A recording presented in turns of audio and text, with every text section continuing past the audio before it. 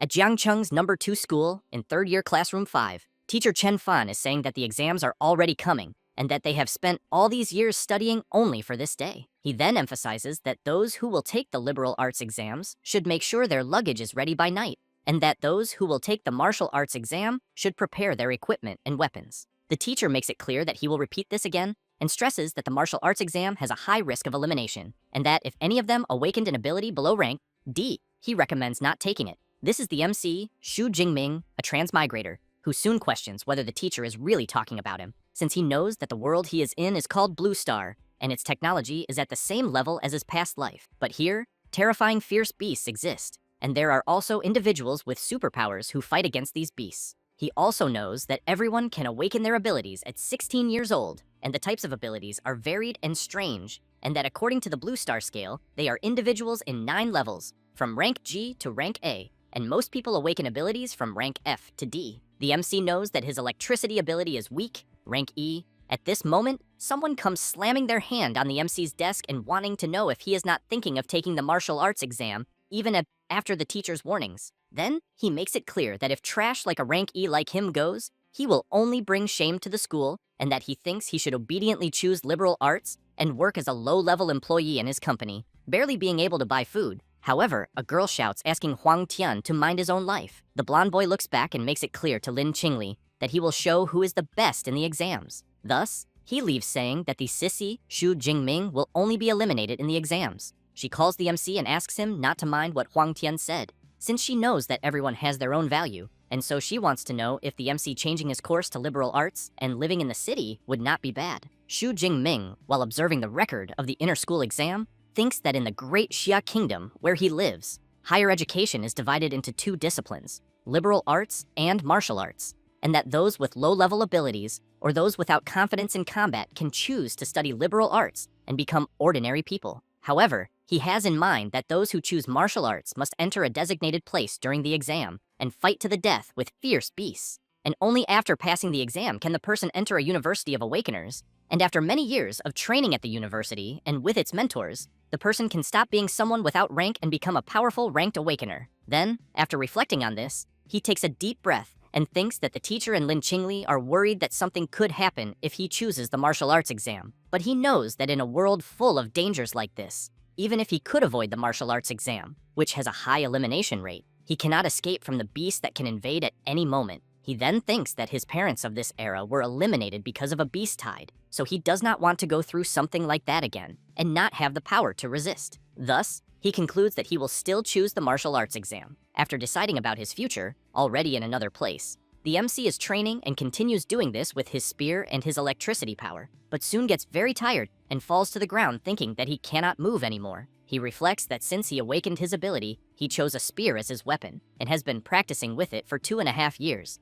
but thinks he is still at a beginner's level. However, he knows that the spear technique of the Raging Lightning, which costs 300,000, makes up for it in some way, since it makes him a little stronger than normal rank E awakeners. He also knows that martial arts students who awaken something below rank D have had their elimination rate increase every year, so he clenches his fist tightly and thinks that if he wants to enter an awakener university, he needs to fight with everything he has, until a screen begins to appear in front of him, and the screen shows that the system is being activated. The MC is very surprised by this and quickly stands up, and the system warns that it has been successfully activated and wants to know if the MC would like to claim the newbie gift. Jingming wonders if this is the stolen transmigrator system, so he immediately wants to know what is in the gift. The system informs him that the newbie gift contains a super rank S ability and 200 ability points. Jingming wonders if he really received a super rank S ability, since he knows that even in a great country like Xiahua, it takes 3 to 4 years for someone to awaken one, and that when such a person appears, they are fought over by the best universities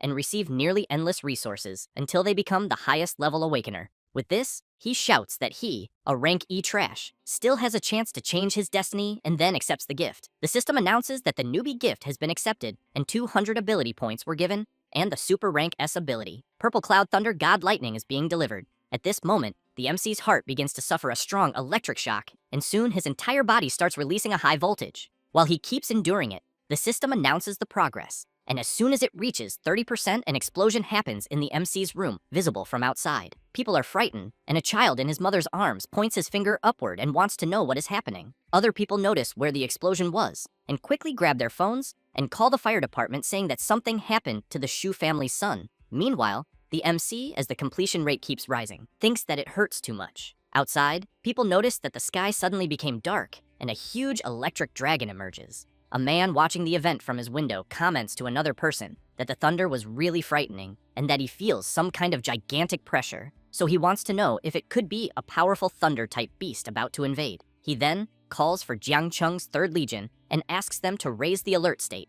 At that moment, the huge electric dragon descends from the sky at high speed and crashes onto the MC's building, striking it directly. After suffering this impact, Jingming starts screaming even more, but the system informs that the completion rate has reached 100% and that the ability transfer has been completed. After that, the calamity subsides, and Jingming clenches his fist tightly and, completely excited with his power overflowing throughout his body, comments that this is the rank S ability of the Purple Sky Divine Thunder, since he knows it is incomparable to the shock baton from before, because he thinks that one strike on someone would be enough to destroy them. However, as he observes his room, he thinks that the destruction was too much, and that it was a good thing he controlled it a little. Otherwise, he thinks it would not have been just the training room that suffered, until he remembers that the system's gift also gave him 200 ability points, so he wants to know what they are for. The system explains that ability points can be obtained by eliminating beasts, and that consuming ability points can increase the level of abilities. It then says that the MC can see his ability points and improvement options on the system panel. Jingming laughs and thinks that he loves this broken and simple thing, so he does not waste time and asks to open the system panel. The MC carefully observes all of his status, and as soon as he does this, he gets excited and comments that the next day is the unified exam, and he needs to use the ability points wisely to maximize his combat power. So he asks his system to put the points into himself, since he knows that the essence of superpowers is in the body and mind of the human being, and therefore he will improve these 2 basic attributes first. So, while the points are credited, his body begins to release intense energy. The MC is surprised and wonders if this is what it feels like to have an improvement in blood power and mental power. He then prepares and makes some movements, then realizes that after improving his attributes, it doesn't matter if they are combat techniques or ability control, both will improve. Thus, he sees on his system panel that he placed 20 attribute points in each, and that this means each point is worth 0.2 of blood IQ and 0.2 hertz, and that with this strength entering an Awakener University will not be a problem, but he wonders among the 700,000 students in Jiangnan where he will rank, and how he compares to the prodigies trained by elite mentors since childhood. He then picks up his spear with his foot, and while moving, it concludes that he will go to the martial hall to test these improved attributes. However, at that moment, someone kicks the door open. It is the firefighters. One of them says they received a rescue call from there. Jingming explains that it was probably caused by fluctuations in his training, but emphasizes that everything is resolved at the moment. The firefighters take a deep breath, and one of them comments that he understands and that since everything is resolved, they will return. The MC thanks them for their concern, but before leaving, the firefighter looks at Jingming and comments that such a big commotion in the end was just a student training his powers, and that he thinks the next generation is truly incredible. After the firefighters leave, Jingming goes outside, and while walking down the street, people get curious wanting to know if he is fine after the incident. The MC replies that everything is under control and that he is going to a certain place to train a little. Jingming, while walking through the city, thinks that for an Awakener to become a complete superpower user, he needs to train his body and mind to extract more from his powers. And that is why martial halls providing training spaces and instructors become famous. But he knows that not everyone can afford a private room, since the 2 most famous martial halls in Xia are the Thunder Hall and the Violent Bear Hall, and that of these 2, the Violent Bear Hall, with its annual fee of 100,000, is suitable for rich students, but only the Thunder Hall offers free access for high school students. Until he notices someone among other people, and observing more closely, he wonders if it is not Tang Qi, his cousin. So he goes to her and wants to know what brings her to the Thunder Hall. She says she was just with a friend. Jingming says he understands and that he will go to the training room. She is intrigued, thinking that the MC seems different from before. Her friend then calls her and wants to know who that handsome guy was. Tang Qi says it is Xu Jingming, her cousin, and that he is in the 3rd year just like them, and will take the martial exam the next day. Then, a guy wants to know why Xiao Ya is asking so many questions, and if by any chance she is already in love. She replies that yes, and emphasizes that with that face of the MC, as long as he is not weak, he would make a great boyfriend and impress anyone. However, Tang-chi grabs her by the shoulder and comments that she is sorry to disappoint her, then explains that Jingming awakened a rank E ability, which leaves her not believing such a low rank. Their friend makes it clear that competing in the martial exam with only a rank E ability has to be admitted that the MC is courageous. Tang-chi wants to know so what if her cousin is courageous, because she knows it is too risky and she would rather he not take the exam. Then Xiaoya grabs her friend and comments that enough with the small talk, because they are there to go to the Thunder Hall. As they go there, Tang-chi comments that she trained all 3 years of high school only in the Violent Bear Hall, and that it is her first time in the Thunder Hall. The MC, already in the training room, firmly grips his spear and realizes that it feels lighter, and that maybe it is because his body became stronger. He thinks that the unified exam is the next day, and that he does not have time to find a better weapon. He then prepares his spear and decides to see how his full strength is without using powers. He then takes a deep breath, moves his spear, and strikes an attack at the target. Jingming thinks that the training room is made of memory metal, which can self-repair within its resistance limits. After seeing the result of his strike, he gets excited and comments that his physical strength is twice as much as before, and that most Awakeners can only score 100 points on the machine he just used. He then decides to use the Purple Thunder, and as soon as he channels his power, he unleashes an electric blast at the machine. With that, he sees that his strike was 3021 PDA. He then gets excited thinking that this was expected from a rank S power, and that Class 1 Awakeners can only reach 1000 PDA. He knows that he does not have a class, and even so, his power is like that of a mid-level Class 1, but he also knows that this is not even his full strength. And while gathering more power, he thinks that physical strength, ability improvement, and combat techniques, all of that is his power. With that in mind, he prepares and unleashes a spear strike with his power imbued. The power at the tip of the spear begins to grow stronger, and Jingming uses the Raging Lightning technique. The impact is so strong that it makes the Thunder Hall start to tremble completely, and people get scared wondering if it is an earthquake. And on the same floor where the MC is, his cousin and her friends feel this tremor. One of them comments that he is feeling a powerful energy fluctuation and that he thinks it must definitely be a ranked Awakener. Xiaoya wants to know if that floor is not only for students, and if by any chance all the monsters that reach that level are not training in the Violent Bear Hall. Her friend speculates that maybe one of those monsters came there to make a change, or that a new power user appeared. Tang-chi calls her friends to see this, and while the MC is coming from one side, they are going in the direction where the energy seemed to be close. She soon sees her cousin and wants to know if he is already leaving. Jingming replies that yes, and explains that he just wanted to return and prepare a little more. Tang-chi wishes him good luck for the exam the next day and asks him to be careful. Her friend then shouts, asking them to forget about Jingming, because he thinks the energy fluctuation they felt is very close. And as soon as they arrive at a room, they comment that it can only be from there, and as soon as they open the door, they see the place completely destroyed, and they are all very surprised, wanting to know what the hell happened. Xiaoya is even more surprised to realize that even the memory metal was destroyed, so she wants to know how powerful that attack was, and if there can be such a strong student in Jiangcheng. Her friend observes the place a bit and comments that he thinks it probably was not a student, because he can still feel a violent energy from the wreckage and fears that this person must be a Class 2 Awakener who accidentally went to the floor they are on and tested his strength in the training room. Another guy comments that he knew there was no way a student could have that much power. The other guy agrees and emphasizes that even in the capital, there is no one who can do this. However, Xiaoya remembers that only Xu Jingming passed by there, so she wants to know if it was him who did all this, and if perhaps he is a genius who has been hiding his power waiting to make a grand appearance in the exam the next day. Her friends comment that they think she is reading too many novels about weaklings who hide their powers, and that even if Jingming is hiding his strength,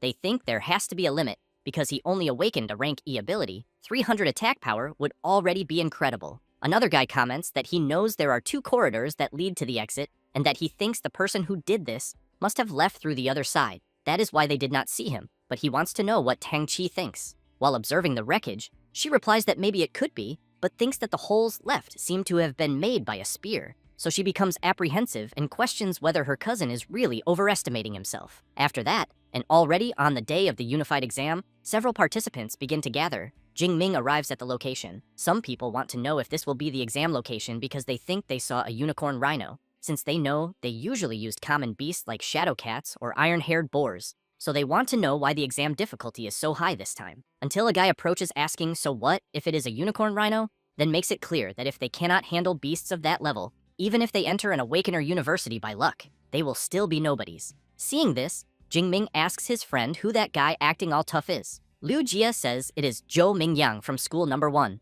the guy of the Windstorm Sword, then says there are rumors that he has a rank B power called Swift Gale, and that he has already advanced to Class 1. Jingming is happy to know and remembers that this is the guy he heard is a big competitor for this year's exams. So he wonders who will be the strongest. At that moment, someone shouts loudly asking for the attention of all the candidates. So this person introduces himself as Wang Haiyang, the chief commander of the Jiangcheng Unified Exam, and makes it clear that before the test begins, he will talk about things that everyone there must know. That said, he explains that the exam will last from 9 in the morning until 9 at night, being 12 hours in total, and that the test site will be the ruined city behind them. He also emphasizes that just like in previous exams, the area is divided into outer, intermediate, inner, and central zones, and that killing monsters of different types and levels will give different points, and that the higher the level of the beast, the stronger it is, and the more points are gained. However, the commander becomes serious and makes it very clear to everyone that the central area is like the bonus question in a written exam, meant only for the best students.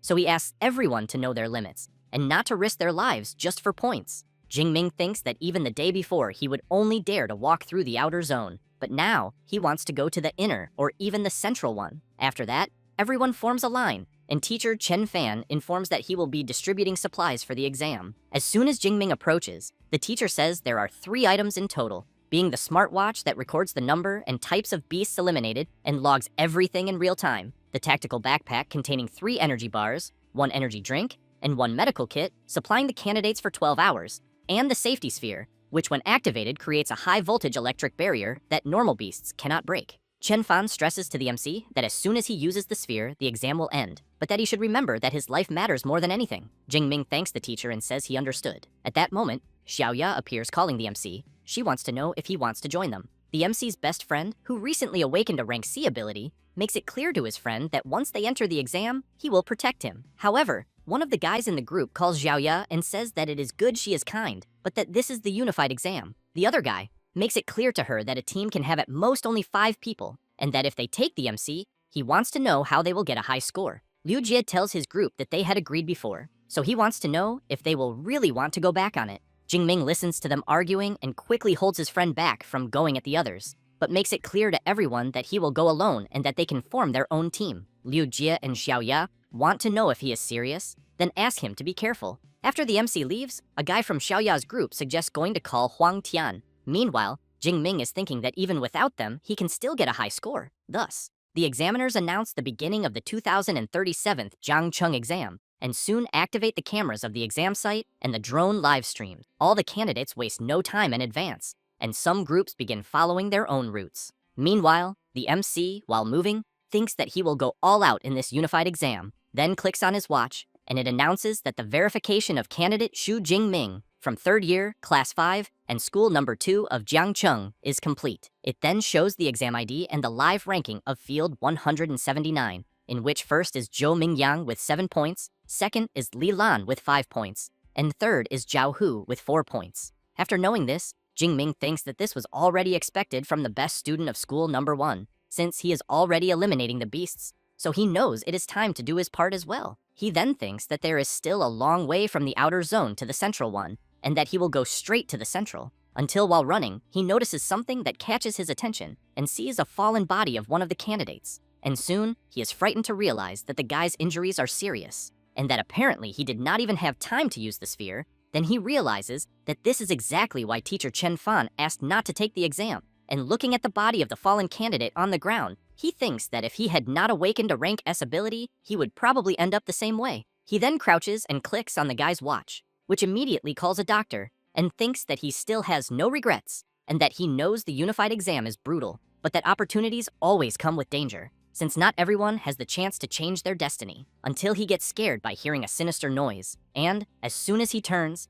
he sees a dark creature slowly approaching. Then he concludes that the creature left someone alive to ambush whoever came close, being precisely a trap. The wolf begins to growl at the MC and soon leaps. Jinming dodges the creature's attack and observes that the wolf is agile, has sharp claws and fangs, and a bite with a pressure force of 1 ton. Knowing that the creature deserves the title of Rookie Eliminator, the wolf starts growling at the MC, and he keeps thinking that the reason fierce beasts are called fierce is because they possess a special wild aura that intimidates their prey. And it is said that most awakens who encounter a fierce beast for the first time will be completely subdued by its aura. And he knows they cannot even use 30% of their strength, and some will just stand still and be eliminated. He also has in mind that this is why rich families hire high-level awakens to take their children to wild areas and act as their bodyguards, all so they get used to fighting these beasts from an early age. However, while thinking, he knows he did not have that kind of luxury. This is his first time facing a fierce beast. The wolf leaps again, and about to be attacked by the creature's sharp claws, he grips his spear firmly and without hesitation impales the wolf with it. He then concludes that apparently the creature's intimidating aura has no effect on him. With that, the system warns that the MC eliminated a shadow cat and gained 3 more skill points. Jinming knows that fierce beasts are ranked from 1st to 9th class, totaling 9 levels, and that beasts below the 1st rank are called unranked fierce beasts and are equivalent to newly awakened humans. However, the MC knows that eliminating a fierce beast grants skill points that can be used to make him stronger, but that unranked beasts give very few points. So, while following his route, he keeps thinking that since the aura of the beast does not affect him much, staying in the outer area is not very good, as he needs to reach the central area as quickly as possible. Thus, on the way there, he begins to face and defeat several unranked creatures and always gains skill points upon defeating them, until he stops for a brief moment and thinks that he has gained many skill points, and that at the moment,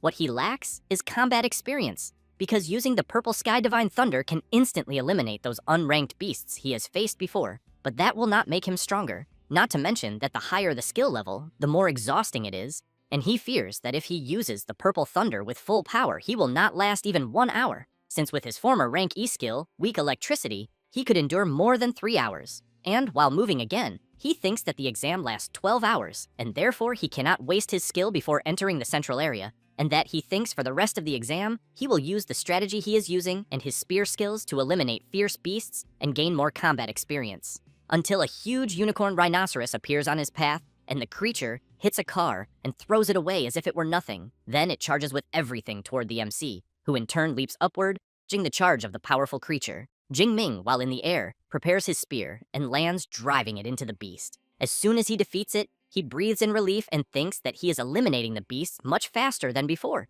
then questions if his spear skill has leveled up. With that, he opens his system panel and sees that, as expected, his spear skill advanced to intermediate level, and knows this proves that using only the spear in these real battles helps make him stronger. While clicking somewhere on his system screen, he thinks that with spear skills at this level, he can already feel he can do everything, and that if he raises the level even higher, he wants to know what will happen. Thus, after clicking to increase them, several movements begin to emerge in his mind. Then he thinks it is pretty amazing, as several advanced spear techniques are entering his mind. Next, he gets excited and concludes that he can hardly wait to find a first-class beast to test them. Meanwhile, Xiaoya's group is walking through the area, and she comments that she thinks she just saw Jingming. One of the group members says he thinks she is seeing things, and another emphasizes that it is impossible to be him, because he knows that with his strength being there is like asking to be eliminated. She is intrigued and questions if in the end she saw wrong, but she is sure that from behind it looked exactly like Jingming, until one of their group members shout, asking them to take a look at the unicorn rhinoceros that was defeated recently.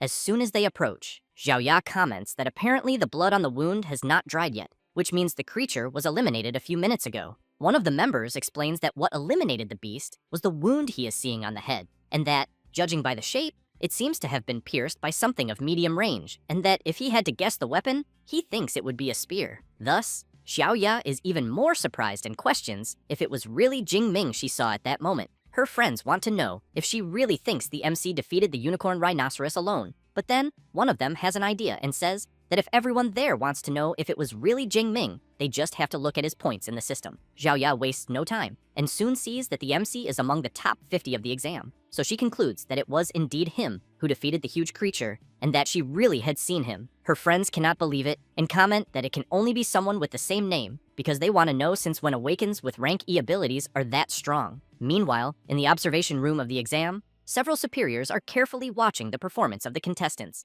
and one of them comments that school number 1 is as strong as always, and that he thinks it is basically dominating the top 10, and that especially Zhou Mingyang, ranked first with 412 points, already seems to have the title of city champion decided. Zhang Washan, director of the Jiangcheng Education Agency, comments that Zhou Mingyang is the best in the city, and that his swift gale is powerful, Even in the provincial martial exam, he would not lose to anyone, so he makes it clear that if everyone there asked, he would say that Zhou Mingyang can reach the top 100 of Jiangnan province. Then, he calls Director Liu of School Number 1 and emphasizes that he has always been satisfied with the education of the school, and that the education of School Number 3 is also not bad, because at least they managed to reach the top 10 this time. The director of School Number 3 comments that it is all thanks to his help and asks him to continue supporting them. However, Zhang Weishan turns and emphasizes that School Number 2 needs to improve since the best student of the school is only in rank 18. Zhao Yao, director of School Number 2, thinks that only 8 students from his school managed to reach the top 50,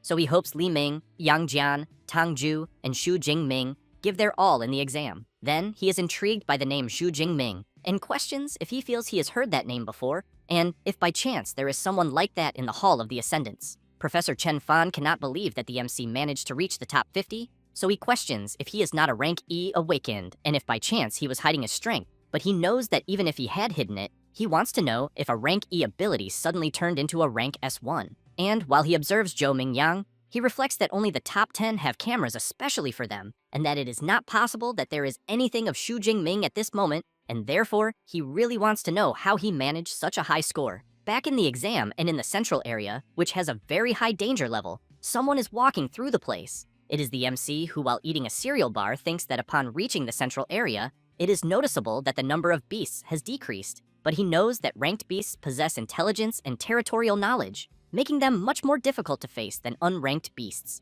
However, he soon hears a noise and sees a huge tiger striking cars with a single swipe and throwing them far away. The creature, as soon as it notices the MC, lets out a huge roar. Jingming realizes it is a first-class beast, the blade-clawed tiger, and thinks he is lucky since he just entered the central area and already found a first-class beast. Then, he gets excited and, while charging forward, thinks it is the perfect scenario because he will test his new abilities. The huge tiger does not stay still and charges forward as well. Jingming quickly stops, prepares his spear, and strikes at the creature's paw. The tiger feels the MC's attack on its paw, and he notices this, and questions if the strength of a first-class blade-clawed tiger is only that, as he thinks that only the Tiger King could give him some trouble. With that in mind, he charges at the creature, and, as soon as he dodges its lunge, drives his spear straight into the tiger, which lets out a loud roar from the wound. Jingming watches the creature while preparing again. Then, both stare at each other briefly, and the tiger leaps at the MC, who has to move quickly to dodge the creature's multiple attacks.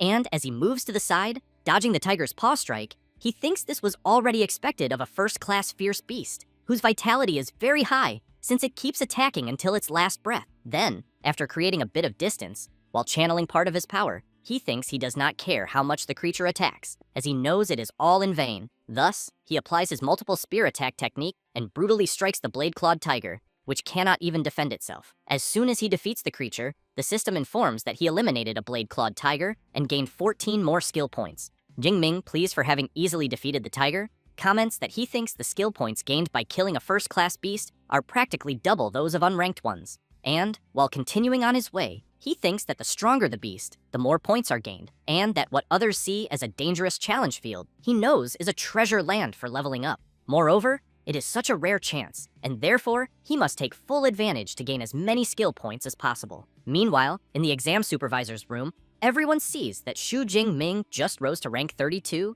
and several directors go to Professor Chen Fan and want to know if the MC is really from his class, since among all the parallel classes, only the student from his class made it into the top 50, and therefore, they think the professor's classes are incredible. He feels embarrassed and tries to explain that it is all the student's effort and that he did nothing special, until someone points to the big screen and asks everyone to look because Jingming rose again in the ranking, and now he gained 44 points at once. Zhang Weishan emphasizes that according to the martial exam scoring system, eliminating an unranked beast gives 6 to 8 points, and eliminating a first-class one gives 14 to 16 points. Zhao Yao says that the clock counts eliminations every 4 seconds, but he is interrupted by the student agency director, who comments that whoever Xu Jingming is, in just 4 seconds he eliminated 5 unranked beasts or 3 first-class beasts. Then he calls director Zhao Yao and says that his school has a very good seed and therefore wants to know how he has never heard him mention Xu Jingming before. He replies that, to be honest, he just found out, and makes it clear that if director Zhang Weishan wants details, he will need to ask Professor Chen Fan. Then Zhao Yao goes to the professor and asks him to explain Xu Jingming's situation to the student agency director. Chen Fan, as soon as he approaches Zhang Weishan,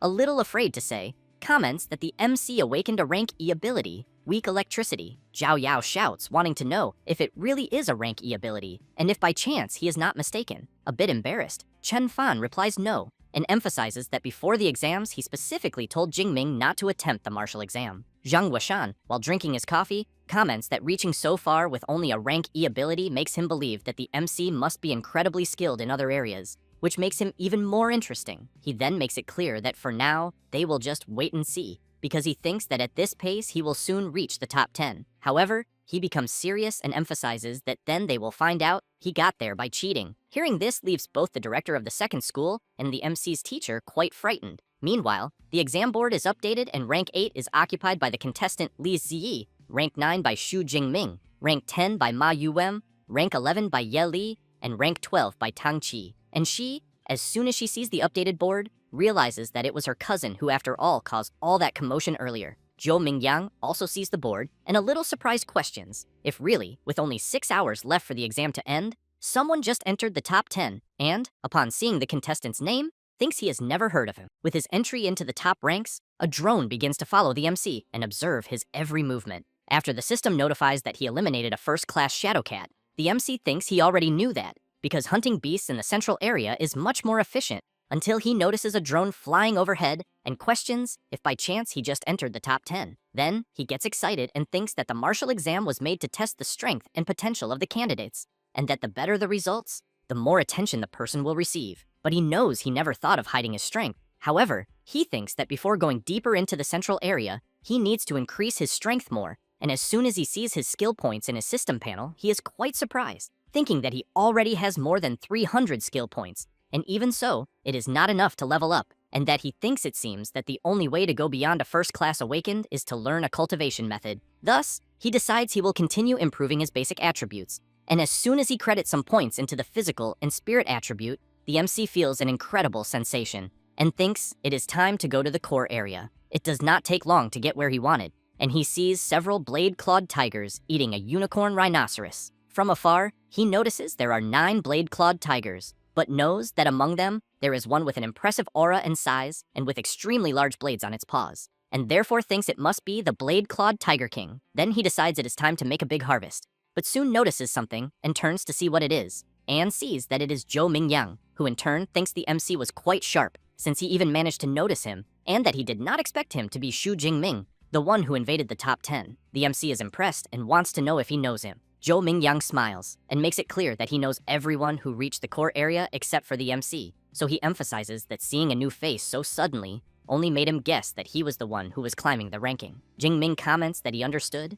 but Mingyang puts his hand on his sword and stresses that he has been keeping an eye on the group of blade-clawed tigers for quite some time. The MC immediately wants to know if he wants to steal his prey. Mingyang comments that it seems the MC did not understand, so he explains that the blade-clawed Tiger King is an intermediate first-class beast, and that hunting 9 blade-clawed tigers without a team, no matter how strong he is just impossible, and that is why he thinks they could cooperate. However, the MC comments that they will not need to cooperate because he alone can defeat all the creatures. He says this and jumps on top of the bus, facing the creatures. They quickly notice the presence of the MC, who thinks that it was already expected of beasts led by a commander, in which they can even use battle formations. The leader of the blade-clawed tigers growls to the others, and they charge at the MC. Zhou Mingyang is watching from afar, and thinks he wants to see if Jingming really has extraordinary abilities, or if he is just heading for his defeat. The MC starts spinning his spear and increases the speed of the spin, and as soon as the tigers leap at him, his spear begins to strike the creatures. Then he delivers a circular attack hitting several tigers at once.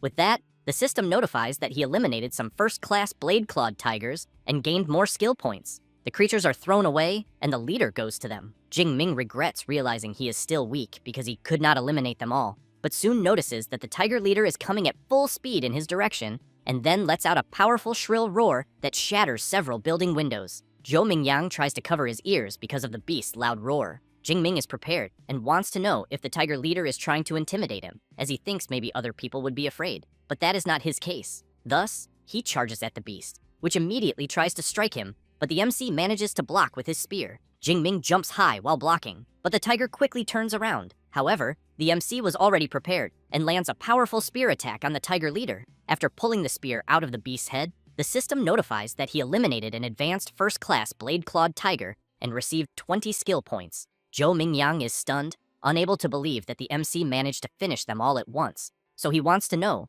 what kind of monster he is. Jingming comments that it was a great harvest of skill points, and that he thinks at the pace he is going, it will be impossible to know how many skill points he will have by the end of the exam. But he knows the more the better, and therefore needs to hurry and find another group of beasts. At this moment, Zhou Mingyang runs to the MC shouting, wanting to know how he managed to defeat an entire group of those tigers with only a spear, and if by chance he is an enhancement type awakened. Jingming does not want much talk with him, and jumps away saying no, that he is electricity type. Zhou Mingyang becomes furious, wanting to know if the MC is mocking him, but knows that even if he does not want to reveal what his ability is, he did not need to be so rude. However, he realizes that the MC just killed a bunch of beasts, so he questions if he managed to surpass him. And as soon as he sees the updated exam ranking, he realizes that first place was taken by Jingming with 1,122 points, then shouts saying it is not possible that he was surpassed. Meanwhile, the superiors, after watching everything,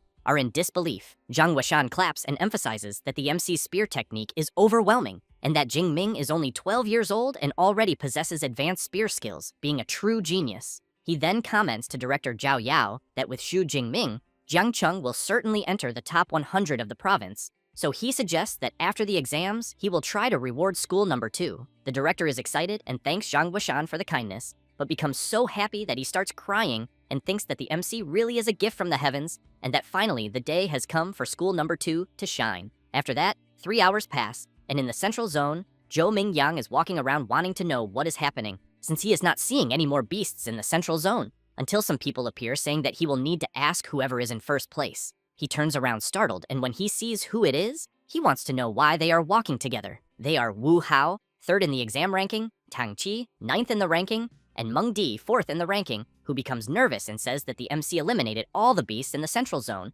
and that they could not find any, so they had no choice but to join him. Zhou Mingyang is left open-mouthed and comments that he thinks this is impossible, since he knows there are many beasts in the central zone. Tang Qi goes to him and comments that apparently he thinks he has not looked at the updated ranking and asks him to take a look. As soon as she shows it, Zhou Mingyang sees that the MC has more than 3,000 points, 2,000 more than his own points, so he is completely shocked. Tang Qi takes a deep breath and asks if he now understands, because if they removed the MC's points before he entered the central zone, he would still have 2,500 points, which means he eliminated almost 200 beasts in the central zone alone. Zhou Mingyang comments that this was why Mingjing was so afraid of them killing the beasts he was targeting, since he had thought of that from the beginning. Tang Qi emphasizes that with only a few hours left before the exam ends, they thought about joining together to challenge the core zone. Zhou Mingyang is surprised and wants to know if she is crazy, because he knows that the beasts there are at least advanced first class, and that some are even second-class beast kings. Meng Di makes it clear that this is why they will join together,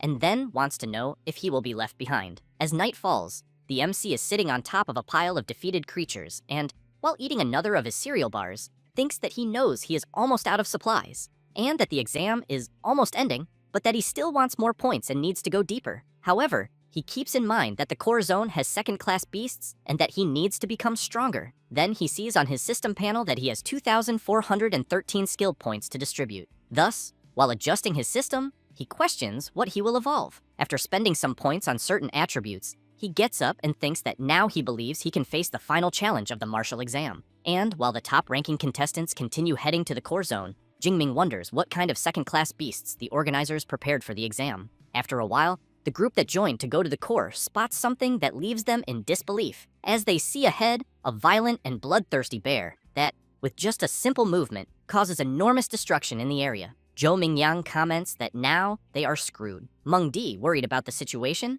says that it seems to be a rare ferocious beast, and that, judging by the creature's fur, it is comparable to a low-rank metal, and she thinks that not even missiles could pierce it, and one blow from the creature could eliminate them all. Tang Qi emphasizes that it would be better to give up on the plan, since knowing that the bear would be the least of their concerns, as the moment they step on the ground, they will be annihilated by advanced first-class beasts. Therefore, he says that he is leaving because points are not more important than his life. Zhou Mingyang becomes furious and yells, wanting to know who the bastard was that made such an exam, until Meng Di points down and says that it seems like someone is there. As she comments that she thinks it looks like Xu Jingming, Tang Qi turns around startled. Then, from the top of the building where they are, they see the MC quickly approaching the creatures. Meng Di gets excited, wanting to know if the guy they are seeing is really Xu Jingming, because he is very handsome. Zhou Mingyang makes it clear that being handsome is useless, as attacking a group of beasts down there is asking to die. However, they soon see the MC drawing the beasts' attention, and he starts eliminating them without much difficulty. But more and more creatures begin to appear,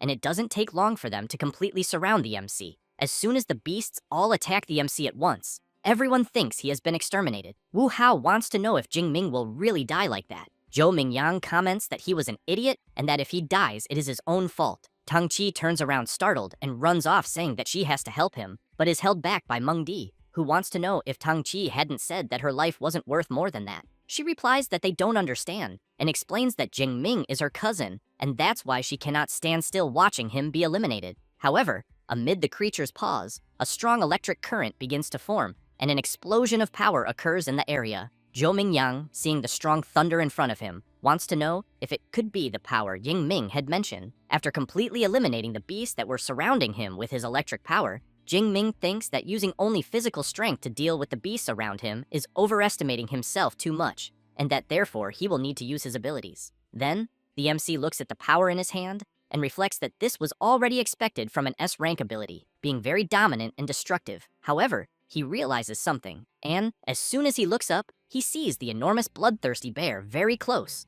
which soon lets out a powerful, thunderous roar. Jingming thinks that he knows the violent and bloodthirsty bear is gigantic, but on the other hand, it is not fast, and that's why he believes that with his purple heaven divine thunder, he can finish the creature. But, seeing more creatures approaching as well, he knows that while he is fighting the enormous bear, the other creatures may end up interfering. So he takes a deep breath, releases his powerful power, and concludes that he will first get everything ready before the fight against the violent bear. Thus, he quickly leaps and charges with everything, eliminates the first beast, and while the system notifies that he has defeated an advanced first-class beast and obtained ability points, the MC easily eliminates many beasts around him. All excited, he questions if this is how an S-rank ability enhances the body, but he knows that unfortunately, having lightning running through his body is dangerous, so he cannot maintain it for too long. However, while eliminating more beasts, he knows that the time he has is more than enough to deal with them. But as soon as he finishes defeating a unicorn rhinoceros, he realizes that the violent bear is coming at him with everything, and the creature delivers a powerful attack with its enormous paw.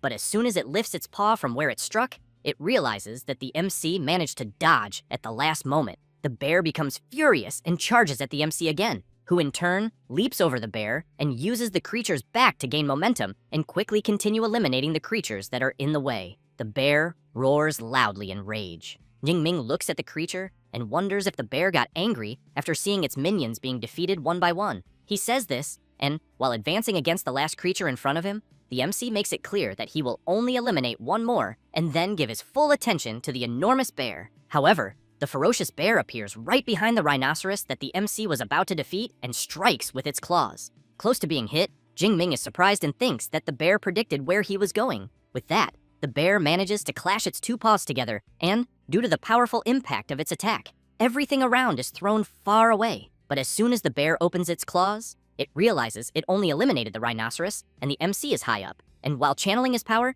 he gets excited and comments that now there are no more useless creatures to get in the way, and that he really wants to see if the fur of the bloodthirsty bear will be able to withstand the strength of his thunder. He says this, and immediately attacks, and a huge electric explosion occurs. The group of competitors on top of the building feel the strong impact of the MC's attack, and even the supervisors are surprised to witness such power. Zhang Guoshan calls for director Zhao Yao and wants to know if he was really saying that what they just saw is an E-rank ability, because he thinks he must be joking. One of the directors emphasizes that just by releasing the power they saw, the MC can annihilate an entire group of advanced first-class beasts, and could even face a second-class boss on equal terms, meaning he thinks not even an A-rank ability could handle that so easily. Zhao Yao wonders if it could be a mutation. Zhang Guoshan laughs and emphasizes that regardless, after what they just saw, he thinks perhaps the entire country will be watching Xu Jingming. Back to the battle. After the dust settles, the bear's skin barely suffered a scratch, and the creature becomes even more furious and lets out a loud roar.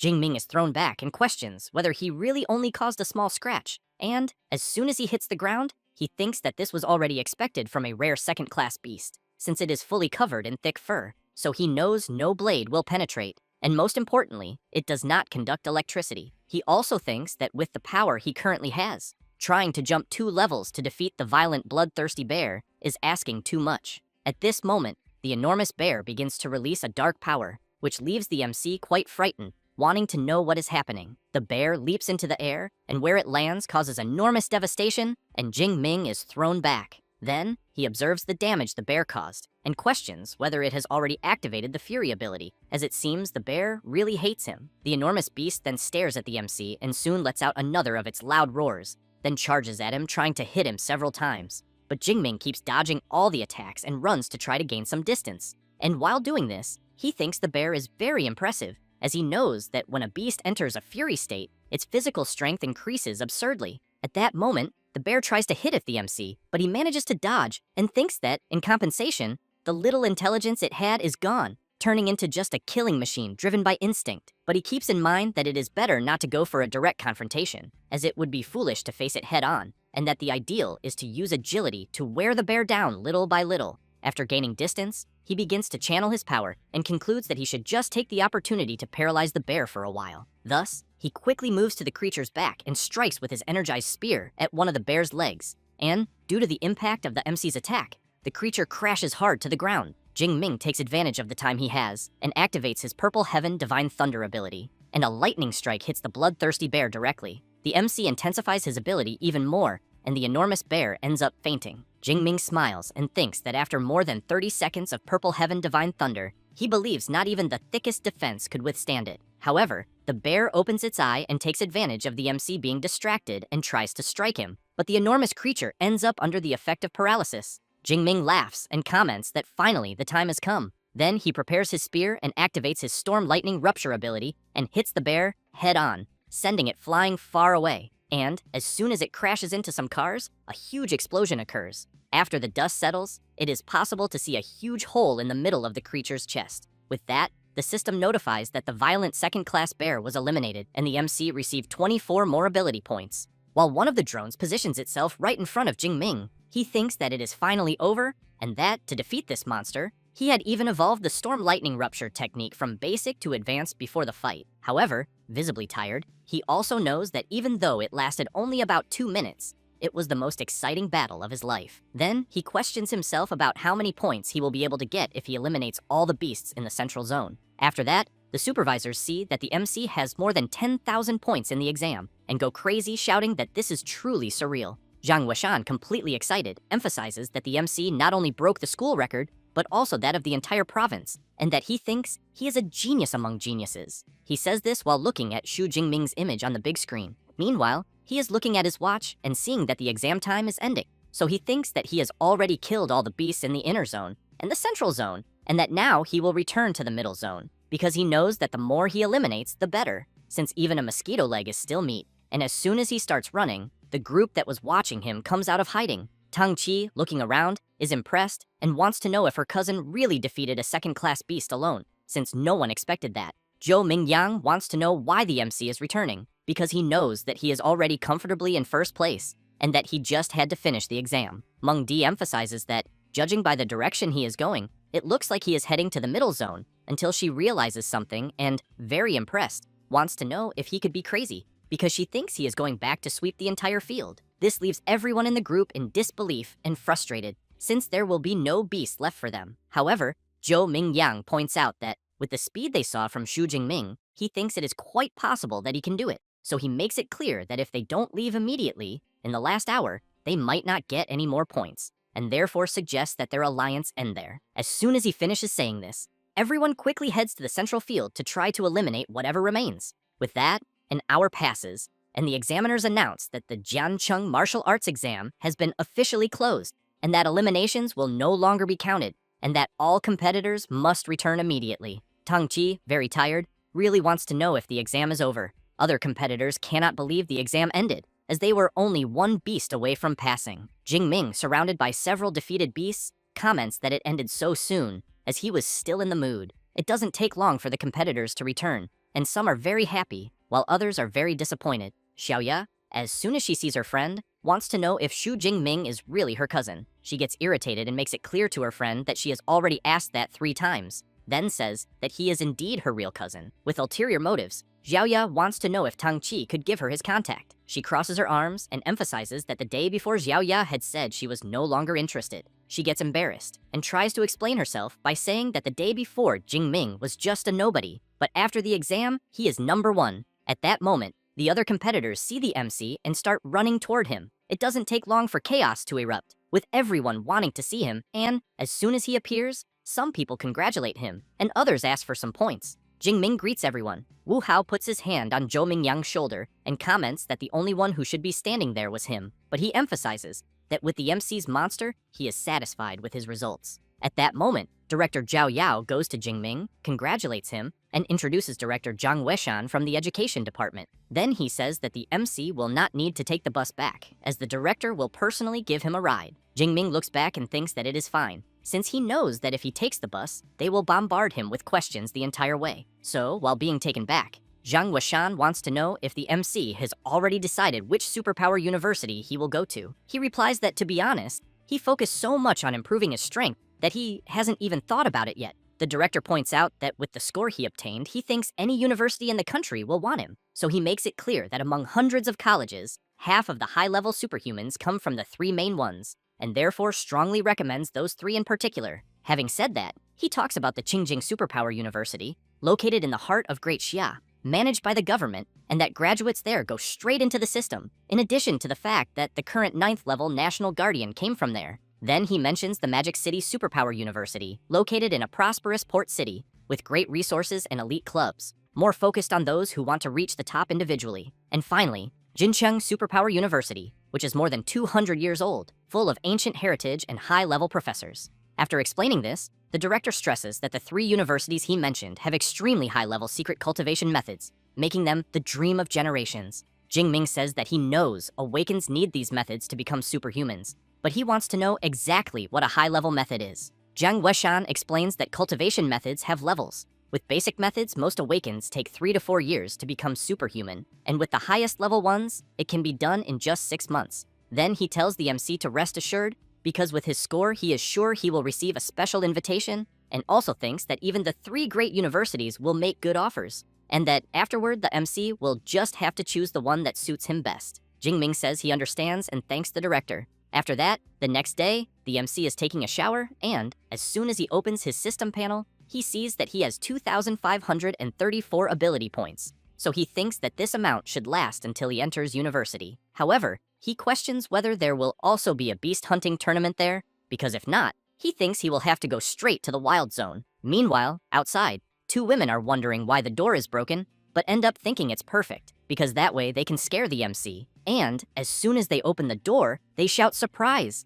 It is Tang Qi and her mother Xu Qingwan. However, the MC has just gotten out of the shower and is very startled, wanting to know what the hell they are doing there. Then he runs off embarrassed, saying it wasn't his fault. While putting on clothes, Jingming thinks that in the year his parents died, his aunt was by his side the whole time and gave him family affection. And she also became his guardian and sometimes made bamboo with pork. After sitting at the table, his aunt comments that she doesn't understand much about these martial arts exams, but stresses that since she learned he was going to take it, she was worried for days. But now that she sees him well, she thinks she can be at ease. She also makes it clear that results don't matter. Even if she thinks he didn't pass, it's all fine. Jingming wants to know if his cousin didn't tell her anything. Tang Qi winks and comments that she thinks it's better if he tells her himself. Thus, the MC tells his aunt that he actually did very well in the exam and that he surpassed 10,000 points. As soon as she hears this, she spits out everything she was drinking. Then she wants to know if he is really telling the truth. Her daughter says it is true and that her cousin scored more than 10,000 points.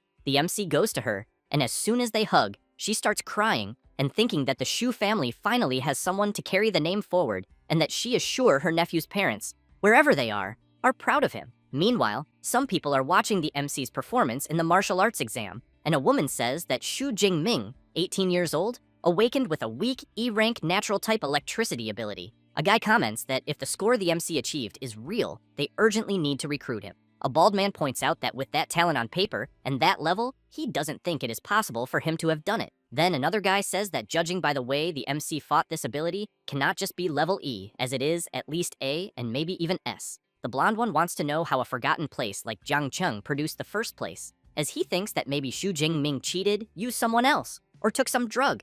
At that moment, the woman asks them to stop the discussion, then slams the table and makes it clear that for now, they will classify Xu Jingming as a special S-level recruit, and that, to know if the score he achieved is true, she will personally go to Jiangcheng to investigate. Meanwhile, Jingming is receiving a message from the education department saying that his result in the martial exam is out and that he ranked first in the Jiangnan province with 11,124 points. He is happy and celebrates upon learning that he is first place in Jiangnan province. Thus, it does not take long for several reports about him to come out, making him the main topic. And at this moment, there is a press conference with the director and teacher of the second Jiangcheng school. Reporters ask Director Zhao Yao about all these doubts on the internet regarding the MC's score, what he has to say, since many comment that this was covered up, so they also want to know if they are questioning whether the results are real. He replies that the official website of his school has already uploaded the video of Xu Jingming's exam, and that everyone can access it to check and draw their own conclusions,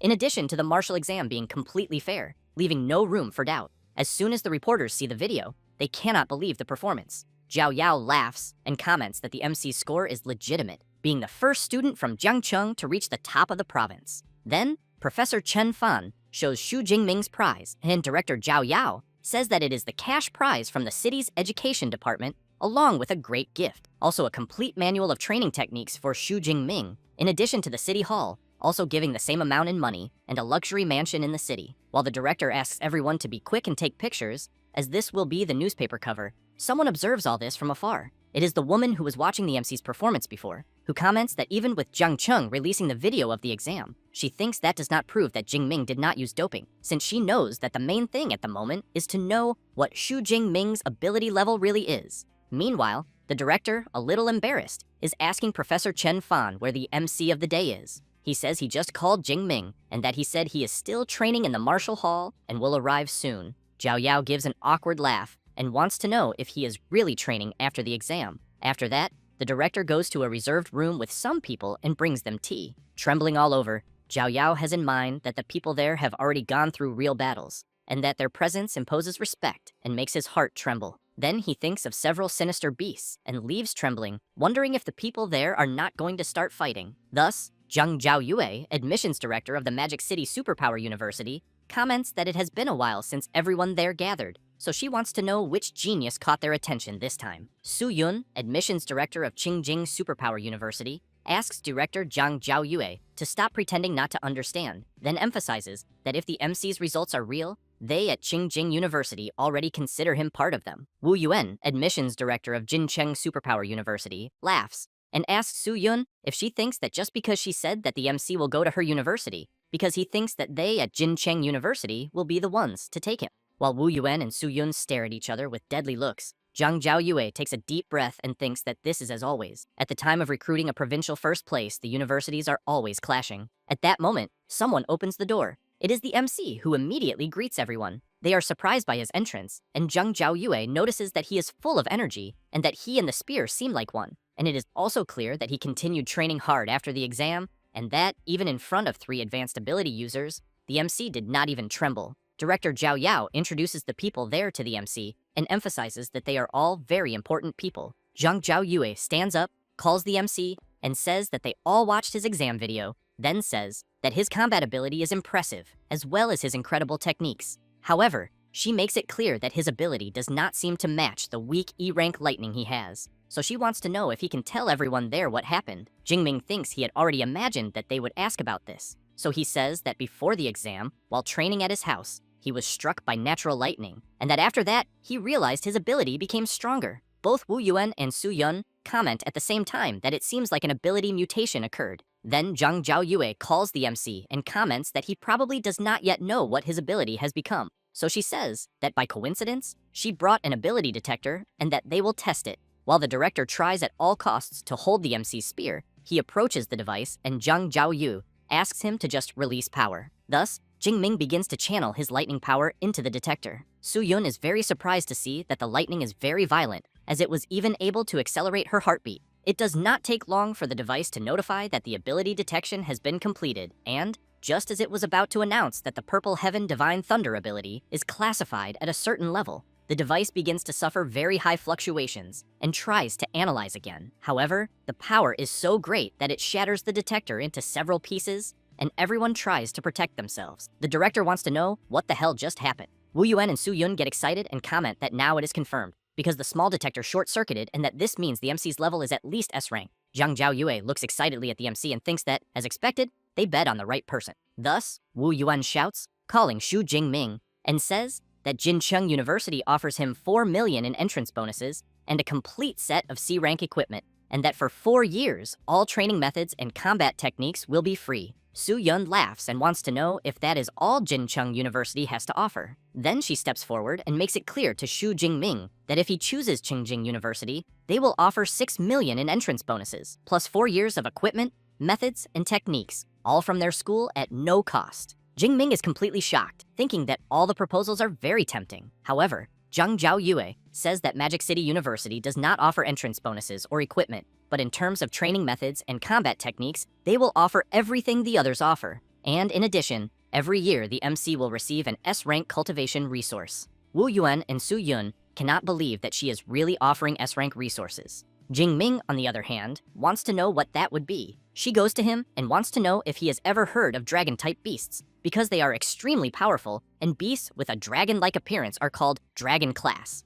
Then, she emphasizes that these beasts are already born at the 4th or 5th rank, far above the others, being much superior to any other beast. Zhang Zhaoyue continues saying that among the S-rank resources, there is the vital blood of an adult dragon class beast, rank 8, in which, after ingesting this blood, the MC's body will undergo a very brutal transformation, becoming as resistant as one of those beasts she mentioned, and that all S-rank resources are at this same level. Su Yun comments that she was even tempted, and that she thinks Magic City is really absurdly rich. Wu Yuan comments that those resources Zhang Zhaoyue mentioned are reserved for veteran students, and that she wants to give one right away to a freshman, and for that reason he cannot compete. Thus, Director Zhao Yao comments that it is time for a decision, so he asks the MC that among the 3 top universities, he should decide which one he wants to go to. Jingming smiles, and very excited, says that he wants to go to the Magic City Superpower University. Then he thinks that he knows Magic City University not only has the best conditions, but also their level of practical training is the highest, and that half of the champions of the inter-university tournaments came from there.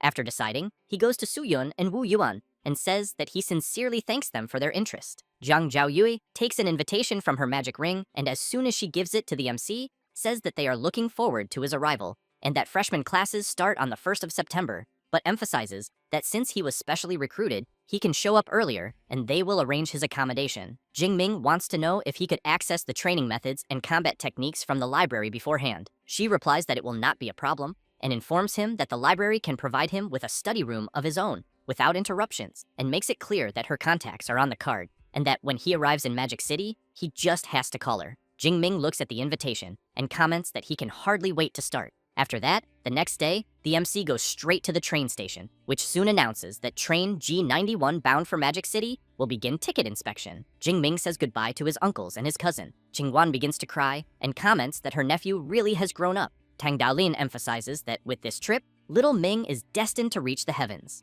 Then he looks at his daughter and wants to know if she will fill out the college application form soon, because since her cousin will study in Magic City, she should also try to choose a university there. Qingguan agrees with her husband and comments that this way, the two will be able to help each other in the future. Tang Qi gets a little embarrassed, but replies that she knows very well. After boarding the train, while reading a book, the MC thinks that it will take 6 hours to reach his destination, and that he will use this time to review some training methods, and that, among the exam rewards, the most important is the training method called Abyssal Sea Technique that he is reading, since he has in mind that, just like abilities, training methods also have different levels, and there are 4 categories: basic, intermediate, advanced, and superior, and the higher the level, the faster the cultivation. Thus, he thinks that what he has there is an intermediate method, and that with his 180 spiritual power points, he managed to memorize everything in half a day. Then he reflects that, according to the manual, there is a special energy floating between heaven and earth, and that, following the steps of the method, he felt this energy already on the first day, and at the same time, his system panel showed an advancement symbol, but he does not intend to advance yet, because according to the book, when advancing to the next level from awakened to ability user, the better the method, the greater the gains after advancement. And as soon as he enters the university, he will have access to higher level methods. So he cannot waste this chance with an intermediate one. After arriving at his destination, he is very impressed to see that just the gate is more than 100 meters wide, and he can hardly imagine what it must be like inside. At that moment, Zhang Zhaoyue arrives by car, greets the MC, and welcomes him to enrollment, then asks him to get in the car because she will take him to register. While they go to the registration place, she wants to know if Magic City University is not impressive because it covers 26 square kilometers, with an average of 2,600 square meters per student, and that some visitors cannot even explore everything in a single day. Jing Ming comments that seeing it up close is even more incredible. After registering, she hands him his badge and campus card and informs him that he only needs to swipe the card to enter the dormitories. Jing Ming, very impressed, comments that he has seen several, even back when he did his doctorate in his past life, and that there are 4-person rooms, single rooms, and even 3-bedroom apartments for doctoral students. But in front of the dormitory, he will stay in. He knows he has never seen villas being used as dormitories. Zhang Zhaoyue says that at Magic City University, everyone lives in a villa, and that the higher the score, the more luxurious it is. And as the provincial first place, he will stay in the most luxurious one, being more than 800 square meters. However, she asks him not to worry about loneliness, because the villas are shared by 2 students, with 2 floors, and that he and another colleague will share 1 floor each. Jing Ming thinks that a double dormitory is not so bad, as it is better than being alone, and that being an orphan before and after transmigrating, he always preferred the lively atmosphere of a 4-person room. As soon as they enter the dormitory, Zhang Zhaoyue says that all the MC's enrollment paperwork is complete, but emphasizes that she will explain a few things he needs to know there. Thus, she says that there are 2 main things: the credit system and the exclusive mentor system. Then she says she will start with the credit system, in which at Magic City, credit is everything: to eat, buy equipment, or rare treasures, and that the purchasing power of 1 credit equals 10,000 of Great Xia's currency. Then she emphasizes that there are several ways to earn credits, and that one of them is through fixed annual distribution based on his evaluation. For example, his entry classification is S, so this year he will receive 100 credits. Having said that, she claps her hands and asks Eva to appear. Quickly, a robot appears, calls the MC by name, and informs him that he currently has 100 credits. Zhang Zhaoyue says that the robot's name is Eva, and that it is the AI assistant installed in each dormitory, and that Eva's true body is the school's central AI. The ones in the dormitories are just sub-bodies. But she emphasizes that even as a sub-body, it has already reached the standard of rank 4 AI, being able to help a lot in daily life. Jing Ming is very impressed to know that a sub-body is rank 4, since he has in mind that AI technology on Blue Star is much more advanced than in his previous life. Zhang Zhaoyue says that she will now explain about the exclusive mentor system, where every student can choose a mentor they admire and become an apprentice, but obviously only if the mentor accepts. Jing Ming wants to know if even as a freshman he can have individual guidance. She replies that yes, and says that the university's mentors are all high-level ability users, and that almost all of them have unique and secret combat techniques and training methods, and that you can only learn them after becoming an apprentice. Then she makes it clear that in Magic City, there are 4 mentors with lightning abilities. Among them, the Dean of the Academy of Weapons, Yang Gentian, being the person she most recommends for the MC. Until Eva shows some information, stating that Yang Gentian is 52 years old, Dean of the Academy of Weapons at Magic City University, a high-level 7th rank ability user, possesses an A-rank lightning ability called True Thunder of Wind and Fire, is a master in martial arts, sword, spear, longsword, and various weapons, earned the nickname Thunder Spear, and once faced alone the 8th rank Tremor Demon Serpent for 3 days and 3 nights before defeating it. Zhang Zhaoyue says that the information on the other 3 mentors is also with Eva, and that 2 are from the Elemental Academy, and the last is also from the Academy of Weapons, but uses a sword. Jing Ming gets excited and comments that since his focus is lightning and spear, he thinks Dean Yang is indeed the best option. Thus, after some time, he goes to a mansion and thinks that, as expected,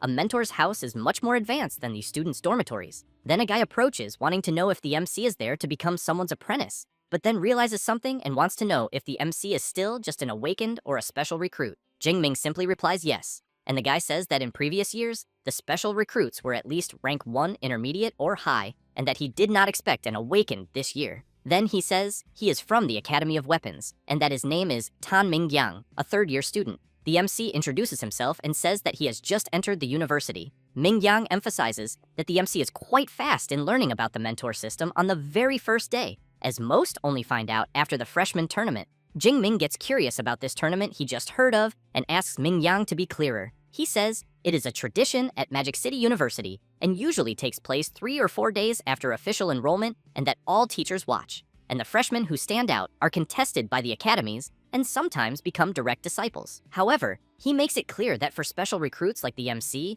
it is not possible to become an apprentice before that. But he thinks that becoming Dean Yang's apprentice right upon arrival is almost like winning the lottery, and that he will probably just be making the visit for nothing. Jingming thanks Mingyang for the explanation, calling him senior, but wants to know if he is also there to try to become Dean Yang's apprentice. He replies yes, and says that he has already tried several times this past semester, but has always been rejected, and that is why he is almost giving up. But deep down, he still cannot let go of it. At that moment, someone opens the mansion door and then welcomes the two and informs them that Dean Yang is already waiting for them and that they are to follow him. Mingyang is intrigued because he has in mind that in previous times the butler was never so welcoming. As soon as they enter, the dean is with another person waiting for them, and the MC immediately realizes that the presence of the dean of the Academy of Weapons, the 7th rank ability user known as Thunder Spear, Yang Gentian, is indeed quite impressive. The old man comments that the black-haired boy must be Xu Jingming and says that director Zhang Zhaoyue has already informed him, then asks the MC to accompany him because he will take him to the training room. As soon as they arrive in the training room, the principal says that he watched the video of the MC's martial arts exam and that his combat ability is impressive, in addition to having advanced level marksmanship. However, he emphasizes that before anything else, he wants to see with his own eyes the special rank S superpower, the divine thunder of the purple sky. Jingming says he will show it and quickly begins to focus. Then he releases his powerful power, unleashing lightning throughout the place. The principal is impressed when he sees the divine thunder of the purple sky and thinks that although he also has a lightning-type power, the true thunder of wind and fire, he knows that the difference between rank A and rank S is something that cannot be overcome with effort, and therefore thinks that if the MC really dedicates himself, maybe one day he will reach his level. Then he calls the MC and says that with his potential, becoming his disciple would not be a problem. But he makes it clear that throughout his life he had many friends and also many enemies, and that if he decides to be his disciple, he cannot guarantee that he will not be involved in this, as some may even try to attack him because of it. Then he wants to know if he still wants to move forward. Jingming quickly kneels down and, full of confidence, calls the principal master and answers that he does. Then he thinks that he has always admired those who grew up in the midst of bloody battles, since the more enemies defeated, the more the master's combat strength is proven. Gentian begins to laugh and shouts that from this day on, the MC is his 32nd disciple and the first with a rank S superpower. Thus, while taking a book from his magic ring, he asks his disciple to stand up and says that there is the most advanced cultivation method, being the extreme training for superpowers, along with the combat body technique he developed, the indestructible body of thunder. As soon as he takes the book, Jingming becomes very excited, thinking that it is a combat technique that strengthens the body. The principal emphasizes that this cultivation method does not even need much explanation, since it is one of the top 3 in the academy, but that the real highlight is the body technique, the indestructible body of thunder, which represents all the hard work of his life and which was recognized both by the Martial Hall of Thunder and by the Martial Hall and evaluated as a rank S combat technique. Jingming is very surprised when he hears that it is a rank S combat technique, as he knows that just like superpowers, techniques also have their classifications, and that the higher the classification, the harder it is to master, but the final power is incomparable. He also knows that most 7th rank masters are respected for creating rank A techniques, but that Master Gentian created a rank S1, and on top of that, the most complex type, being a body technique, and therefore thinks that the talent required for this is something frightening. The principal explains that the technique he passed on to the MC only works for those who have lightning-type powers and has 13 stages, where each advancement transforms the body, but to cultivate it, one must have already awakened a superpower. Thus, after advancing with the extreme method, the MC is to look for him again, as he will personally help him build the foundation of the indestructible body of thunder. Jingming quickly thanks his master several times, and thinks that with a mentor guiding, everything is easier, since he knows that if it were on his own, he would get completely lost. The principal watches the MC leave and thinks that personally, he only reached the 10th stage of the indestructible body of thunder, and that the last 3 are still beyond his reach. So he knows that if he cannot reach the peak as a 9th rank martial saint in this life, the MC will be his greatest hope of proving the value of this technique. After all, according to his assumptions, by mastering it completely, he thinks that the body may achieve true indestructibility. After saying goodbye to the butler and going outside the mansion, Mingyang is sitting with his head down, Jing-Ming quickly wants to know what happened. With his body and face completely beaten, Ming-Yang wants to know if the MC saw the guy who was with the principal, because that was Senior Liu, disciple of Principal Gentian, and that to qualify him as an apprentice, he would have to defeat him while he only used 1/10 of his strength. But he has already given up on that idea. Then he turns and wants to know if the MC was also rejected, because joining Principal Gentian's team is not easy. Jing-Ming says that is not the case and that he passed, now being a disciple of Principal Gentian. Ming-Yang cannot believe he passed and thinks that he has never heard of anyone being accepted by a mentor of that level before the freshman tournament. Then he stands up and begins to question who the MC is and what he did to be accepted.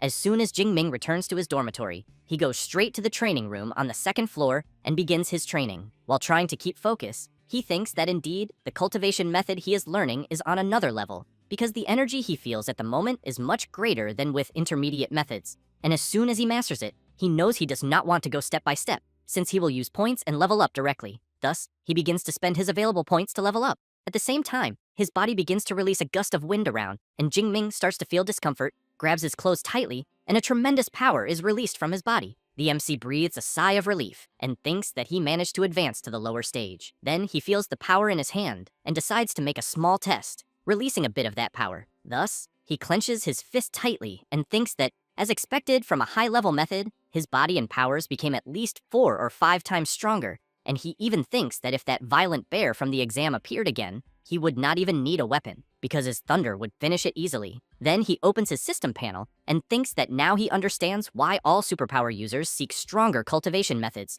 since if he had used the Abyssal Sea technique, his vitality and spirit would have only increased by 30 or 40 points, but at the moment, he gained almost 100 points at once, being a huge difference. Jing-Ming goes to the table where the book he received from the principal is and keeps thinking that to advance he only spent 300 points, and that it is better to save the rest, since he has to economize to learn new combat techniques. And before the manual, he knows that this indestructible body of thunder technique is even more important than the cultivation method itself. But being a rank S technique, the stronger it becomes, the more points it consumes. And that is why he thinks it will take some time to understand everything. Thus, the next day he goes to the principal's mansion, and as soon as he sees the MC, he is very surprised, wanting to know if it was really that fast. Then he laughs and says that he has been teaching at the Magic University for 20 years and has seen many geniuses, and that even the best took quite some time to complete the transformation. And the MC, from the moment he took the manual until now, has not even spent 1 day. Jing-Ming laughs and says that maybe the only thing he does fast is advancing, because when cultivating his master's indestructible body of thunder, he got stuck right at the foundation forging part.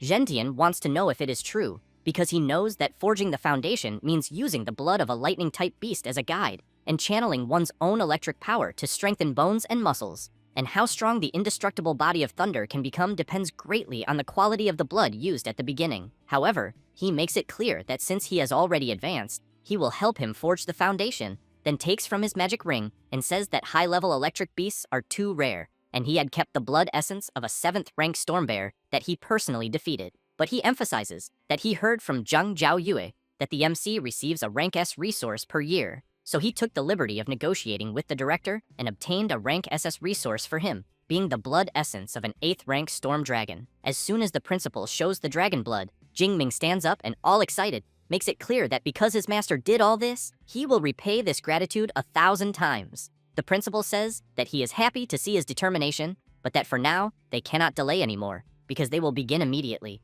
Thus, they go to the training room on the 2nd floor, and the principal immediately pours the essence into the MC's body. Then he asks him to hold on, because for low-level superpower users, storm dragon blood is like poison, and feeling pain will be the most normal thing in the world. That said, he explains that now he will use his true thunder of wind and fire to help him forge the indestructible foundation, and that how much the MC will be able to absorb will depend exclusively on him. Then he applies his technique to Jing-Ming's body, which quickly begins to take effect, helping him create the foundation. However, the MC begins to feel an immense pain never felt before. Meanwhile, a few moments earlier, Senior Liu calls his uncle and wants to know if that day is already the 5th day, because this new disciple is more resilient than they expected. Then he says that he has to admit that in his case he only lasted 2 days and still used the blood essence of an inferior 7th-rank wild beast, but that the MC's performance truly matches the blood essence of this 8th-rank draconic beast. Next, he emphasizes that, moreover, combined with a rank S lightning superpower,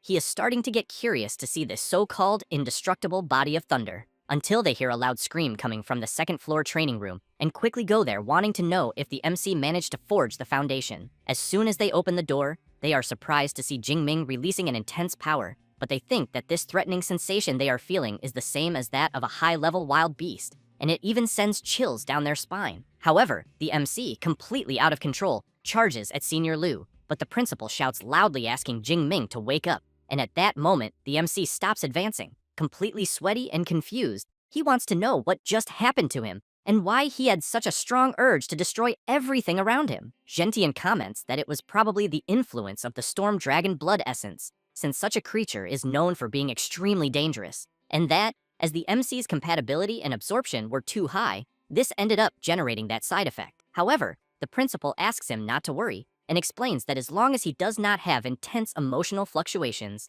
there will be no problem, and that, with time and the increase of his strength, these effects will fade away. Jingming looks at his hands and says that it is a relief to know that, but that he does not want to be controlled by emotions and end up doing something he will regret later, until the principal shouts asking him to be excited because the construction was perfect and the absorption rate reached 98%, and that of the more than 20 disciples he trained with the indestructible body, the maximum someone achieved was 92%. And after all these years of records, the MC has just broken the record. Liu is happy, congratulates his junior brother for managing to forge the foundation of the indestructible body of thunder, and then emphasizes that his path in martial arts will be much smoother. The principal tells the MC that the person next to him is his senior brother, Liu Ming, a superpower user at the peak of the 3rd rank, and that if the MC has doubts about training, he can seek him out. Jingming smiles and says that it is a pleasure to meet him. Liu Ming says that he did not prepare anything for the MC, and that is why he will transfer some credits as a welcome gift. As soon as he sees that he transferred 200 credits, he is very surprised and says that it is a lot,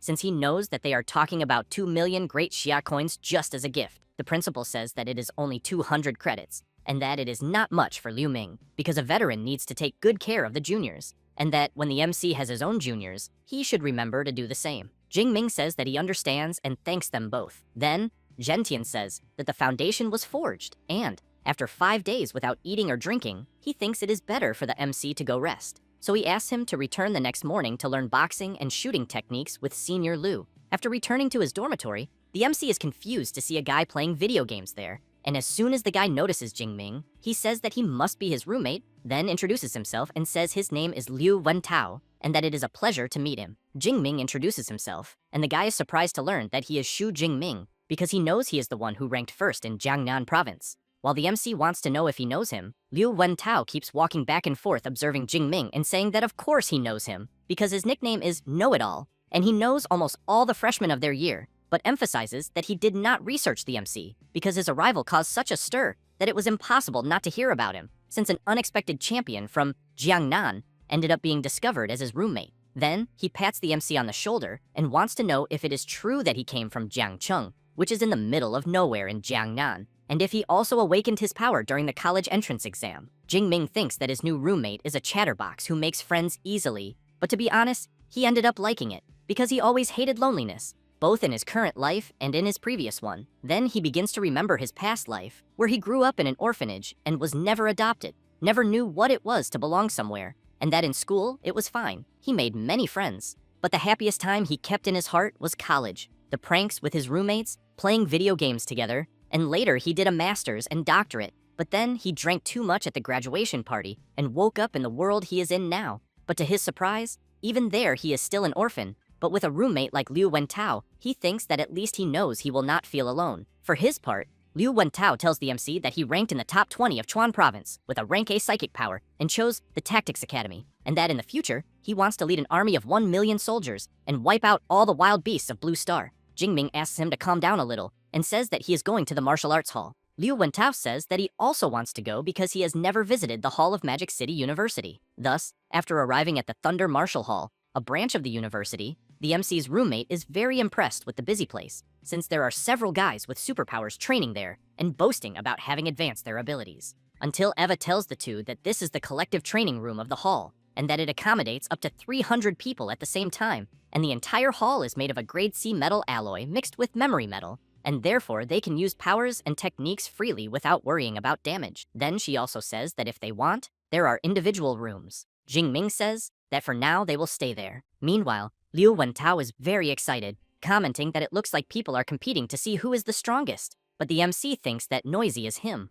Liu Wentao asks Eva what the numbered columns they are seeing are for. She says that they are the punching strength challenge columns, with 5 rankings corresponding to skill levels 1 to 5, and then wants to know if the two want to try, because if they get into the top 3,000 in the ranking, they win a reward of 50 credits. He wants to know if doing that will really earn such an easy prize. Then he thinks that the entire university has only about 4,000 students, and therefore he thinks he will try. Eva explains that he just has to swipe his student card on the column for the challenge to begin, but asks for attention because the punching strength challenge does not allow the use of powers or techniques. He does not want to know, and quickly swipes his card, and a voice announces that student Liu Wentao has started the punching strength challenge. It does not take long for several people to approach to watch him do it, and he, in turn, feels a little embarrassed when he realizes that several people started watching, and that he knows he cannot embarrass himself. Then he prepares his punch, and soon strikes the column, while the voice announces that his punch strength was 476 kilos, being a great result. He breathes a sigh of relief, and thinks that it is good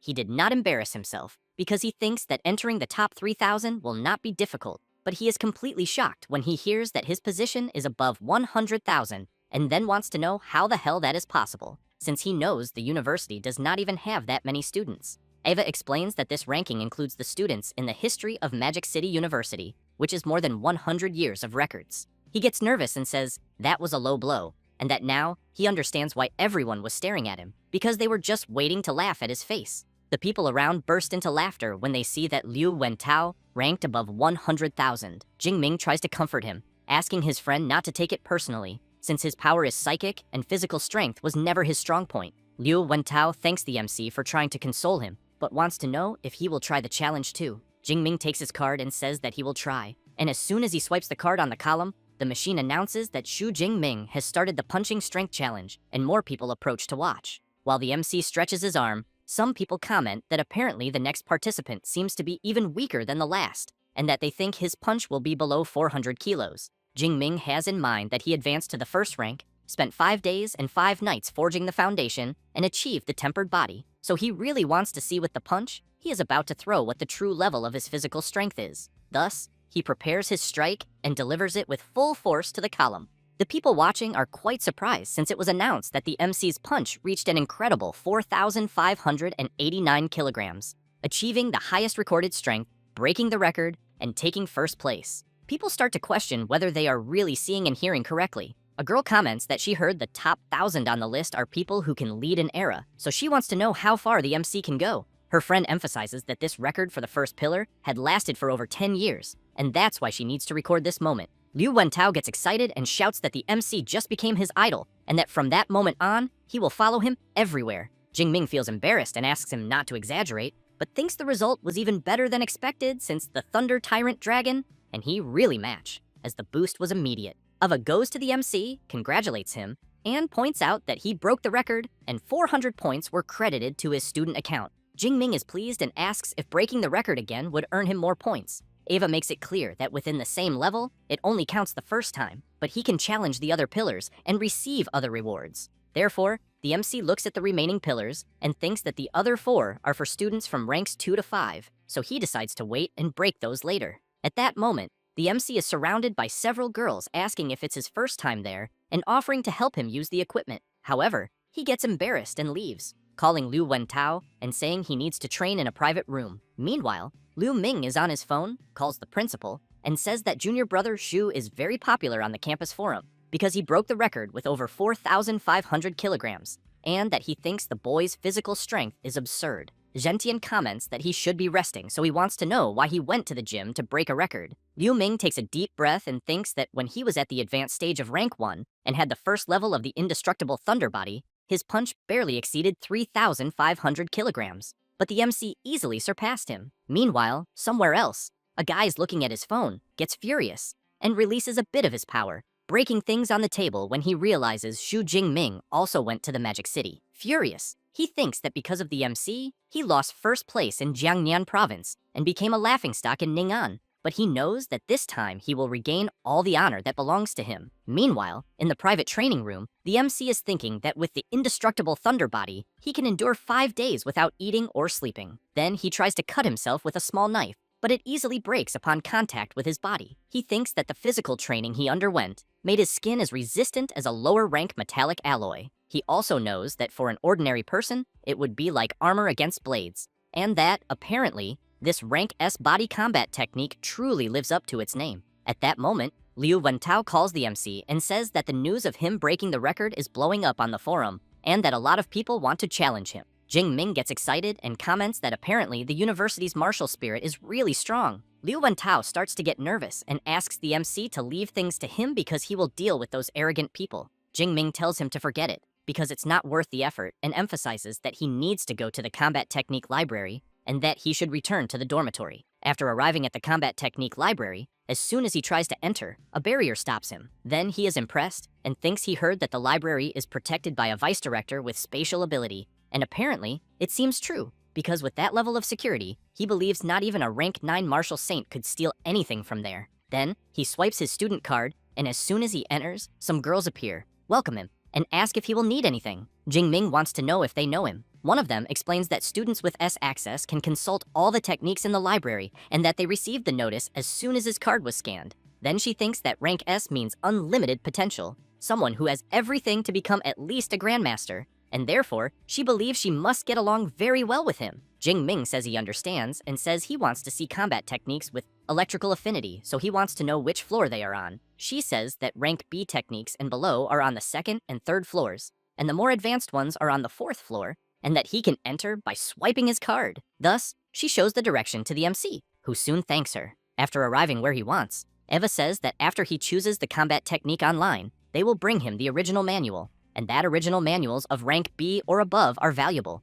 so she asks the MC to handle them with great care. Jing Ming asks to show all electrical techniques from rank B and above. Eva immediately shows several abilities, and one of them is the Great Call of the Celestial Thunder of rank SS, which creates a storm domain up to 80 kilometers in diameter, but requires superior rank B electrical ability and being at least rank 5. The other ability is the Wrath of the God of Thunder of rank SS, which summons a divine lightning of punishment with colossal power, and also requires superior rank B electrical ability and being at least rank 4. Jing Ming is very impressed with the high rank techniques and realizes that the library there is truly on another level, but he wants to know if he can really look at all that for free. However, he comments that he still has skill and rank limitations since he knows he can only learn rank A techniques at the moment. Then he reflects on attack, defense, movement, support, and body reinforcement, since there are many rank A technique options. However, he knows that it's a good thing he has a good teacher, otherwise it would be difficult to choose. Thus, he takes a paper and remembers that he had already been given some recommendations before,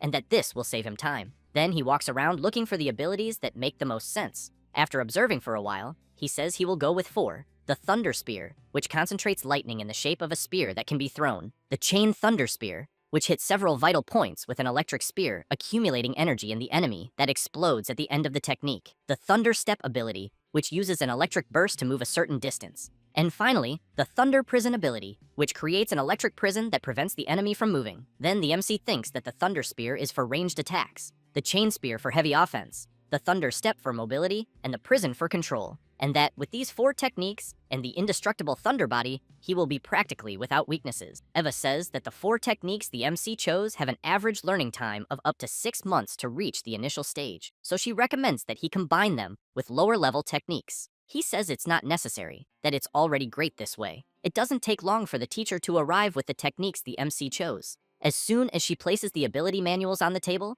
Jing Ming thinks that on the market, rank C or B techniques are worth millions, and rank A ones are priceless. But at that moment, he has 4 at once, a true luxury. Thus, he prepares to start learning, and reflects that the depth and impact of the techniques there are impressive, since they cannot be compared to copies, as only the original manual allows this type of learning. So, he wastes no time and starts reading. Time passes, and he realizes how difficult things are, but he gets excited with some discoveries he makes. Until, after a few hours, he takes a deep breath and thinks that he has finally read everything and asks his system to allocate the points. Thus, he allocates 200 skill points to the Thunder Spear, learned up to the beginner level, 200 points to the Chain Spear, 200 points to the Thunder Step, and finally, another 200 points to the Thunder Prison. Then he opens his status window and sees all his current information and abilities. After that, he clenches his fist tightly and thinks about the combat techniques he obtained, wondering who will be the first unlucky one to taste them all.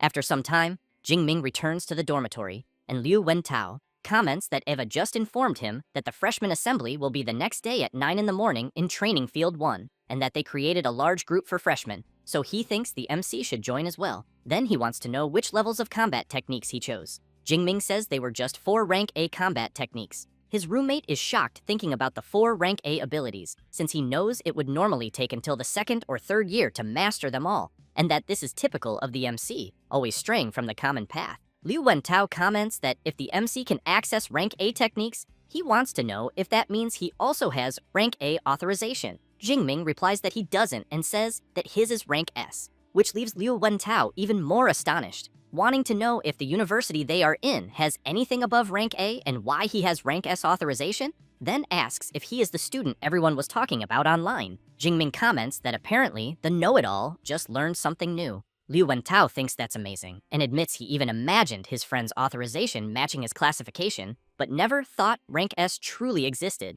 since the top students from other provinces are only rank A. Then he smiles and thinks that luckily he bet on his friend from the start, since he can now say he's an old-time fan. After that, the MC goes to the training room on the 2nd floor and, while looking at the free training spear, thinks that he already has combat techniques and that now he needs proper equipment since he knows his old level F black obsidian spear was discarded, and that's why he didn't even bring it. But even if he had, he knows it wouldn't withstand his current power. So, he calls for Eva and asks her to open the school shop and look for spear-type weapons. While she shows several varieties, the MC thinks there are spears of ranks F, E, and D with various options, and that it seems possible to adjust their length and weight. But he knows that the higher the level, the heavier and more expensive they become. So he decides to go with a rank E spear that weighs around 210 kilograms, along with a low-rank combat suit and boots. As soon as he completes the purchase, Eva says that he bought a long spear, a combat suit, and low-rank combat boots, with a total cost of 237 credits,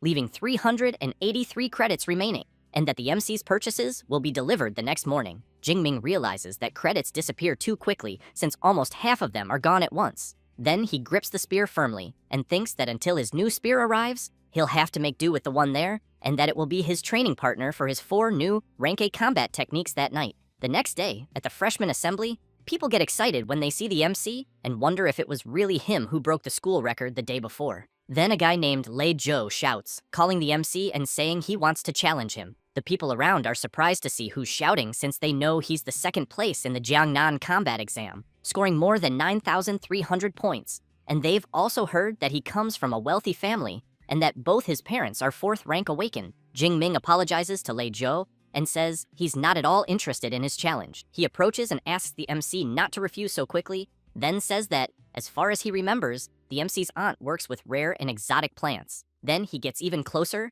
and makes it clear that his family is her biggest buyer and that they still owe a good amount, so he thinks that if the payment is delayed, the MC's aunt's family might have problems. Jingming becomes serious and wants to know if he is really threatening him. Lei Zhou quickly jumps back and, quite worried, wonders why the MC suddenly seemed like a wild beast ready to attack, but replies that he wouldn't call it a threat, but rather a friendly reminder. Jingming gives in to Lei Zhou's provocation and asks for the time and place. He replies that it will be within the next 7 days at noon in Battle Arena 3. The people around are surprised since apparently the 1st place will fight against the 2nd, and they think it's going to be quite a show, so they plan to arrive early to get a good seat. At that moment, someone calls for the students and welcomes everyone to the Magic City University. Then he says that the assembly is not the official opening ceremony, and that they gathered everyone to clear up doubts about the credit system, exclusive mentors, and other things. But first, he wants to present the school's combat power ranking. He also emphasizes that they will use a virtual immersion capsule to fight in a holographic simulation, and that the final placement depends on how many stages they can clear.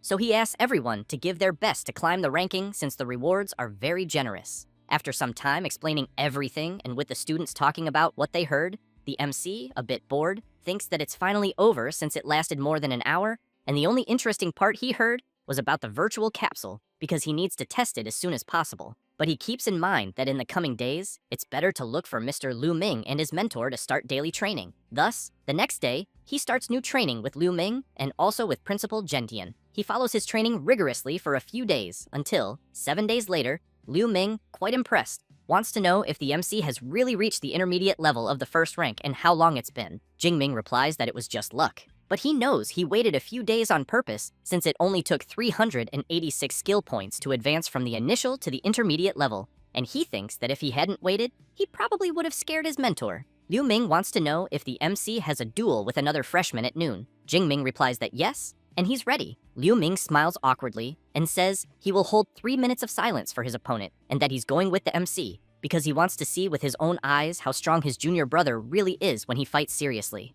After a while, as the time approaches, Lei Zhou is already in Arena 3 waiting for the MC. Some people nearby, and a blue-haired guy, Tioe comment that the big freshman tournament is in a month, and that the fight they are about to see is a good preview to measure the strength of the province's best. The chubby one says he checked and saw that Xu Jingming only got first place because his exam location was easier, so he bets that Lei Zhou will win. At that moment, the MC appears wearing his new purchased outfit alongside his senior brother. Liu Ming observes the MC's new look and wonders how many senior and freshman girls he'll charm once he becomes famous. Lei Zhou notices that Xu Jingming's rank has increased, but thinks it's fine since he also made his own preparations. Then he calls Jingming and says that just fighting to see who wins is kind of boring, so he wants to know if he's up for a bet. It can be all the credits they both have. The MC agrees and says he currently has 370 credits. Lei Zhou comments that the MC has quite a bit, then makes it clear that he will pay the difference in Great Xia currency, and that, to ensure no one goes back on their word later,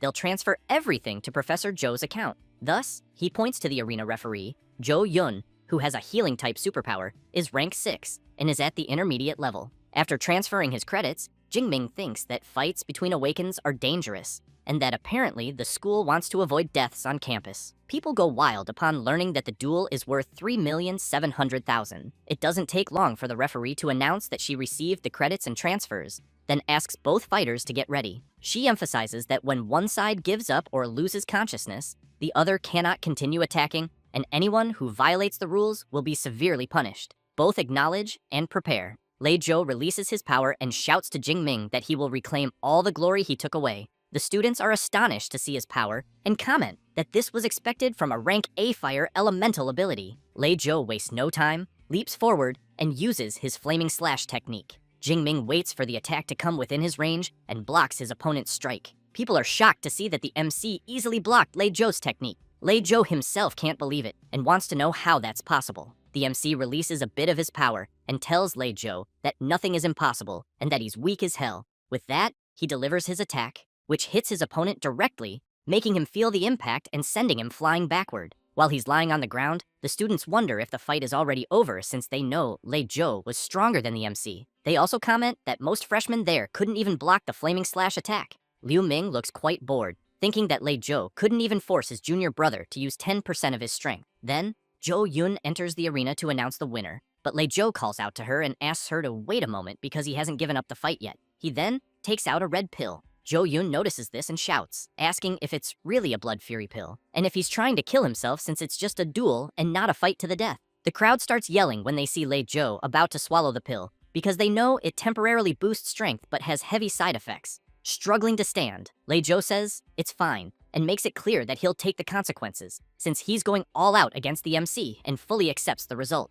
At that moment, Liu Wentao, among the crowd, shouts asking if the referee will allow Lei Zhou to use the pill since he knows that's like cheating on a test. She replies that the duel is unofficial, without strict rules, like an open book test, and that weapons, combat gear, and medicine, any material support are allowed, and if the MC had pills, he could use them too. Lei Zhou swallows the pill and quickly gains an unbelievable surge of power. Zhou Yun is astonished because she knows the pill he took is high grade and that it raised Lei Zhou straight to the second rank of the initial level. She thinks the MC is in serious trouble. However, upon seeing Jingming's expression and how he releases his power, she realizes his spirit has only grown stronger and thinks that with such resolve, he has the soul of a commander. Jingming readies his spear and thinks that now it finally feels like a fair fight. He leaps forward and prepares his attack. As soon as the MC strikes, Lei Zhou tries to block with his sword but is thrown backward by Jingming's strength. He doesn't like it one bit and thinks that even with second-rank power, he still can't match Jingming's strength, wondering what kind of monster he is. As he gets up and launches his fireball attack, he concludes that he can't face him head-on, so he'll attack from a distance. However, with a simple movement of his spear, Jingming completely dissipates his opponent's attack and asks if that's all he has to offer. Lei Zhou becomes furious and wonders what kind of electric ability the MC is using, but realizes that he can't get close either. So he figures that if he can endure until the MC's lightning runs out before the pill's effect fades, he still has a chance. Thus, he tries once again with his multiple fireball attack. But the MC doesn't stay still either and launches one of his electric abilities, which grazes Lei Zhou, but is enough to make him worried, wondering if the MC also has long-range attacks.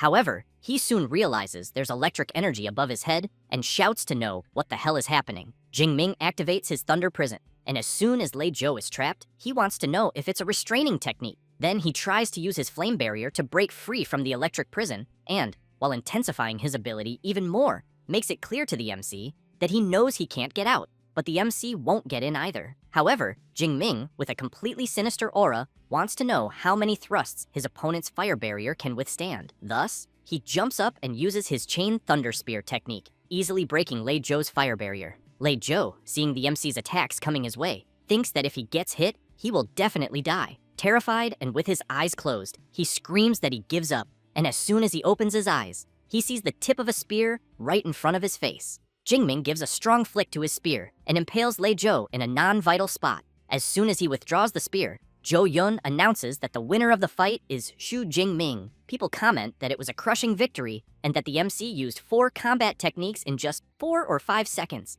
and the transitions between them were so smooth that they think no freshman should be capable of something like that. The students keep talking about the fight, and one of them comments that Jingming's techniques seemed really powerful and bets that each of them is at least rank B. Liu Ming hears that, takes a deep breath, and thinks they're underestimating his junior brother since he knows those are 4 rank A combat techniques and that he was quite bold to choose them. But he knows the most absurd thing is that he can already use all of them in real combat. Then he reflects that, in his time, he only had the courage to choose 1 rank A technique, the instant lightning, and even then, it took him 4 months to master it. So he knows having a junior brother like the MC is a lot of pressure. At that moment, Lei Zhou calls for the MC, thanks him for holding back and sparing his life, then says that the credits and money are all his, and that he will also make the payment to his aunt within the deadline. Zhou Yun tells the MC that 50 credits and 3,200,000 great Xia coins have been deposited into his student account. He, in turn,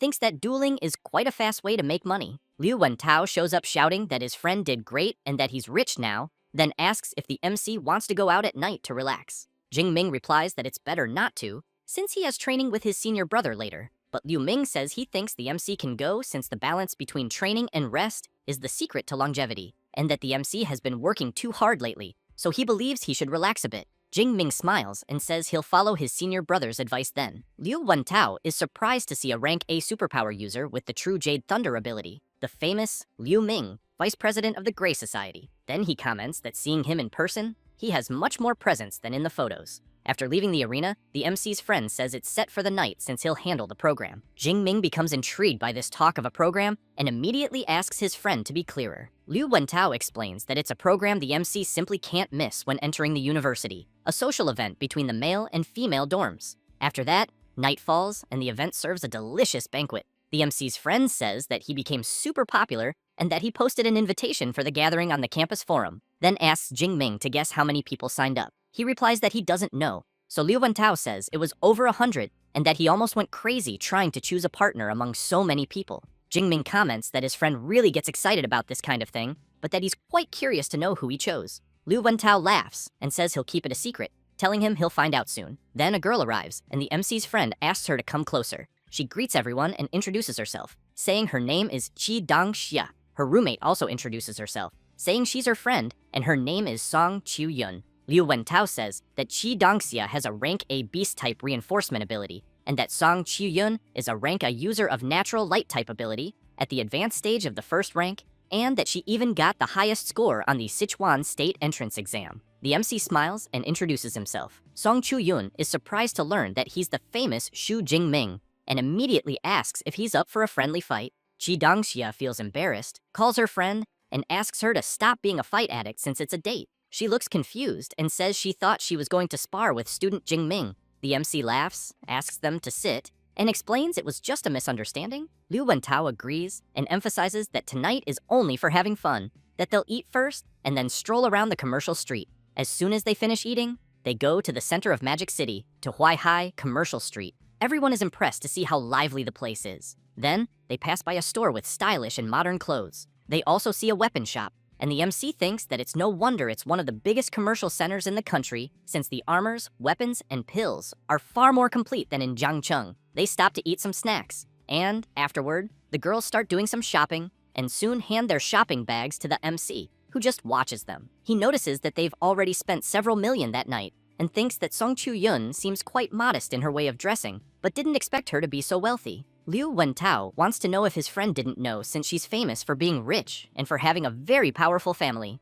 At that moment, Qi Dongxia shouts, asking if they can carry just a few more bags. After a while, they return to the dorms, and the girls say they can leave them there. Song Chu-yun remarks that they had an amazing night and thanks them for it. Jingming smiles and says goodbye to them. However, a bit embarrassed, Song Chu-yun calls for the MC and emphasizes that what she said earlier was serious because one day she really wants to challenge him to a real duel. He's impressed by her attitude, so he turns and makes it clear that he'll be waiting for that day. She becomes even more embarrassed, and Qi Dongxia notices it and says that since classes started, she's never seen her friend treat a guy nicely. But with Jingming, she was even kind, so she points out that she was right to drag her to the date. Song Chu-yun says that her rank A ability, Dawnlight, gives her very sharp perception, and that she can sense the malicious thoughts of men when they stare at her. But she makes it clear that with the MC, it's different because he only looked at her with admiration, without any malice. Qi Dongxia thinks it seems her friend's heart has started to beat differently. As they walk, Liu Wentao takes a deep breath and says that going out for a walk once in a while is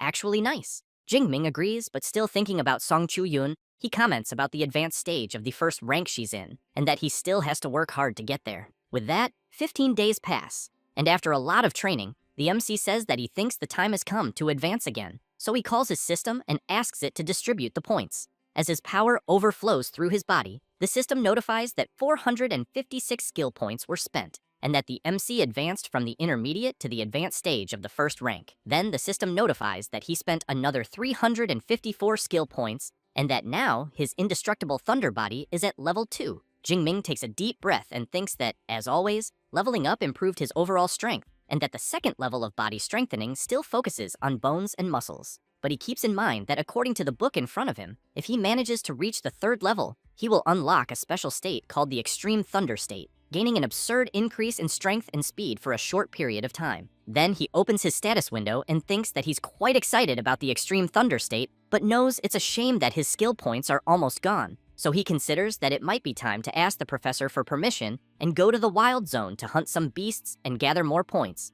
After visiting Principal Gentian and telling him that he evolved, the principal can't believe it and wants to know if the MC really evolved again in such a short time. Jingming says that's what he was about to say, that it happened the previous night, and that his indestructible thunder body also advanced to the second level. Very impressed and excited, Gentian thinks that advancing in rank and body strengthening are two huge milestones, and that his student speaks as if he had just drunk a glass of water. So he believes that with a rank S ability and the MC's effort, it's impossible for him to fail. Liu Ming appears saying that he had already said before that his junior brother is a complete monster, since it took him more than 6 months to go from the initial stage to the advanced stage of the first rank. The principal points out that it's not only evolution that matters because combat training is also essential, so he asks the MC to fight his senior brother Liu Ming to show how far his strength has come. Thus, both go to a combat training room, and Liu Ming makes it clear to the MC that he will use the power of the initial stage of the second rank. Then, both get ready, and as soon as the principal asks them to start,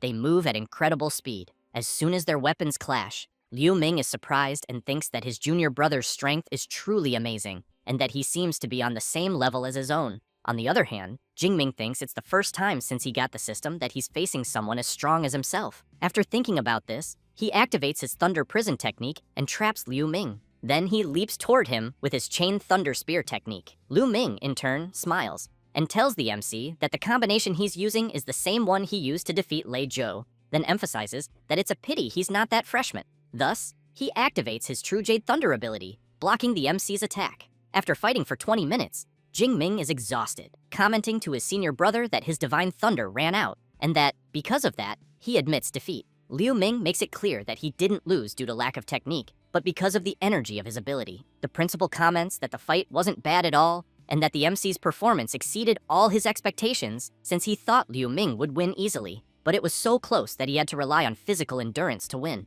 Liu Ming smiles and wants to know if the MC knows what his strength level was moments before. Jing Ming asks what it was, and his senior brother says that he was invincible in the second rank. The MC is very surprised to hear that, but the principal says that the training is over and that both can rest a little, then explains that the fruit there is of the clear spiritual type, which helps to recover energy, making it perfect to eat after intense training. Jing Ming goes to the principal and says that he wants to ask for something. Thus, he explains that he is thinking of leaving the university for a while and going to the wild zone. Gentian wants to know how long the MC intends to stay away. He replies that a little over a month, but makes it clear that he will return before the freshman tournament. The principal is intrigued, as he knows that the wild zone is not like the admission test area, because there is no army there to protect anyone, and beasts roam freely and appear randomly. One mistake and someone might run into a high-level beast. Then he puts his hand on the MC's shoulder and lets him go, but emphasizes that he should remember that if things get tough, he must run without thinking twice, as every specialist goes through moments of danger. He then worries that if his disciple wants to surpass himself, he won't be the one to stop him. Jing Ming bows his head and thanks his principal. However, he wants to know which wild zone the MC was thinking of going to. He replies that it's the one on the outskirts of Yuanshui City. Gentian says that one isn't the worst, that it's near the Magic City,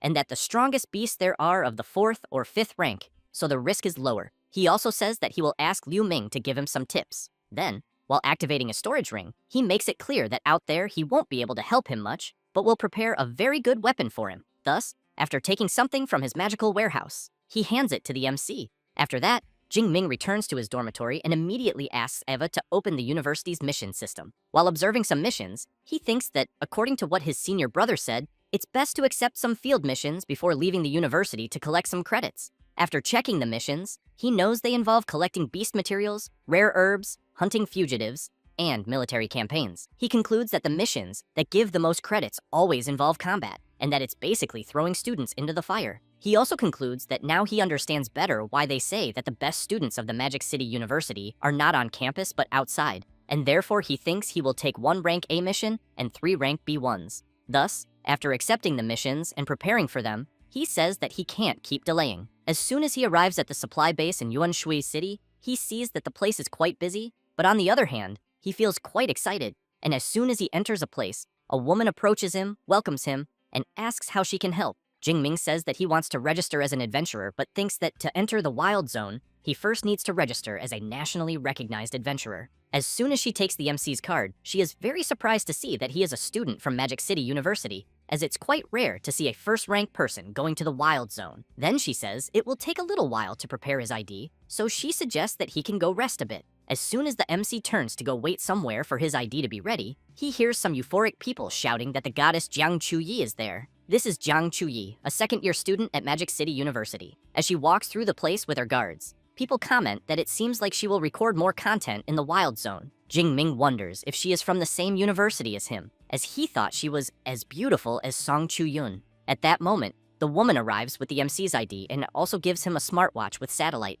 then explains that it already comes with the wild zone map and shows the beast movements and the danger level of each area. While the MC is talking to her, someone from afar is lurking, watching, and as soon as the woman walks away, the guy approaches Jing Ming and wants to know if it's his first time in the wild zone, because if he doesn't have pills, he suggests that he shouldn't even think about entering. Then he asks if he wants to buy some. Jing Ming asks the price. The guy opens his coat and says that first-grade healing pills are 20,000 each, and first-grade antidotes are 15,000, but emphasizes that second-grade ones are better, though more expensive, costing around 30 to 40,000 each. Jing Ming wants to know if that's really the price because he didn't find it that expensive. The seller laughs and says that apparently the MC has good taste, then makes it clear that the pills he sells there are known for being good and cheap. However, Jing Ming knows that first-grade pills usually cost 30 to 40,000, so he realizes something is wrong, guessing it's a scam, and that the seller must trick rookies who seem clueless. The guy quickly asks how many the MC wants.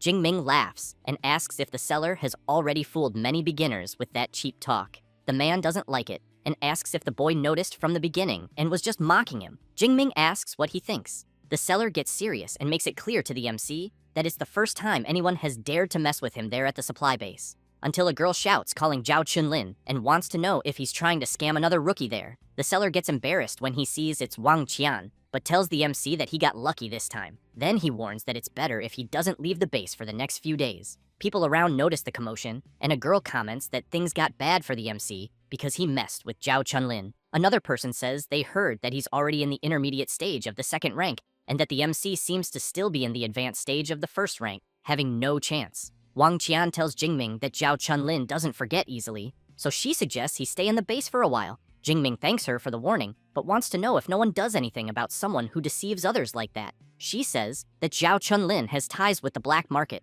so she thinks no one is crazy enough to go against him. Then she emphasizes that if the MC wants to buy something, he should do so in official stores, and remember not to leave the base for a while. Jingming thinks she was kind to warn him, but keeps in mind that first he will buy everything he needs for the month he'll spend outside, such as healing pills, antidotes, fury pills, and many other things. Thus, he wastes no time and goes after everything he needs. And as soon as he finishes preparing his things, he leaves the base and immediately runs into Zhao Chunlin, who makes it clear to the MC that he had warned him not to leave the base, and that even so, he had the audacity to show up outside. Jingming smiles and asks what he wants. While cracking his knuckles, Zhao Chunlin replies that the MC embarrassed him, and that because of that, he's going to break his legs and leave him in a wheelchair for the rest of his life. At that moment, Wang Qian appears shouting, saying that she had warned the MC not to leave the base. Her friend tries to stop her, saying it's good for the boy to learn a lesson so he'll stop acting on impulse. While Zhao Chunlin activates his metallic skin superpower, covering his entire body, he makes it clear that if he can't teach a rookie a lesson, how will he manage to assert himself? Then he states that with his metallic skin and D-rank combat suit, he's sure the MC's strength won't even scratch his defense. Jingming begins to unleash his power and tells Zhao Chunlin to shut the fuck up. The seller can't believe the boy's courage, but the MC, not wanting to waste time, uses his Thunder Step ability and delivers a powerful strike, and unable to react, the enemy is brutally hit and thrown far away, crashing into a wall. People can't believe what they see, and Jingming just turns around and walks away. Everyone watches the MC in shock, wanting to know who he is and how Zhao Chunlin was defeated with a single blow. Wang Qian, very impressed, wants to know how he did that, because she couldn't see it either. Her friend says it was a spinning kick and that Zhao Chunlin's hip was completely destroyed, thinking that even if he survives, he'll end up in a wheelchair. Then, she points out that it's no wonder the MC is from the Magic City Superpower University, being someone strong and merciless. Wang Qian wants to know how her friend knows all that. The blonde says it's because of the outfit the MC is wearing, since she's only seen that type on students from there, and thinks it must be exclusive to their equipment department. Wang Qian comments that only that university could create monsters like him, but wants to know from her friend if she agrees to invite the MC to the team, because they're in need of someone for the front line anyway. The blonde gets annoyed and asks if they hadn't agreed to form a group only with women. The other girls on the team want to know if Wang Qian is interested in the MC. After that, Jingming swipes his card and is informed that the information has been confirmed and his entry into the wild area has been authorized. With that, the MC enters the Yuanshui Wild Zone. He soon hears several roars from beasts and thinks that the roar he heard is a territorial warning, guessing it must be at least a 4th rank beast. But that's not what he wants today. As he walks through the forest, he thinks that the Yuanshui Wild Zone is divided into 2 areas, the Ruined City and the Mountainous Forest, and that the beasts in the Ruined City are weaker, so he concludes that he'll start earning skill points there. Then, looking at the map on his smartwatch, he observes that Ping'an County seems like a good choice, since it has more 2nd rank beasts and rarely 1st rank ones, almost none above that,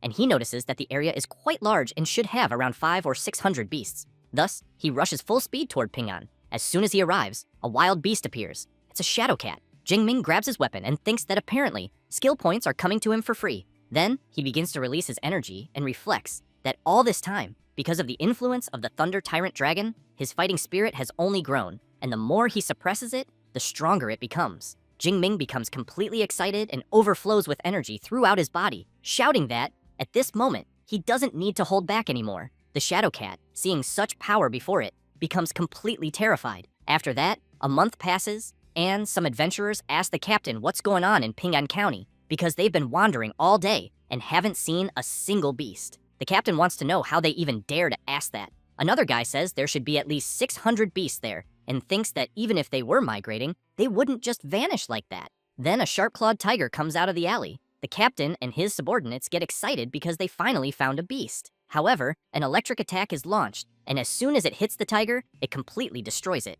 causing a huge explosion at the site. one of the adventurers wants to know what the hell is going on, and if, by any chance, it's some new laser weapon. The captain replies that it's not because he knows laser weapons are faster, and thinks that what they saw looked like a lightning combat technique. Then he orders everyone to get out of there, because he fears there's probably someone very strong dominating the area, and that the attack they saw was a warning. As they run away, one of them comments that now it makes sense why there are no beasts left because they were probably all killed by this lightning expert. The captain yells at everyone to stop the nonsense because they need to get out of there before they anger that guy. From the top of the building, the system notifies the MC that he has defeated a second-ranked Blade Tiger and gained 19 points. Jingming thinks that his Thunder Spear currently reaches over 1,000 meters. And as soon as he opens his status window, he realizes that in 1 month he earned more than 8,000 points, advanced from the advanced stage of the first rank to the advanced stage of the second rank, and that his indestructible thunder body reached the third stage, besides having improved several rank A techniques to the intermediate level. Then he wonders if anyone else could have achieved such a feat. After that,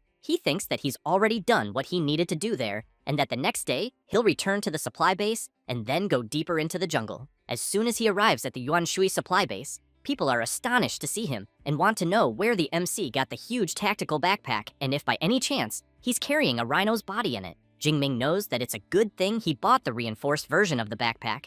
Otherwise, he thinks it wouldn't even fit half of the more than 400 kilos of beast materials in it. Thus, he goes straight to the base hall, and the clerk asks him to put the items on the scale. As soon as he opens the bag and places everything on the floor, he says that they're materials from second-rank beasts and that they weigh more than 400 kilos. The woman can't believe the amount of stuff he brought. Then she notices that there are blade tiger tendons, horns, and many other valuable things. Feeling a bit awkward, she asks the MC to wait a moment because it's a lot and she needs to call more people to help with the inventory. It doesn't take long before a man shows up, introducing himself as Zhao Yi, the supervisor of the acquisition department. Jingming shakes his hand and introduces himself as well. Zhao Yi comments that the MC is quite promising since hunting all that at his age is very impressive, but emphasizes that he'll call the team to count the materials and therefore asks if the MC can accompany him for a moment. Thus, while the acquisition team inventories the materials, they go to a more private place, and Zhao Yi gives the MC a platinum member card from the base,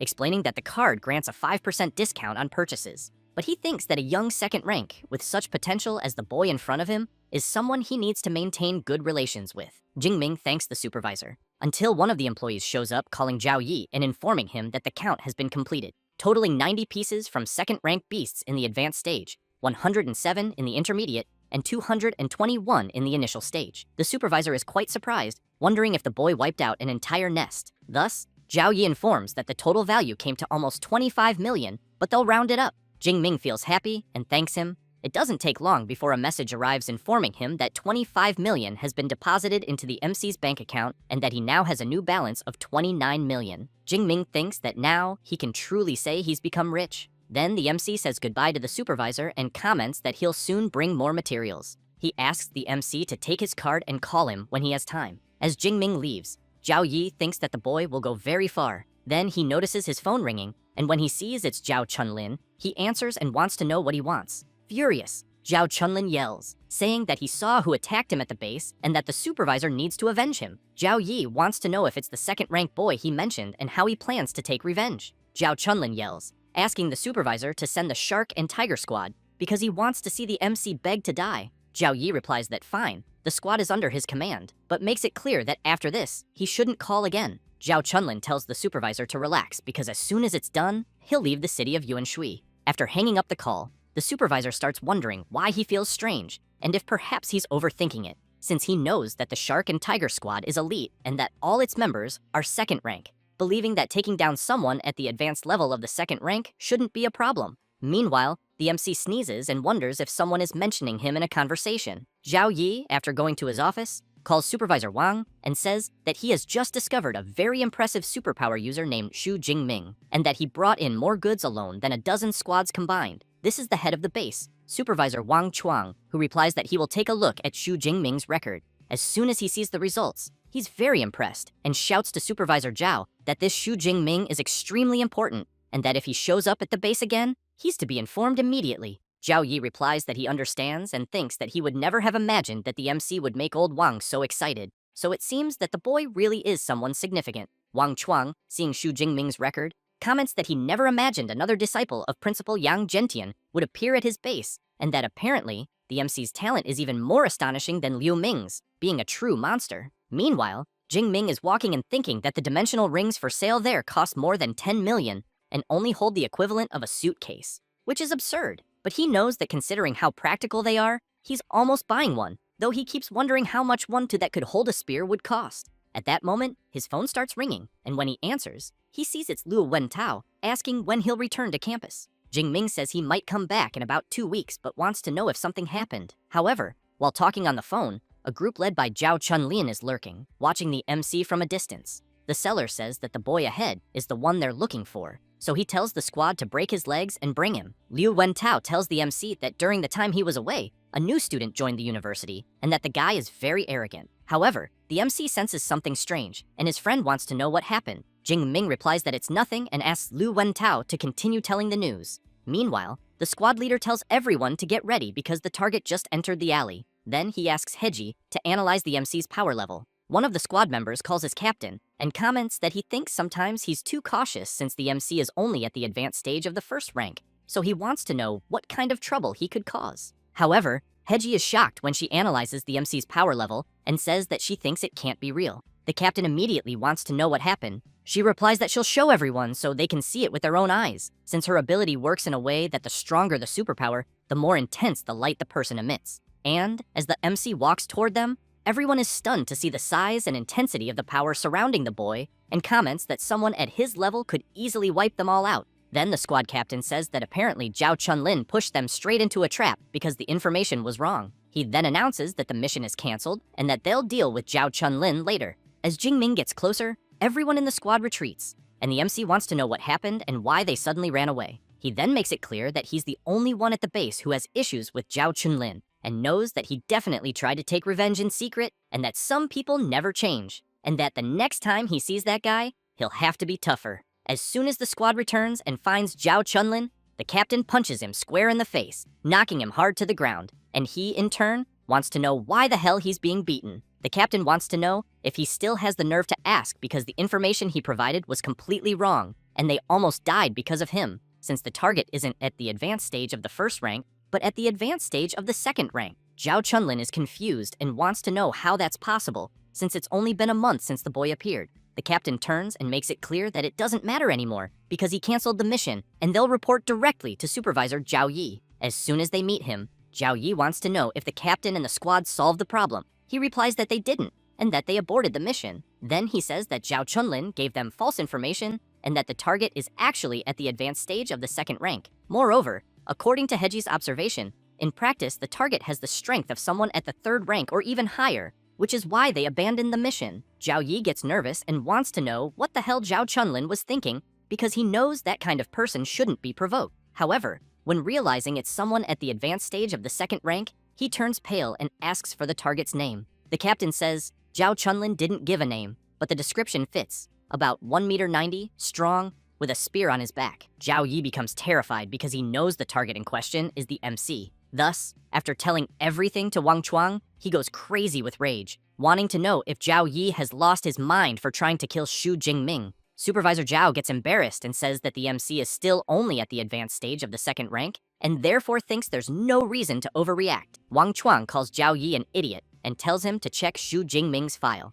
He's shocked to discover that the MC ranked first in Jiangnan province and is a freshman at Magic City University, and that at 18 years old, he's already at the advanced stage of the second rank. Then, he says he's never seen anything like that, because at that age, at best, the most promising should only be at the initial stage. Furthermore, the director of the Armament Academy, Yang Gentian, is his exclusive mentor. Thus, he says, they're truly screwed. Wang Chuang emphasizes that someone at that level, even if he destroyed the entire base, the government wouldn't say a thing. Zhao Yi immediately apologizes repeatedly and makes it clear that he won't cause any more trouble there. Then he orders them to bring Zhao Chunlin. With his face completely beaten, he apologizes and promises he'll never go after the MC again. Zhao Yi puts his hand on his head and emphasizes that apparently just a beating won't be enough because the main culprit has to die. And if he wants to blame someone, he should blame himself for messing with the wrong person. Saying that, he completely eliminates Zhao Chunlin without any mercy. After that, he turns to Mr. Wang and wants to know what he thinks. The chief asks if Supervisor Zhao thinks what he did isn't too little. Then he turns and stresses that he might pretend not to have seen the crap Zhao has done at the base before. But this time, he went too far. Saying that, he makes it clear that everyone involved in this must be punished, both him and the Shark Squad, because they can't leave room for gossip or make it seem like they disrespected the MC. Sometime later, at the entrance of the supply base, Chief Wang and several other supervisors are gathered there. Some people comment that the man in front must be the base chief and that, except for Supervisor Zhao from the acquisition department, everyone else is present. So apparently, for everyone to be gathered there, someone important must be arriving. Then the blonde looks to the side and asks Wang Qian if that isn't the boy from Magic City University. It's the MC, who is quite surprised to see so many people watching him. Mr. Wang immediately approaches him and says that he's glad he returned, then introduces himself and explains that he's the head of the base. Wang Qian is very surprised to realize that all the supervisors are gathered there to personally welcome the MC. The blonde emphasizes that she thinks this boy is not just a simple student. Wang Chuang says that he heard what Zhao Chunlin did to him, then makes it clear that the base takes full responsibility. He also says that Zhao Chunlin was executed on the spot and that the others involved have already been punished, promising that they will spend the rest of their lives in prison. And, as a way of apologizing, the base has prepared a special gift for him. Jing Ming thinks that it's no wonder Mr. Wang is the chief since he handled everything so quickly. Thus, Wang Chuang shows the black member credential of the base, the highest level, and from that moment on, lodging there is free for the MC, in addition to all his purchases having a 20% discount. Then, he emphasizes that he will also grant a dimensional ring with a volume of 1 cubic meter. Jing Ming is very surprised and thinks that it's exactly what he needed. As soon as Jing Ming takes the ring, the girl thinks that Mr. Wang Chuang was very generous. Meanwhile, the MC reflects that a dimensional ring of 1 cubic meter costs at least 50 million of the great Xia currency, so he comments that since the manager was so attentive, he will gladly accept it. Wang Chuang comments that this was to be expected from a student of Professor Gentian, but emphasizes that the MC senior, Liu Ming, also trained there at the Yuan Shui supply base, so he wants to know if Jing Ming knew that. The MC answers that he did not know, and then they talk a bit more. After that, Jing Ming returns to his room and thinks that the luxury room unlocked with a black member card is on another level, as it is much more comfortable than his dorm at the university, and that after an entire month of training, he will finally be able to truly rest. Next, he remembers Mr. Chuang saying that if he has any problem again, he just needs to call him, since he has some influence there in Yuan Shui. He then thinks that this must be the power of connections, as he knows that a common second-rank genius would never receive the kind of treatment he is receiving. Therefore, he closes his eyes and thinks that the dimensional ring needs to be bound with spiritual power before it can be used, and he knows that his spiritual power is at 972 Hz, far above the average of awakened individuals in the advanced stage of the second rank, which ranges between 600 and 700. He then gets excited and comments that it seems he can take things out just with thought and store them by simply touching, and that apart from the fact that living beings cannot be stored, the ring is very practical. As soon as he senses and stores some things inside the ring, he quickly calls his master and tells him that he just left the wild zone and has something to say. After the MC tells him what happened during the month he was away, Zhentian becomes very surprised, wanting to know if, after Jing Ming was targeted for assassination, they gave him only a dimensional ring as compensation, then makes it clear that if anything had happened to Jing Ming, he would have destroyed the entire supply base. The MC feels a bit embarrassed to hear that, but Gentian wants to know if Jing Ming had said that the elite shark squad of second rank followed him into an alley and gave up in the end. He answers that maybe the squad realized that he was also in the advanced stage of the second rank, which did not match the information they had, so they went back to confirm. Gentian becomes very surprised and shouts, wanting to know if the MC is really already in the advanced stage of the second rank, because he knows that he trained in the wild zone for only about a month. Jing Ming answers yes, and says that he advanced a few days ago.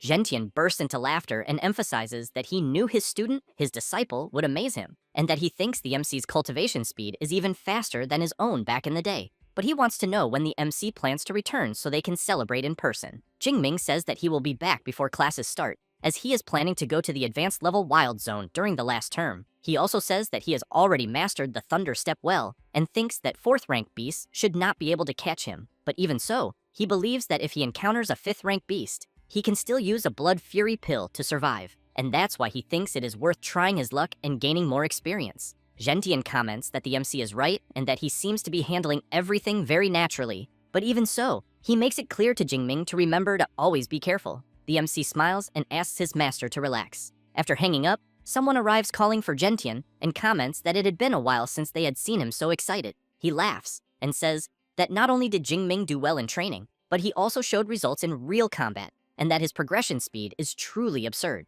as he knows people say that life or death crises make the strong evolve, but for his disciple, it almost seems like cheat code. A few hours later, Jingming wastes no time and arrives at the wild zone of the forest mountain, and soon notices that there are beast roars everywhere. And he also knows that the beast resources in that region seem to be far more abundant than in the other areas he visited. However, as soon as he steps on a dry branch, an attack comes at him with everything, so he uses his ability and dodges at the last second. The attack hits the trees and cuts them as if they were nothing. Jingming sees that the attack was made by a terrifying windwolf, so he reflects that third-rank beasts usually have special abilities very similar to awakened individuals, and that the wolf in front of him is of the wind type. So based on the power of the wind blade attack he dodged moments ago, the creature should be in the intermediate stage of the third rank, so he wonders how many skill points he will gain if he eliminates the wolf. However, he turns immediately upon hearing someone approaching and saying that the terrifying wind wolf is right ahead. Jingming sees that it is Jiang Chuyi along with her lackeys,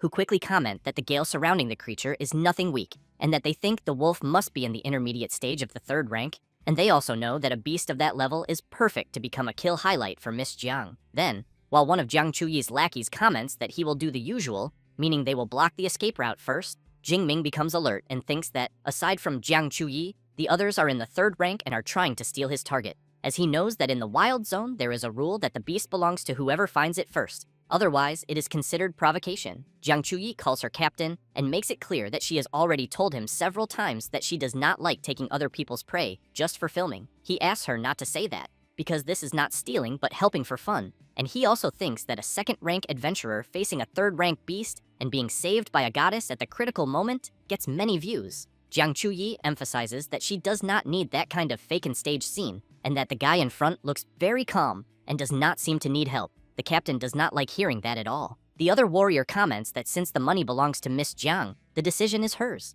The captain comments that since she was not pleased, he suggests they go after another beast. As soon as everyone leaves, Jingming thinks that Jiang Chuyi seems to be a good person because an influencer with tens of millions of fans must have something special. However, he thinks that her captain had a very hostile look and therefore thinks she does not seem to have much control over the team. But soon after, while dodging the wolf's charge, he keeps in mind that when there are third-rank awakened individuals nearby, he ends up becoming a dog. But he wants to know when they will leave. The wolf charges at him. He also wants to know if the wolf is underestimating him, thinking it will defeat him easily. Therefore, without any mercy, he uses his technique of the lightning rupture of the gale directly on the wolf. With that, the system warns that the kill of a beast in the intermediate stage of the third rank has been made, and the MC has gained 34 skill points. Jingming becomes excited upon learning that he can gain many points from third-rank beasts. He also thinks that there are 10 days left, and that he needs to farm until he drops. 7 days later, in the middle of the forest in the mountains, and with several creatures around,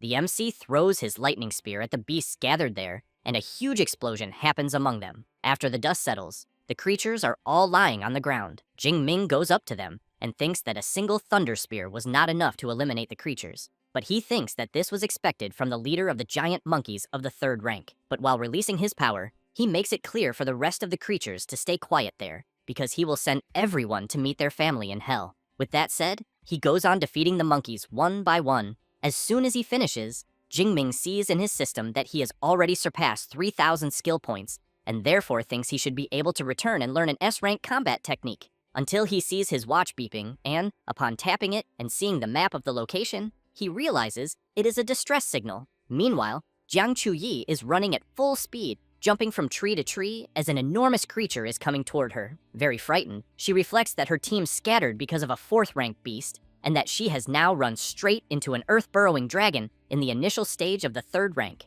As she keeps fleeing, Jiang Chuyi has in mind that every beast with dragon in its name is always extremely cruel and difficult to deal with, and she knows she is still only in the intermediate stage of the second rank, and that even with a blood fury pill, she will not be able to win. She then looks back and concludes that all she can do is hope some awakened team sees her signal and comes to save her. However, when she looks forward, she becomes very scared, because she is in open ground with no tree to hide behind, so she fears the beast will catch her. She then looks back and, seeing the creature quickly approaching, thinks she will have no escape, until a lightning bolt strikes between her and the beast. It is the MC with his power overflowing throughout his body. Jiang Chuyi shouts for him to run, because it is an earth-burrowing dragon of the third rank in the initial stage. Jingming drives his spear into the ground with all his strength, and Jiang Chuyi becomes confused, wanting to know why he is not listening to her, as she thinks that if she dies, it is fine. But she absolutely cannot let an innocent person get involved in this. Therefore, she runs and steps in front of the MC and shouts for him to leave. The earth-burrowing dragon lets out a loud roar that creates a gust of wind that surprises Miss Chuyi. However, the MC forms his thunder spear and throws it with full power toward the dragon. Jiang Chuyi becomes very surprised by the tremendous power she is seeing right in front of her eyes. The MC's attack travels rapidly toward the creature's head, and as soon as it hits directly, the earth-burrowing dragon is brutally defeated. Jiang Chuyi, seeing the creature in front of her be easily defeated, falls to her knees on the ground, thinking about how an earth-burrowing dragon was eliminated with a single blow. She then looks at the MC, thinking about his overwhelming strength, but wonders if the MC was not only in the advanced stage of the second rank. The system notifies that the earth-burrowing dragon has been defeated, and the MC gained 36 skill points. He, in turn, smiles, and thinks as expected of a beast with dragon in its name, since it yielded more points than a common beast. Therefore, he wants to know if Jiang Chuyi is okay. She takes a deep breath and replies that her legs are just a little shaky, but she is very grateful that he saved her. Jingming extends his hand to help her and says it was nothing, as he believes anyone would have done the same. As soon as she takes his hand and stands up, she emphasizes that not everyone would, then introduces herself and says she owes her life to him, and that if he ever needs anything, he just has to ask. The MC also introduces himself and says she does not need to exaggerate, but that if she can give him a signed photo, he will be very happy, as he knows his friend Liu Wentao is a huge fan of hers and keeps dreaming of an autograph. Jiang Chuyi says she does not have any photos with her at the moment, but wants to know if she can give him one when they return to the base. Jingming responds that it is fine. Next, Jiang Chuyi points to the MC's weapon and wants to know if it is the Shadow Cloud Swift Spear and if he is also from Magic City University. Jingming answers that it was a gift from his professor, but wants to know if she recognizes the spear. Jiang Chuyi replies yes, and says the spear is famous for being too heavy for first and second rank superpower users, and that third rank users only use equipment of rank C and above. She then says she is from the Ice Department of the Elemental Academy and is in the second year of Class 3. She says this and calls the MC a senior. Jingming thinks about it and reflects that it seems reasonable, since ordinary students of Magic City University only reach the advanced stage of the second rank around the third year, so he thinks it is better to let her believe that. Therefore, he calls Jiang Chuyi a freshman. She becomes excited and starts shouting that the MC is truly an amazing senior, because the earth-burrowing dragon was only in the initial stage but seemed like an advanced stage beast, and that Jingming defeated it with just a single strike. However, when she sees the MC turning away, she wants to know if he is leaving. Jingming replies that yes, and she, a little embarrassed, asks if she can go with him because she got separated from the school group and thinks she cannot make it back alone. The MC takes a deep breath but answers that it is fine and that he will take her to the ruins of the city, and that from there, he thinks she can return by herself. Jiang Chuyi becomes excited and thanks him greatly. Therefore, she calls the MC and asks if he is up to taking a look at the earth-burrowing dragon's cave, because she thinks there might be something valuable inside since she believes the creature would not have attacked her for nothing. Jingming replies that it is a good idea, and as they walk through the forest, Jiang Chuyi wants to know which academy the MC is from. He answers that he is from the Weapons Academy. She also wants to know if his director, Yang Zhentian, has the nickname King of Hell,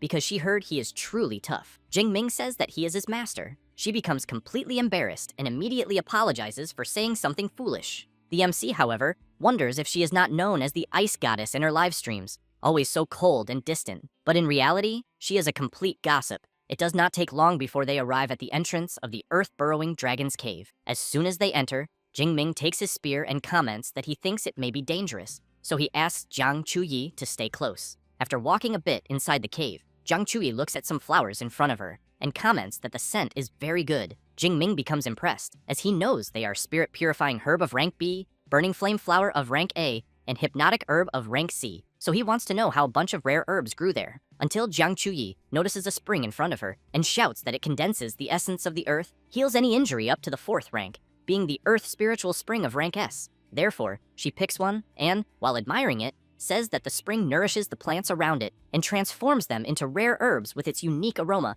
and that she is without a doubt sure it is the earth spiritual spring. The MC comments that it is very incredible and that he is impressed with how much she knows about those natural treasures. Jiang Chuyi says she earned her rank 2 alchemist certificate at school. Impressed, Jingming comments that beyond everything, she is also an exemplary student, as he heard that certificate is very difficult to obtain. She laughs and comments that he is praising her too much, but explains that the spring there can make at least 5 bottles of S-rank medicinal healing water. The MC says he will take 4 portions and she can keep one, and that the rare herbs will be split half and half. She becomes excited and thanks him. Meanwhile, her team is walking nearby, and one of them comments to the captain that he thinks there is no monster inside the cave, but wants to know if there will be anything good, until Jing Ming and Jiang Chuyi hear the conversation. The captain answers that there might be something interesting, because from what he can see, it looks like the lair of a 3rd-rank earth-burrowing dragon. Then they encounter Jiang Chuyi and the MC. She says she was startled, but in the end, it was just her team and her captain. Jing Ming, however, has in mind that a team of peak 3rd-rank superpower users discovering the Earth spiritual spring there will be very bad. The captain smiles, calls Miss Jiang, and says they were looking for her and did not expect to find her there. But one of the team members, with an unfriendly expression, wants to know what she is doing accompanied by the guy from earlier. She says the MC is a senior from Magic City University and that she met him on the way by chance. However, she emphasizes that the herbs there are good and that since they found them first, they will split them. The captain wants to know if it is true but thanks her. However, his friend comments to his captain that something is strange because he thinks the well ahead in the middle looks very much like the Earth's spiritual spring. At the same moment, all of Miss Jiang's team changes their expression upon learning that it is an S-rank celestial treasure, and the MC notices this as well, and thinks that just mentioning a high-level resource already made the atmosphere tense. At that moment, the captain of Miss Jiang's team, while releasing his power, shouts that apparently she was not very honest. Jiang Chuyi becomes scared and emphasizes that since they discovered it, she thinks they can keep the spring and the herbs, then calls the MC so they can get out of there. But when she sees that he stayed still, she goes to him and very quietly tells him that Captain Wang and his team are all at the peak of the 3rd rank and that neither of them can deal with them. Jing Ming calls her a freshman and emphasizes that they are only at the peak of the 3rd rank and he does not think they are stronger. Therefore, he becomes excited and asks if she really thinks that if they hand everything over, they will let them go. The captain laughs and says that the boy seems very arrogant, but that he got the deduction right. He then says that Miss Jiang is famous and that if she goes back and plays the victim and posts something online, his group will not be able to live in the country anymore. So he knows it is better to finish both of them right there. Jiang Chuyi grabs a pill and thinks she has no other choice, because she cannot drag the MC into this. Therefore, she puts the blood fury pill in her mouth, and as soon as she consumes it, she boosts her power and uses her natural ice element technique, Frozen Soul. The place where they are begins to freeze. But the captain says he will deal with Miss Jiang,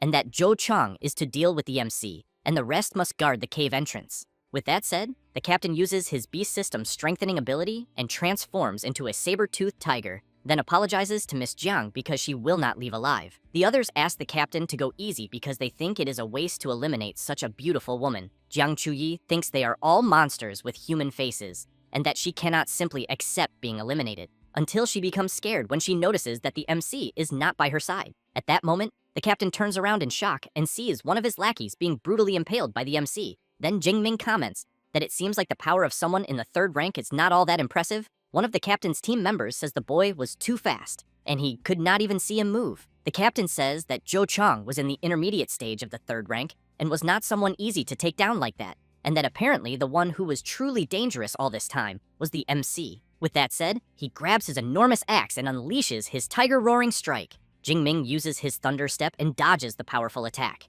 He then observes that in terms of raw strength, the captain of Miss Jiang's team must be at the peak of the 3rd rank and is indeed stronger, and for that reason he knows he cannot hold back anymore. Everyone there becomes impressed with the power they are sensing, since the MC is releasing his terrifying power and using his extreme thunder state technique. Jiang Chuyi is impressed with the power she is sensing as well, and the captain immediately wants to know what kind of monster he is seeing in front of him. Jing Ming transforms into something and has his body surrounded by intense power. He then laughs and says that the feeling of his overflowing power is incredible. The captain becomes furious and shouts, wanting to know if he is just showing off, because he knows it is just a special state and nothing more. However, he soon becomes surprised because he sees in the MC coming at him with everything. While Jing Ming attacks with his Gale Lightning Spear technique, the captain activates his hidden Tiger Stone body technique and shouts at the MC that his attack will be useless, because he knows no strike below the 4th rank can pierce his stone armor. However, as soon as the spear touches the captain's body, his stone armor is easily shattered, and he is thrown violently backward. Jing Ming laughs and says that his body is 3 or 4 times stronger than before, and thinks that not even if the captain were made of pure iron would he withstand it. Until, while the MC is distracted, a powerful fire attack approaches his back. But Jingming fires his lightning at the flames behind him, completely dissipating the attack, then emphasizes that his control over his ability is also at its peak. The man who launched the attack is left speechless, wanting to know how his flaming demon claw was easily contained, because he knows it is a rank B technique and that he had already mastered it well. Jingming looks at the captain crawling on the ground, badly injured, and comments that this was expected from someone at the peak of the 3rd rank because he still needs to deliver the finishing blow. The captain turns around scared and screams, begging the MC not to eliminate him because he will give him the Earth Spiritual Spring and many millions in money from his private fortune. Jingming replies that it is too late to beg. With that said, he eliminates the captain, and Jiang Chuyi becomes impressed, wondering if what she is seeing is a dream,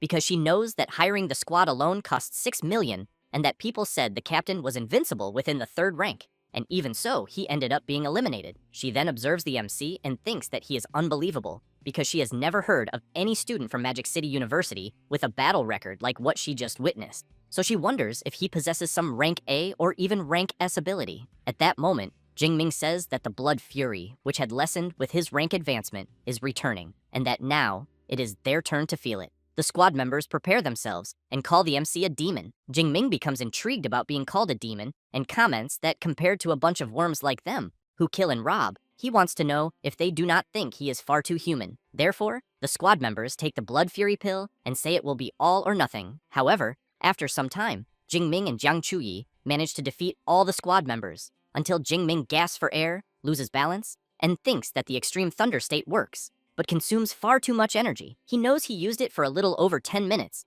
and is more exhausted than after fighting beasts for 2 or 3 hours. Jiang Chuyi holds the MC's arm so he does not fall, and, very worried, wants to know if he is okay. Jingming replies that yes, but he is just a little tired, then suggests it is best to quickly take the Earth Spiritual Spring and the rare flowers and herbs and get out to rest. Jiang Chuyi comments that fortunately the blood did not contaminate the spring. Therefore, they begin collecting some bottles of the spring water. Jingming says that he has half a bottle more than he expected, and that this bottle and a half will be hers, because he knows she worked hard in the fight. Jiang Chuyi smiles and thanks him, but as she tries to stand up, due to her physical exhaustion, she feels discomfort in her leg and loses her balance, thinking that the side effects of the blood fury pill are kicking in. Then she ends up falling right into the MC's lap, who immediately freezes in place. Very embarrassed, Jiang Chuyi thinks her body is too weak and that she cannot stand, and that she cannot even get clothes from her spatial ring. She then wonders if the MC will think badly of her seeing her like that. However, Jingming picks her up in his arms and comments that the side effects of the blood fury pill are very strong, and that for that reason, he will take her to rest somewhere nearby.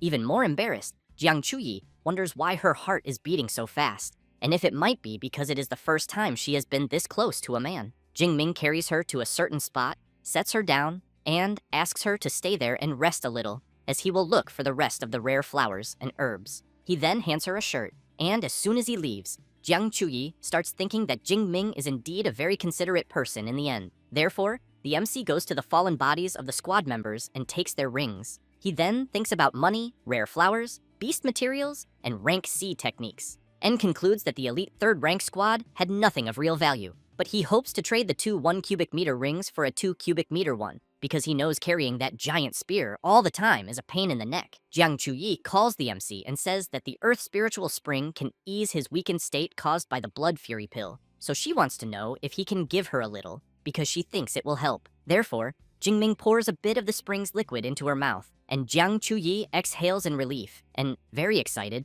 comments that she is already feeling much better, but that she thinks to fully recover it will still take about 3 or 4 hours. Jingming emphasizes that he had never heard that it was possible to neutralize the effects of the blood fury pill like this, so he thinks this S-rank Earth Spiritual Spring is impressive in the end. However, he points out that in 3 or 4 hours it will already be night, and he thinks it is better for them to spend the night there, since it is a relatively safe place. Jiang Chuyi becomes surprised and embarrassed, thinking that it will be just the 2 of them alone, a girl and a boy, spending the night in a dark cave. Jingming wants to know what she thinks. A little shy to say it, Jiang Chuyi answers that it is fine and that she will do as the senior says. Therefore, the next day, as soon as dawn breaks, Jiang Chuyi gets up, stretches, and comments that the air in the mountain forest is so good that if it were not for the beasts around, she would love to live there for a month. But when she turns and sees the MC, She wonders what she was thinking the previous night, because she thinks there is no way the senior is the type of person she was imagining.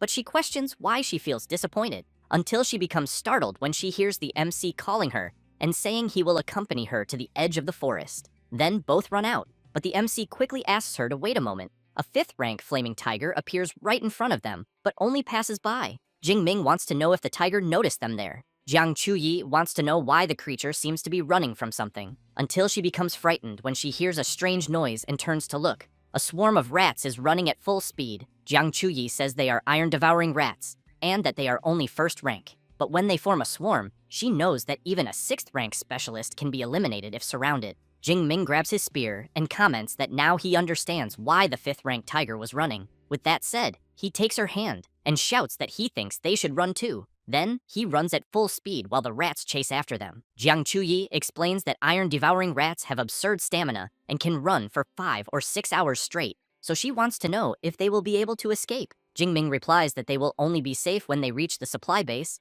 but that it is at least 90 kilometers from where they are, so he suggests that they need to find a way to go faster. Then the MC says that the spear is too heavy and he will have to drop it. Jiang Chuyi says that her spatial ring has space and she can store his spear. Therefore, Jingming hands over the spear, and Jiang Chuyi stores it in her ring. With that, the MC grabs her arm and comments that now he is lighter, but that running hand in hand like that is slow, and so he thinks it will be better to carry her. He then puts Jiang Chuyi on his back and starts running. After running a long distance, they reach the city ruins, but realize they are also filled with iron-devouring rats. Jingming comments that there will be no other choice, so he activates his extreme thunder state again, and then he asks Jiang Chuyi to hold on tight because he will accelerate. Then, he charges through the rats with everything he has, and, due to his power, eliminates several creatures at the same time as he runs. Meanwhile, elsewhere, the head of the supply base is with another man and several soldiers and tanks. This man calls the supervisor and reports that, according to the data, the rat wave is enormous, and that there are already more than 300,000 iron-devouring rats.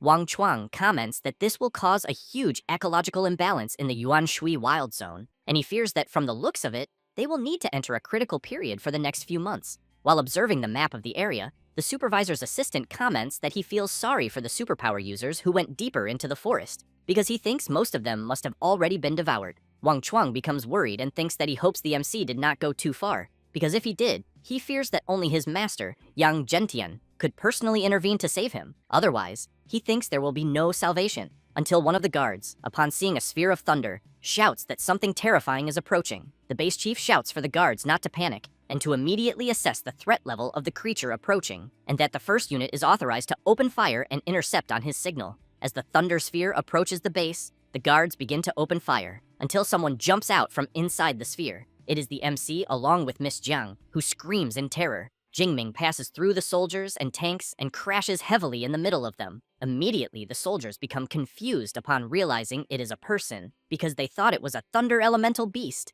until one of them notices that the MC is carrying a very familiar woman. Jingming returns to normal and says that they arrived at the supply base, so he thinks they will be safe. A little embarrassed, Jiang Chuyi agrees with him and emphasizes that it was quite a journey, and she managed to survive thanks to him. Wang Chuang runs over shouting, wanting to know if the person there is Xu Jingming and how he survived the rat wave. The MC says he ran for more than 45 minutes from the mountain to there, and that because of that, he is very tired and needs a room to rest. The base chief is impressed as he thinks about the distance Jingming mentioned, because he knows that is more than 90 kilometers, and that not even a 4th-rank user could run all that, yet Xu Jingming managed it. He then says he will arrange a room immediately and someone to assist him, but Jiang Chuyi says it is not necessary because she will take care of him. As the two leave, the soldiers become very surprised to learn that the girl with Jingming is the goddess Jiang Chuyi, so they wonder what kind of relationship they have. After that, Jingming wakes up, and Jiang Chuyi says he finally woke up, then tells him he slept 2 full days and 2 nights,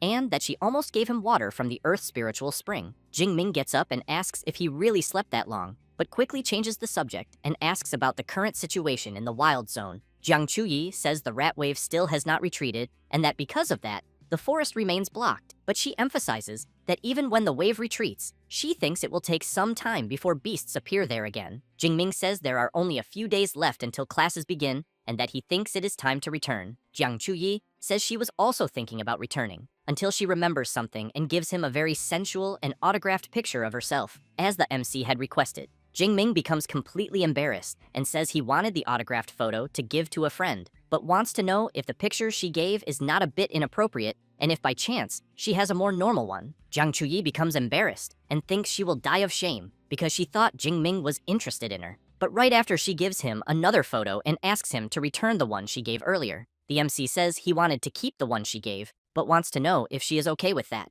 Jiang Chuyi smiles and says he can keep the photo. Then Jingming grabs his phone and, trying to change the subject, says he has many messages piled up from the 2 days he was asleep and that he needs to take care of some things, and that he also still needs to book the train tickets to return to the university. Jiang Chuyi says he will not need the train because she arrived there driving, and that when it is time to return, he can go with her if he wants. With that said, a few hours pass and they leave. Jingming says that internet celebrities are on another level because they even have limited edition sports cars that cost tens of millions, and that it is the first time he has experienced this kind of autonomous driving. Jiang Chuyi laughs and explains that even though it is only a level 5 AI, making a car drive by itself is very simple. It does not take long before they arrive at Magic City University. Both get out of the car, and while the MC walks with Jiang Chuyi, people start noticing and commenting that he has a strong body and a dangerous, dominant aura. Jingming looks up and thinks that he is finally back, because he knows the change in his strength over the last month and a half he was away was absurd. Jiang Chuyi wants to know which district his dormitory is in. Jingming says it is in District 3. She says that hers is in District 2, and that apparently they will be parting ways there, then emphasizes that if the MC ever needs her help, he just has to call. Jingming says he will definitely do that. With that said, Jiang Chuyi walks up to him and gives him a kiss on the cheek, leaving him embarrassed. She then turns and asks him to consider what she did as a small form of gratitude for saving her life. Therefore, Jiang Chuyi says goodbye to the MC and says she eagerly looks forward to seeing him again. Jingming, still in shock, wonders if he actually just got kissed. After returning to her dorm, Jiang Chuyi thinks that someone as strong as the MC should not be a complete nobody, and that because of that, she will search for information about him, until she sees something about a freshman breaking records, the strongest in the first rank, then wonders why everything is about freshmen, until she finds the detailed records of the MC and discovers that he is a freshman in the advanced stage of the second rank after all, then thinks that she had been calling him senior the whole time, and that the next time they meet, she will show him who is in charge. Meanwhile, Jingming is in his room thinking about the burning flame flower, dark wolf hide, and all the mission items gathered there, along with the spatial rings and more than 25 million on his card. He then looks at his status on his system and thinks that it really was a shame he ran into the rats. Otherwise, he would have gained even more skill points. But even so, he still has more than 3,700 points, and he thinks it should be enough to learn 2 S-rank combat techniques. At that moment, Liu Wentao appears shouting and calling the MC, saying he heard there was a rat wave where he was recently and that he was worried about him. Jingming says that yes, there was, but explains that the army is already taking care of it. Liu Wentao senses his friend's aura and immediately wants to know if he advanced to the second rank. Jingming says he is in the advanced stage of the second rank to be exact, but emphasizes that he went through some life or death situations, but got lucky, and not only survived, but also gained an advancement. Liu Wentao, Ichiu, says he knew his friend was not someone ordinary, because he knows life or death situations increase strength at an absurd rate, and that it even makes him want to try it. Jingming asks his friend not to think like that, because his case was special, then stresses that the wild zone is extremely dangerous, and that if he ever goes there, he should only think about doing it after reaching the second rank. Liu Wentao says he was only speaking figuratively, because for now, he is not even thinking about going there. Then he says that Song Chuyin looked for him several times during the period his friend was gone, so he thinks that when the MC can, he should get in touch with her. Jingming says he will talk to her after finishing some things, and that he brought a present from the wild zone for him. As soon as he takes out the autographed photo of Jiang Chuyi, Liu Wentao instantly falls in love with her. Later, the MC goes to the university library and thinks about his 871 academic credits from 4 missions, and that doing missions is a very fast way to earn credits. He then calls Eva and asks her to filter all S-rank combat techniques of the Thunder type. She quickly presents the Thunder Tribulation Seal, which condenses the Thunder Elemental ability into a seal to attack, causing massive electrical damage,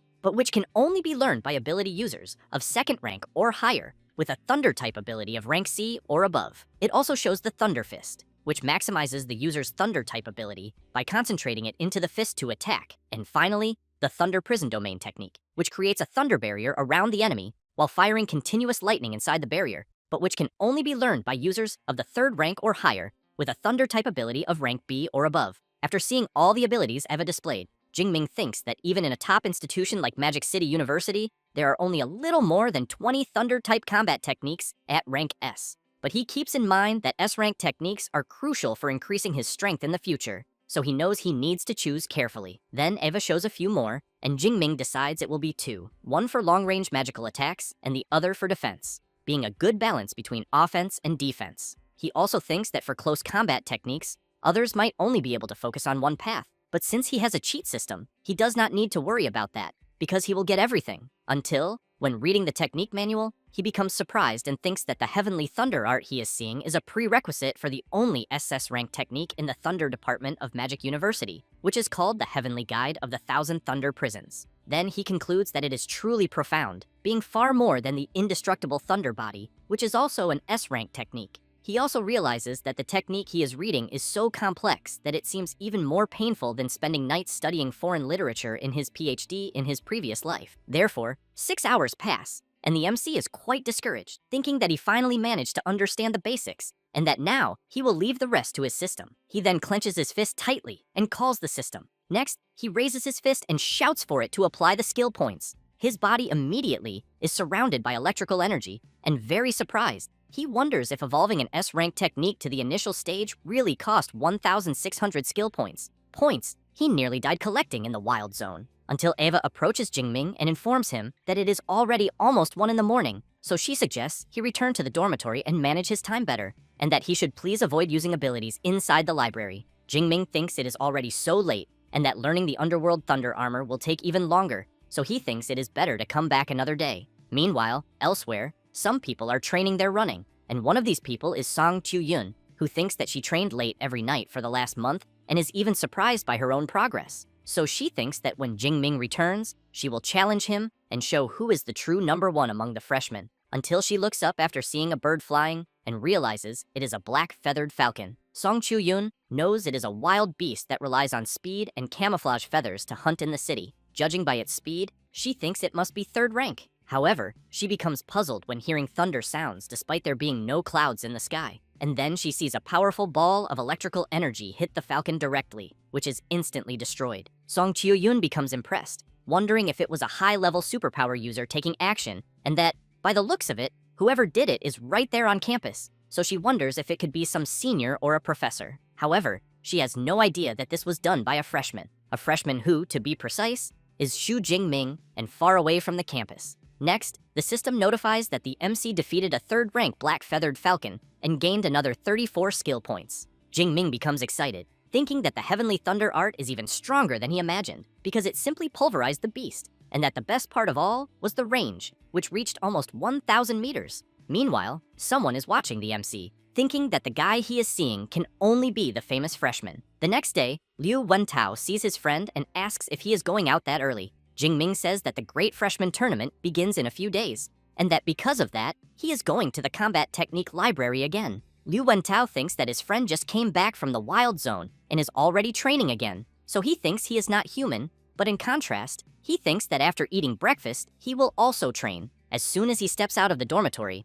the MC hears someone calling him. It is Song Chu-yun, accompanied by her friend Chi Dongxia. Jingming sees the outfit Song Chu-yun is wearing and says that apparently she is also training. Song Chu-yun walks up to the MC and wants to know if he remembers that he promised to fight her before. Jingming wants to know if she is sure she wants to have this fight. She answers yes and emphasizes that she was the top scorer of the Chuan province and that he should not underestimate her. He smiles and says he understands and that they will arrange a time to fight later. But Song Chu-yun grabs his arm and says they can do it right now because they can go straight to the training room on the 2nd floor of his dormitory. While being pulled along, Jingming thinks that she is very direct and decisive, typical of someone from the Chuan province, but wonders if fighting him is really that exciting for her. Meanwhile, Song Chu-yun is excited, thinking that she can't wait to see the MC's face when he finds out she has advanced to the 2nd rank. As soon as they arrive at the training room, both prepare, and Song Chu-yun emphasizes that she hopes the MC does not lose badly. Jingming says he thinks she will not win without using a weapon. She says she does have a weapon. Then she summons it from her spatial ring, spins it in the air, and slams it down on the ground. Jingming becomes impressed upon seeing that she has a halberd, because he knows it is very unusual for a girl to use such a weapon. Song Chu-yun positions herself and asks to begin quickly, because she will completely defeat him. Chi Dongxia becomes excited and thinks that Song Chu-yun will definitely win. Jingming, while releasing his power, notices that his opponent advanced to the initial stage of the second rank, and that now it makes sense why she is so confident. But he keeps in mind that he also has not been idle all this time. Chi Dongxia becomes impressed upon seeing that the MC is in the advanced stage of the second rank, and immediately wants to know how that is possible. Liu Wentao laughs and says he had already said that Song Qiuyun would have no chance against his friend. Meanwhile, Song Qiuyun becomes worried upon discovering her opponent's advancement because she wanted to impress him with her level. But in the end, she was the one who ended up surpassed, because she knows they are each the best from their respective provinces, so she wonders how he advanced so quickly.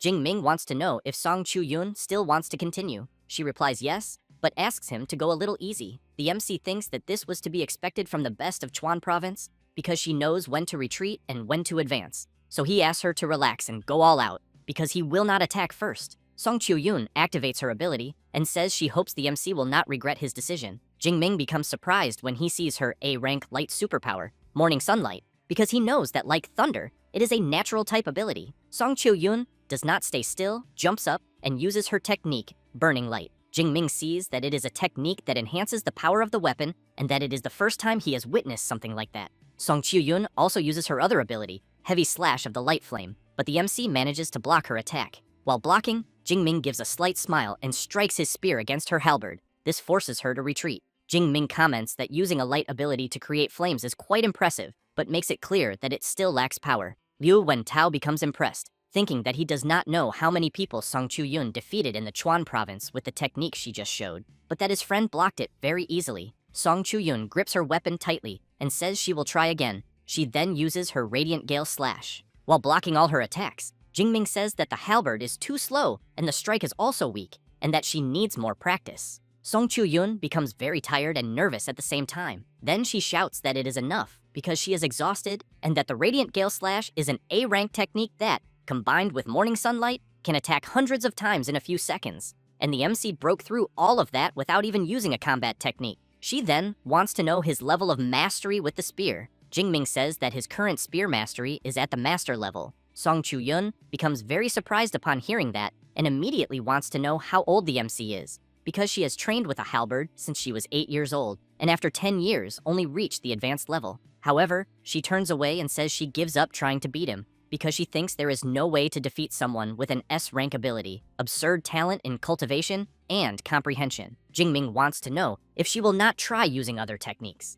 She answers that his rank is higher, his spiritual power is higher, and on top of that, he has an S-rank ability, so none of her techniques would penetrate his defense. Next, she thanks him for fighting and asks if he will accept lunch as payment for having won the match. Jingming replies that that is fine. Song Qiuyun smiles and says she will meet the MC at noon. Her friend walks away, saying it is a shame because it seems student Jingming really is the strongest. Liu Wentao says the MC is incredible and that even among the best, he remains the strongest. Jingming laughs and says it was very easy because Song Qiuyun's strength is not that great, but that her progress is very fast. Liu Wentao finds it funny to hear his friend say that and comments that only he would say something like that, and he wants to know if the MC does not realize it, because Song Qiuyun is the great-granddaughter of Song Daoyuan, the 8th-rank grandmaster of the light element who appears in the history books. Jingming becomes very surprised, wanting to know if it really is that specialist from 80 years ago, because he remembers the book dedicated an entire chapter to him. Liu Wentao explains that in the Chuan province,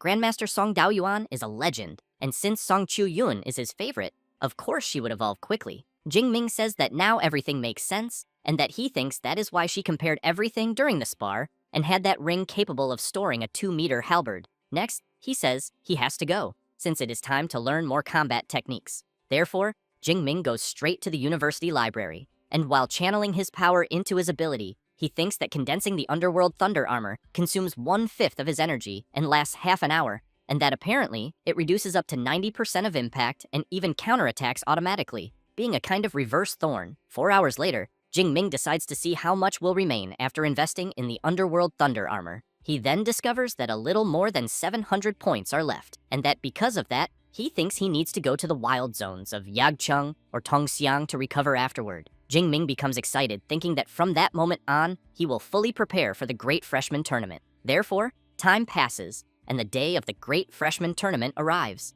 Jingming sees Song Qiuyun and her friend and says that apparently the weapons of both of them are very different from what the other girls use. Chi Dongxia emphasizes that the stranger the style, the faster the victory, and that her goal is to place among the top 50. Meanwhile, Song Chu-yun says that her goal is a bit higher because she wants second place. The MC finds that strange and asks why. She answers that she already knows she cannot beat him, so she does not want to suffer again. Liu Wentao says that the best of Qinghai province, Li Chengji, also reached the second rank, and that he heard people saying he is very arrogant. Song Chu-yun says she cannot wait to see how strong he is. Chi Dongxia points her finger and asks everyone to look because she thinks they have arrived at the competition venue. Inside field number 3 of the Great Freshman Tournament, a friend of Jiang Chuyi comments that she did not expect to see her interested in the tournament and because she thought she did not enjoy watching these types of fights. Jiang Chuyi answers that it is because there is someone special she wants to observe. Her friend becomes curious and asks whether it is a man or a woman. Jiang Chuyi replies that it is a man and that she just saw him. As soon as Jingming enters the stadium with his friend and the girls, he becomes impressed and says that the arena is very large.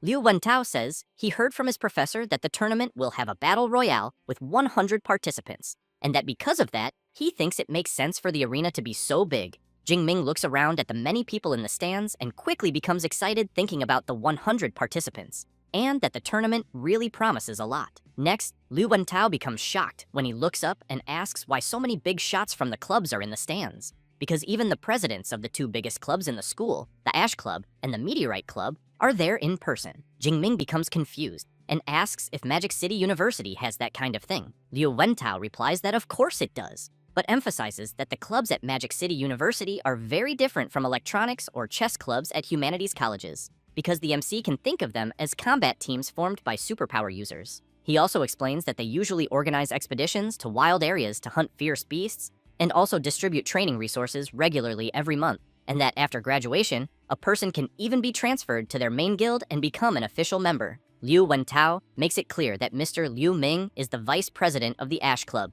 so he thinks it is a great day for the MC to shine, but he wants to know why he cannot see him. Jingming thinks about that and reflects that since he returned to school, neither Liu Ming nor his master has shown any sign of life, but he heard that they went to the southwest, and he does not know if they are okay. Meanwhile, a guy is calling his president and saying he heard that the situation in the southwest is tense, and that he is very grateful that he took time out of his schedule to return to the school, but emphasizes that recruiting newcomers is something they can handle, and that he did not need to personally supervise it. This is Wei He, president of the Ash Club, who makes it very clear that he is not there for anyone else, and that his only purpose in returning is to recruit Liu Ming's junior, Xu Jingming, no matter the cost. But when he turns around, he becomes intrigued, wondering why Wu Yuan of the Meteorite Club is also there, and whether his target could also be Jingming. This is Wu Yuan, president of the Meteorite Club, who upon seeing Wei He looking at him, makes a hand gesture. Next, a magic appears in front of everyone, and Liu Wentao says that apparently the directors are arriving and that the tournament is about to begin. A sort of room appears above the magic, and people begin wondering if it could be a spatial ability. Then, someone begins to step out, and a woman appears. Liu Wentao says that the woman is the vice director responsible for the combat ability library. Jingming, wide-eyed, says she is very young to be a vice director. Song Qiuyun explains that superpower users have strong bodies, so they age more slowly, but she thinks the vice director is not even 40 yet. Therefore, the vice director says it is a pleasure and introduces herself, saying her name is Ling Shuang and that she is one of the 3 vice directors of the university, normally responsible for guarding the combat ability library. She then emphasizes that since the director is not at the university and the other 2 vice directors are busy with important matters, she will be the one conducting the opening ceremony for the freshmen this year. With that said, she says that first of all, she welcomes everyone to the Magic City Superpower University, and that this year's freshman class has 1,024 students, including the top 6 scorers from the provincial exams. She then says that there are 56 with A-rank abilities, 832 with rank B, 135 with rank C and D, and beyond that, the class has a rare S-rank superpower user. Liu Wentao immediately looks at his friend, as does Song Qiuyun. Ling Shuang explains that to help them grow, the university distributes resources each academic year based on their level, and that there are 5 levels in total, from D up to S. Then the Great Freshman Competition will determine their training during the first year. The vice director explains the ranking system, credit system, combat power ranking, mission system, and that competition at Magic City University is extremely intense, until someone in the audience comments that they think it would be better to cancel these systems because it would be fairer. Ling Shuang hears this and shouts, demanding to know when she ever said Magic City University was fair. She then becomes serious and, releasing her overwhelming pressure, makes it clear that the university's goal is to train elite specialists and that the birth of a specialist requires fierce competition and that everyone needs to fight for it. While everyone is frozen in fear from the vice director's crushing pressure, Jingming becomes excited, thinking that this kind of competitive culture is exactly what he wanted and that it seems he made the right choice by coming to Magic City University. Ling Xuan concludes that in summary, at Magic City University, they had better not even think about hiding their strength, because the stronger they are, the more resources they will receive, and that she will now focus on explaining the great freshman competition. Therefore, she explains that the competition will be divided into 2 phases. The first is a battle royale with 100 people, and Eva will record the number of enemies defeated by each participant. The top 5 of each round will advance to the second phase, and there will be 10 rounds in total. Eva shows the rewards, where first place will receive a spatial ring with a capacity of 10 cubic meters, a set of A-rank training resources, and 1,000 academic credits. Second place will receive an A-rank combat armor, a set of B-rank resources, and 900 credits. And third place, a B-rank armor, a set of B-rank resources, and 800 credits. Lu Wentao becomes impressed and asks how much a 10 cubic meter spatial ring would be worth. Qi Dongxia answers that it probably cannot even be bought with money. Then, while Eva shows the privileges of the ranked students, Ling Shuang says that the competition will determine each person's level and that the S-rank privileges will be evaluated separately by the university itself. With that said, she says she has said all she needed to say and informs Director Sun that the rest is up to her, who quickly steps forward and announces that she officially declares the Great Freshman Competition open. She emphasizes that students with exceptional performance can be accepted as personal disciples of professors, so she suggests everyone do their best. This is the director of the Elemental Academy, Sun Qing-shui. The participants begin talking among themselves about doing their best and hoping some professor will notice them. As the participants head to the arena, the organizers announce that the first phase has 10 rounds and that they will draw the students for the first round, so the students selected by Eva must go on stage. Liu Wentao becomes surprised to see that the so-called Li Chengzi will also participate in the first round, who in turn looks at the MC and makes a hand gesture implying that he is done for. Qi Dongxia tells the MC that Li Chengji is trying to provoke him.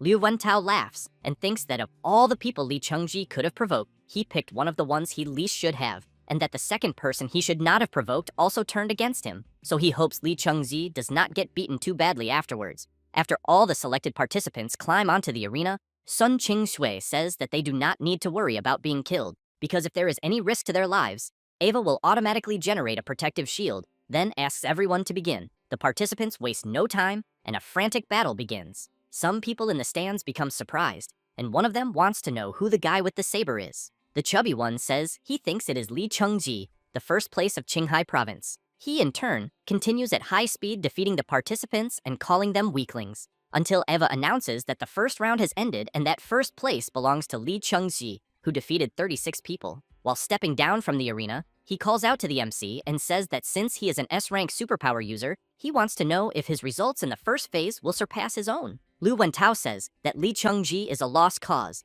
and that he has seen people wanting to die, but never someone trying so hard to do it. Meanwhile, one of the members of the Meteorite Club calls the president and says that Li Chengji has advanced to the second rank, so he wants to know if they should make him the main target for recruitment. Wu Yuan replies that it will not be necessary because the main target is still Xu Jingming. The club member wants to know if the president has some kind of privileged information. He says that it is not exactly privileged information because he saw it with his own eyes one certain day. At that moment, Eva announces that they will start drawing the participants for the second round. After being called, Jingming says that he was lucky to be selected for the second round. Liu Wentao and Song Chu-yun shout that they will be cheering for him. As soon as he steps onto the arena, the other participants become surprised to find out that they will have to face Jingming, and that by the looks of it, the only thing they can do is fight for the other 4 spots. Jingming looks around and wonders if the participants think they are safe just because they are far away. One of the directors wants to know if the boy he is seeing is the new disciple that director Yang Gentian accepted some time ago, because he thinks his aura seems very sharp, and he really wants to see how he will perform. Sun Qing-shui replies yes, and says that he awakened the S-rank lightning ability, the Purple Heaven Divine Thunder. The other director becomes extremely surprised, chokes on his drink, and wants to know what is happening, because Jingming is already in the second rank, even though he was only an awakened when he entered. The other director says that it has been a little over a month, so he thinks this pace of evolution is quite frightening. Sun Qing-shui says that the old Yang Gentian did not mention such news, and that apparently he knows how to keep secrets. She then shouts for the second round to begin. The MC, while spinning his spear and releasing his power, thinks that this was already expected because compared to fighting beasts, he still prefers fighting humans. The participants are shocked when they see the MC's terrifying aura, and as they watch him release his power, they comment that the aura they are feeling is from the advanced stage of the second rank. Then, they want to know whether Jingming is truly an advanced second rank superpower user. The MC continues releasing his power,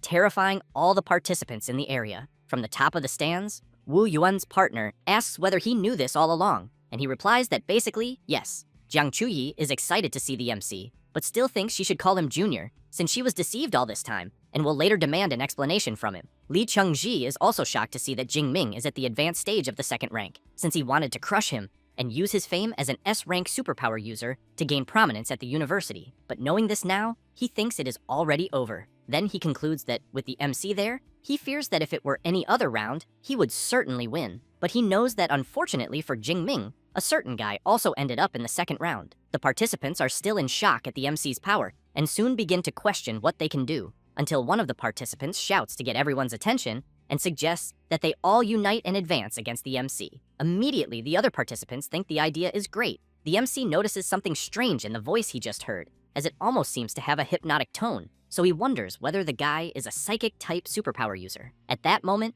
the guy who suggested everyone join together introduces himself, saying that his name is Shi Liao, an A-rank psychic superpower user, then says that if everyone listens to him, everyone will win, since the chance to defeat an S-rank user does not appear every day. Thus, through his psychic power, the participants become euphoric, willing to go all out against the MC, and soon want to know what they need to do. One of the directors comments that this Shi Liao does have presence, since he managed to unite the freshmen in an instant. The other director comments that, at the moment, the MC will have problems, since he thinks the MC might end up being defeated by surprise. Sun Qingshui comments that, if she is not mistaken, Shi Liao is a disciple of Rector Long, who in turn laughs and emphasizes that this only happened because Jingming is too strong and ended up becoming a common enemy, but also thinks that his disciple was just lucky this time. The director of the Elemental Academy points out that luck is also a form of strength, but that at the moment she thinks Jingming is really screwed, since if an S-rank superpower user does not even pass the first phase of the Great Freshman Tournament, he will become a joke. The MC carefully watches the participants gather together,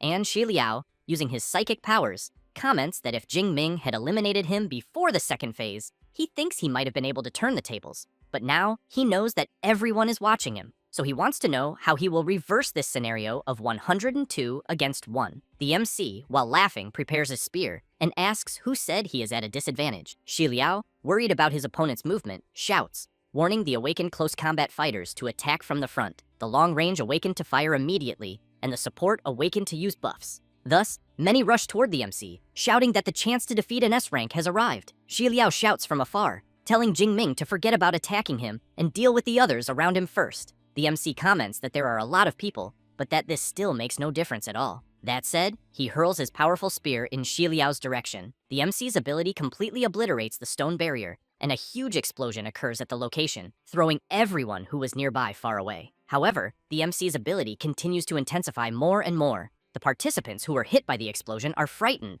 thinking that the power will explode again. Jingming's electrical ability begins to grow stronger, and another explosion, even stronger than the previous one, occurs. The freshmen who are outside are shocked, since even a mushroom cloud appeared in the arena due to the strong explosion. At that moment, Eva appears in the arena and, while some participants are enveloped by a protective barrier, she informs that an uncontrollable energy impact was detected and that some lives were at risk, so the energy defense network was automatically activated. But she regrets to inform that the participants protected by the defense network were eliminated by the MC. Shi Liao, slightly injured, thinks that if he had not provoked the MC, he certainly would have advanced, since he ended up not defeating anyone and will no longer have a chance in the second phase of the tournament. However, he tells everyone not to worry about him, since the rest should continue attacking. And because of his hypnotic power, the participants soon get back up and charge at the MC again, who simply waits for the right moment to counterattack, then channels his power to the maximum. Meanwhile, Shi Liao is cheering, thinking that trading 1 for 1 to defeat Jingming is already worth it,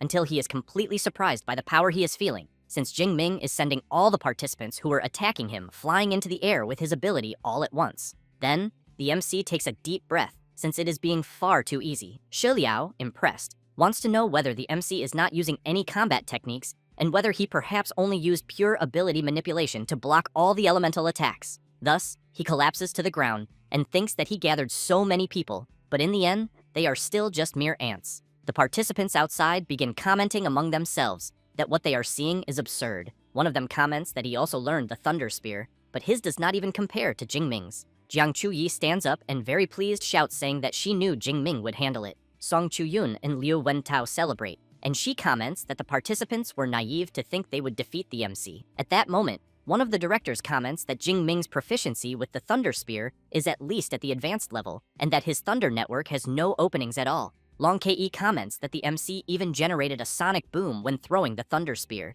and that the speed exceeded Mach 2. Sun Qing comments that it is a shame old Yang is not there to see this. Otherwise, he would ask Jingming about his secrets. Meanwhile, the remaining participants in the arena want to know what they will do to break the MC's defense. Jingming laughs and emphasizes that if they are afraid to attack him, he will resolve it himself. Thus, he leaps at high speed and with a simple movement manages to defeat several opponents without much difficulty, which leaves the rest quite frightened, shouting for them to maintain formation. That said, the participants close ranks as a group. Jingming comments that now it has become interesting and, while charging in and defeating them one by one, begins pointing out several of their mistakes. In the blink of an eye, he manages to crush his opponents. Then, he drives his spear with full force into the ground and says that they are all fucking weaklings. The freshmen, while lying on the ground, think that they were defeated easily and that the MC still calls them weak. At that moment, Eva goes to the MC and announces that the second round of the first phase has come to an end,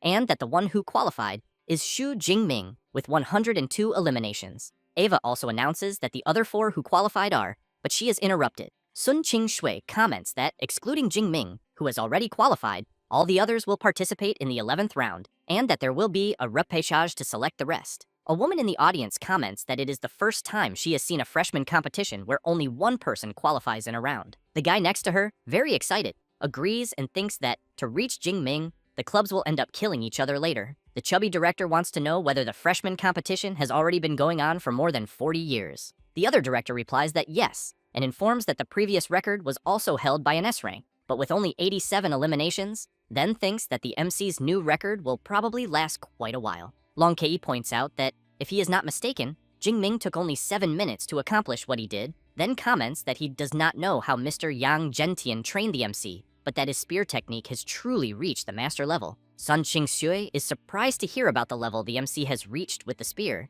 then thinks that he really has absurd talent on the path of weapons, since she was considering trying to recruit him for the Elemental Academy, but now it no longer makes sense. Sun Qing has in mind that, with Jingming there, they will not need to worry about the inter-school study excursion of the 3 academies this semester. Meanwhile, Qi Dongxia and Song Qiuyun are congratulating the MC. Liu Wentao, very excited, comments that his friend did not see Li Chengji's expression, then says that when the MC eliminated Xi Liao, Li Chengji's face turned purple like a pig's liver. Thus, the MC looks at Li Chengji and concludes that in the end, he is nothing more than a paper tiger who only knows how to bully the weak. However, he keeps in mind that Li Chengji's arrogant manner moments earlier irritated him, since he could not swallow that, but he knows he can let it go, since he will challenge him in the second phase. After thinking about this, Jingming comments that he is rooting for his friends in the next round, and while he bumps fists with Song Chuyun, she thinks that later she will show Jingming that even if she cannot defeat him, she is still the strongest freshman after him.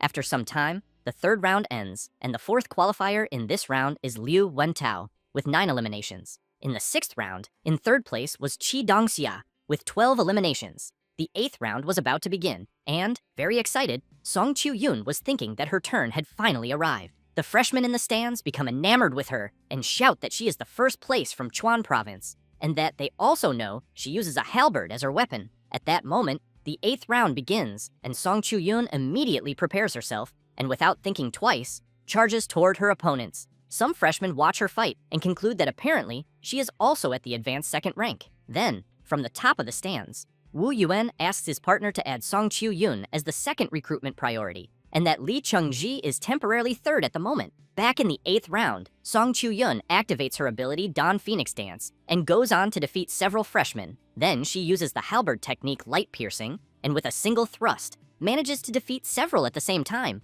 who fall to the ground complaining that they were defeated. Thus, Eva announces that the first place in the 8th round is Song Qiuyun, with 45 eliminations. She quickly stores her halberd in her magic ring and goes to her friends. Song Qiuyun asks the MC what he thought of her performance. Jingming replies that it was truly impressive, and that she combined magical combat and close combat abilities very well, then emphasizes that he is looking forward to her performance in the second phase. After that, 2 hours pass, and Eva announces that the second phase of the freshman competition will be the free challenge, then explains that everyone has 3 chances to challenge anyone and take their higher ranking, and that those below the top 50 cannot challenge the top 50. That said, the arena platforms begin to move. Lee Chung-ji thinks that he needs to leave Jingming alone and wonders whether he should challenge the second place, Song Chu-yoon, until he is quite startled to hear someone asking Eva that they want to challenge the third place, Lee Chung-ji. Seeing that it is the MC making the request, Lee Chung-ji becomes furious and immediately comments that the MC is in first place, then wants to know why he is challenging the third place. Jingming replies that the rules never said that challenges must go from the lower rank to the higher rank, and also asks whether Lee Chung-ji really thought he was someone he could provoke at will. The freshmen around want to know what is happening,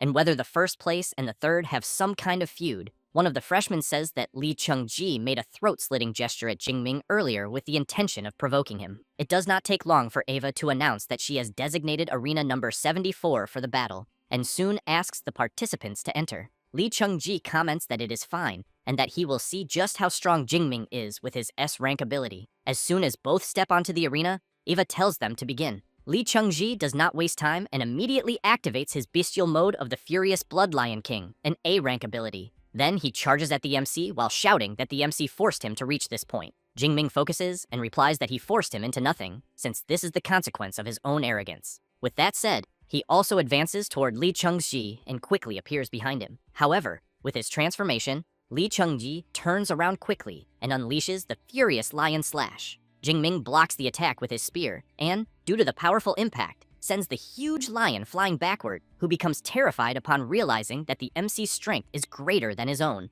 At that moment, Jingming begins channeling his power and unleashes his Divine Thunder of the Purple Heaven ability onto the lion, who starts screaming, saying that it hurts too much. Lee Chung-ji tries with all his might to withstand the MC's attack. The people in the stands, seeing this, comment that Lee Chung-ji is a body reinforcement type superpower user of the second rank, so they think that if he cannot endure it, the pain must be immense. But they also know that the most frightening one is Jingming, since he is controlling the Thunder's power to torture his opponent, keeping the pain below the limit so that Eva does not yet declare defeat. Until, after some time, Lee Chung-ji can no longer resist and collapses heavily onto the ground. Eva quickly announces that the winner of the fight is Jingming. After dissipating his ability, the MC thinks it is a pity, since he wanted to continue torturing him, but he knows that the time he tortured him should already be enough for Lee Chung-ji to remember it for the rest of his life. And he also hopes that Lee Chung-ji learns his lesson and controls himself more. Otherwise, he thinks that with his personality, he will end up in serious trouble. Then Lee Chung-ji wakes up in terror, thinking that for a moment he thought he was going to die. And when he looks to the side, he breathes a sigh of relief upon seeing that the MC has already left. However, Song Chu-yoon calls Eva and comments that she also wants to challenge the third place, which leaves him unable to believe what he is hearing, since he has just fought and was almost killed. And, after some time, Lee Chung-ji, with his bestial form active, is being brutally struck and thrown far away, and as soon as he crashes heavily to the ground, Eva announces that the winner of the fight between the second place and the third is Song Chu-yoon. Lee Chung-ji is quickly placed on a stretcher, and, while being taken to the medical wing, Song Chu-yoon runs to her friends and asks the MC if he saw how she finished off Lee Chung-ji. He replies that he did, and congratulates her on the great fight. She bumps fists with him and laughs a lot. The freshmen, seeing this, begin to get nervous, wanting to know what is going on between them, because they can see that there is something in the air between the two, until one of them tells everyone to shut up and keep their voices down, because he does not want to end up like Lee Chung-ji, getting beaten up by a couple fighting as a duo. After that, 4 hours pass, and Sun Ching-shui announces that time is up and that the great freshman competition is officially over, and that she will now announce the final results. It does not take long, and a big screen shows that Jingming finished in first place, Song Chu-yoon in second, and Lee Chung-ji in third. And below that, in 26th place, Chi Dong-xia, and in 39th place, Liu Wentao. Then Sun Ching-shui asks everyone to access the school's official website and fill out their academy selection. Song Chu-yoon becomes curious and soon wants to know which class Jingming ended up in. He shows that he is in the Weapons Academy, Freshman Class 2, then wants to know which one she got into. Song Chu-yoon says that she is in the Elemental Academy, Freshman Class 3. Chi Dong-xia sees the MC and her friend, and laughing, comments that they are getting very close, and that she is already even calling the MC just Jingming. Liu Wentao emphasizes that Song Chu-yoon calls his friend that today, but in the future, he thinks she will already be calling him love. At that moment, Sun Qing-shui informs that the academy distribution has ended and that the opening ceremony and the great freshman competition are officially concluded. In addition, the students who performed well in the competition will later receive recruitment messages from exclusive mentors, and for that reason, everyone should stay very attentive. One of the directors laughs and emphasizes that this batch of freshmen is much tougher than the previous one. Long Ke agrees and points out that especially Jing Ming, since he thinks that in 1 or 2 more years, he will dominate the entire school. After leaving the stadium, the MC asks whether his friends are hungry and if they want to eat. Song Chu-yoon thinks this idea is very good, but makes it clear that the king of the freshmen is the one who should pay the bill. After all, he is about to get rich with the 10 cubic meter spatial ring. Jing Ming replies that it is fine and that everyone can order whatever they want. Liu Wentao gets excited and shouts, saying that his friend is the best. At that moment, Wu Yuan approaches the MC and asks him to wait a moment. Jing Ming immediately wants to know who he is. Wu Yuan introduces himself and says that he is the president of the Meteor Club and that he would like to invite the MC to join his society. Then he emphasizes that since the MC is currently the only S-rank student,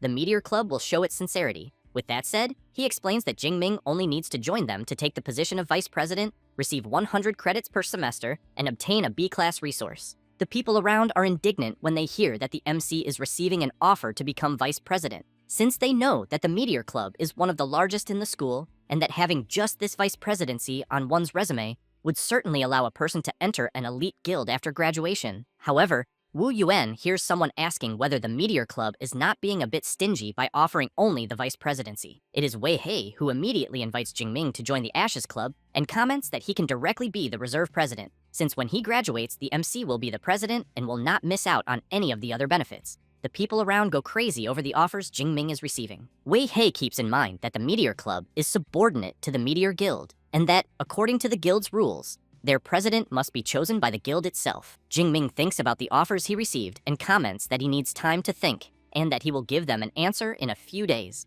However, he keeps in mind that in his past life he joined the student council during college and even served as president, but the result was that council matters took up an enormous amount of his time, and because of that, he thinks it is better to be cautious this time. Wu Yuan asks the MC to accept the card, since it contains his personal number, and that he just needs to call him directly once he decides. Wei He does the same. Then Wu Yuan points out that if the MC's friends want to join Meteor, they will be very welcome as well. Wei He comments that the same goes for them. After the two leave, Song Chu-yoon comments that it is not easy to get out of there, especially since several other presidents of other clubs are coming up to the MC wanting to recruit him. After some time, Jing Ming comments that they finally managed to get out until he sees someone coming in his direction. It is Jiang Chuyi who calls the MC Junior and comments that it has been some time since she last saw him. Jing Ming gives an awkward laugh and greets her, calling her Senior. Song Chu-yoon becomes curious and immediately wants to know who she is. The MC says that she is Senior's sister, Jiang Chuyi, and that he met her in the wilderness of the water source region some time ago. She says that she is from the Elemental Academy, 2nd year class 3. Liu Wentao immediately falls in love, calling her a goddess, and thinks that as expected of the MC, that cold beauty really does know how to smile. Song Chu-yoon introduces herself and says that she is Jing Ming's classmate. Jiang Chuyi is surprised to see that Song Chu-yoon is a beautiful woman, since her face is charming and her body is full of curves, giving an inexplicable urge to snuggle up to her. However, she realizes what she is thinking and reflects that it is a terrible thought, since she knows that Song Chu-yoon's charm can captivate both men and women. Then, Song Chu-yoon comments that they are going out to eat and asks whether Jiang Chuyi wants to go as well. After everyone arrives at the restaurant, they make a toast to the end of the great freshman competition. Jiang Chuyi, a little embarrassed, links her arm with the MC's arm and wishes him good health. Song Chu-yoon does the same and calls the MC to continue drinking with her. Liu Wentao, seeing this, quietly comments to Chi Dongxia that the two girls seem to be interested in his friend, so he thinks they need to evacuate the battlefield of love immediately. With that said, he calls the MC and says that he will leave Song Chu-yoon and Jiang Chuyi with him, since he is going with Chi Dongxia to take care of some things. Jing Ming takes a deep breath and wonders why his friend is running away so quickly,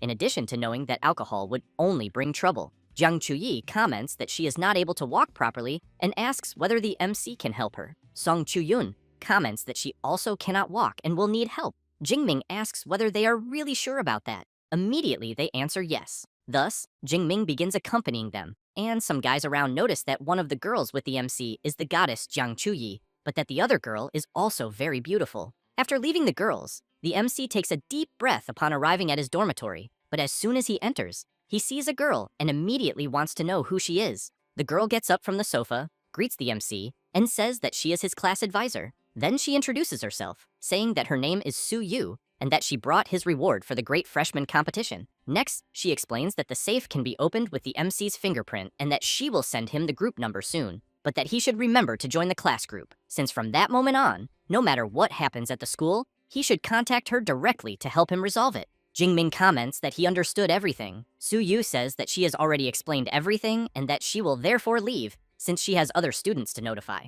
Liu Wentao quickly runs up to the MC, wanting to know whether there was any fight between Song Chiu-yun and senior sister Jiang. Jingming asks why there would be any fight between them. Liu Wentao looks disappointed, wanting to know whether there really was no fight and whether everything is really that harmonious. But soon changes the subject and comments that this was already expected of Jingming, since apparently he thinks that Jingming handled both of them. The MC ignores his friend and, excited and curious to know what is inside the safe, wastes no more time and opens it immediately. After taking the spatial ring he won in the freshman competition from the vault, Jingming quickly decides to test it, storing his spear inside it. As soon as he does so, he laughs and comments that 10 cubic meters is really huge and that he finally no longer needs to walk around every day with a weapon on his back. Liu Wentao, seeing that his friend has 3 spatial rings, comments that he has to admit that the MC looks like a highly sought-after bachelor. He then thinks that his reward for finishing in the top 50 was only 400 academic credits and that it cannot even be compared to his friends,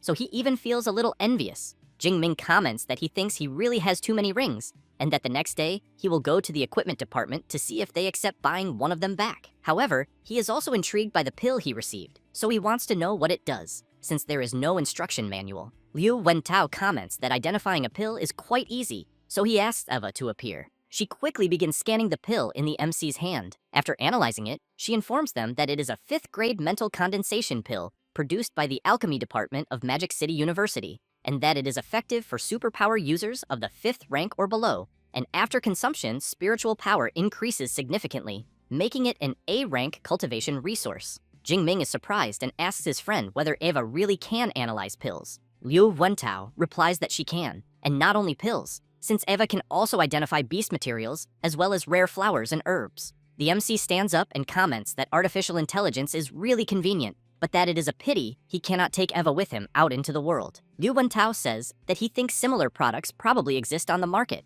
After some time, Jingming goes to the training room on the 2nd floor and thinks that he wants to see how much spiritual power he currently has, since he keeps in mind that physique and spirit are the 2 fundamental attributes, because the higher they are, the longer a skill lasts and the stronger it becomes. But that, on the other hand, increasing them is extremely difficult, since exchanging skill points for spiritual power is getting more and more expensive, as it started at 1.2 and at the moment has dropped to 1.1. Thus, while swallowing the pill, he hopes it brings some kind of surprise. After consuming it, its effect soon begins to emerge. Jingming opens his status window and realizes that his spirit increased by 50 and surpassed 1,000, and he also saved 500 skill points, so he thinks the pill's effect is really excellent. Then he takes his spear from the spatial ring and concludes that, since he is full of energy, he will train for 2 hours before sleeping. The very next day, somewhere in the city, Jingming is thinking that after selling the rings, his assets easily surpassed 100 million, and he has already reached a small goal.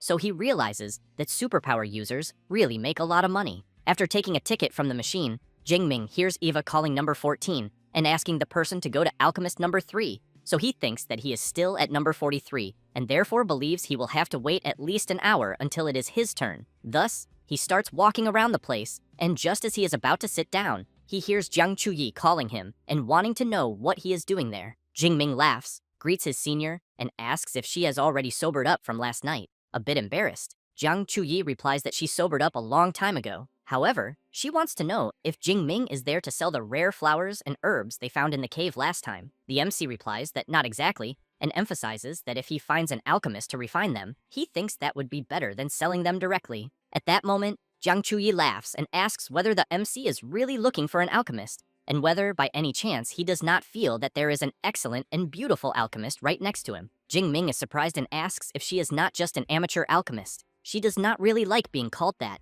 and explains that she has a 2nd grade alchemist certificate, and that refining a few 2nd grade pills is a piece of cake. Next, the MC is surprised to hear Jiang Chuyi saying that she no longer intends to go into the wilderness to record content because she will work as a full-time alchemist. After that, the two sit down, and Jiang Chuyi says that after the last crisis, she realized that the wildlife might not be what she is looking for, but that she will still make videos. Though for now, they will be about her daily life refining medicines. Jingming comments that he thinks that if she changes the style of the videos, she will probably lose a bunch of followers. Jiang Chuyi replies that she knows this, and says that she is an orphan, as her parents died in a beast wave when she was still a teenager, and after awakening an A-rank ice ability, she worked very hard to enter the university, but her financial condition was terrible. But when the videos blew up, her income increased with sponsorships from combat gear and weapons. Yet deep down, she always preferred researching and refining pills. Next, Jiang Chuyi emphasizes that if the MC had not saved her last time, she thinks she would have died, so she cannot count on that luck all the time, and therefore decided to change her focus.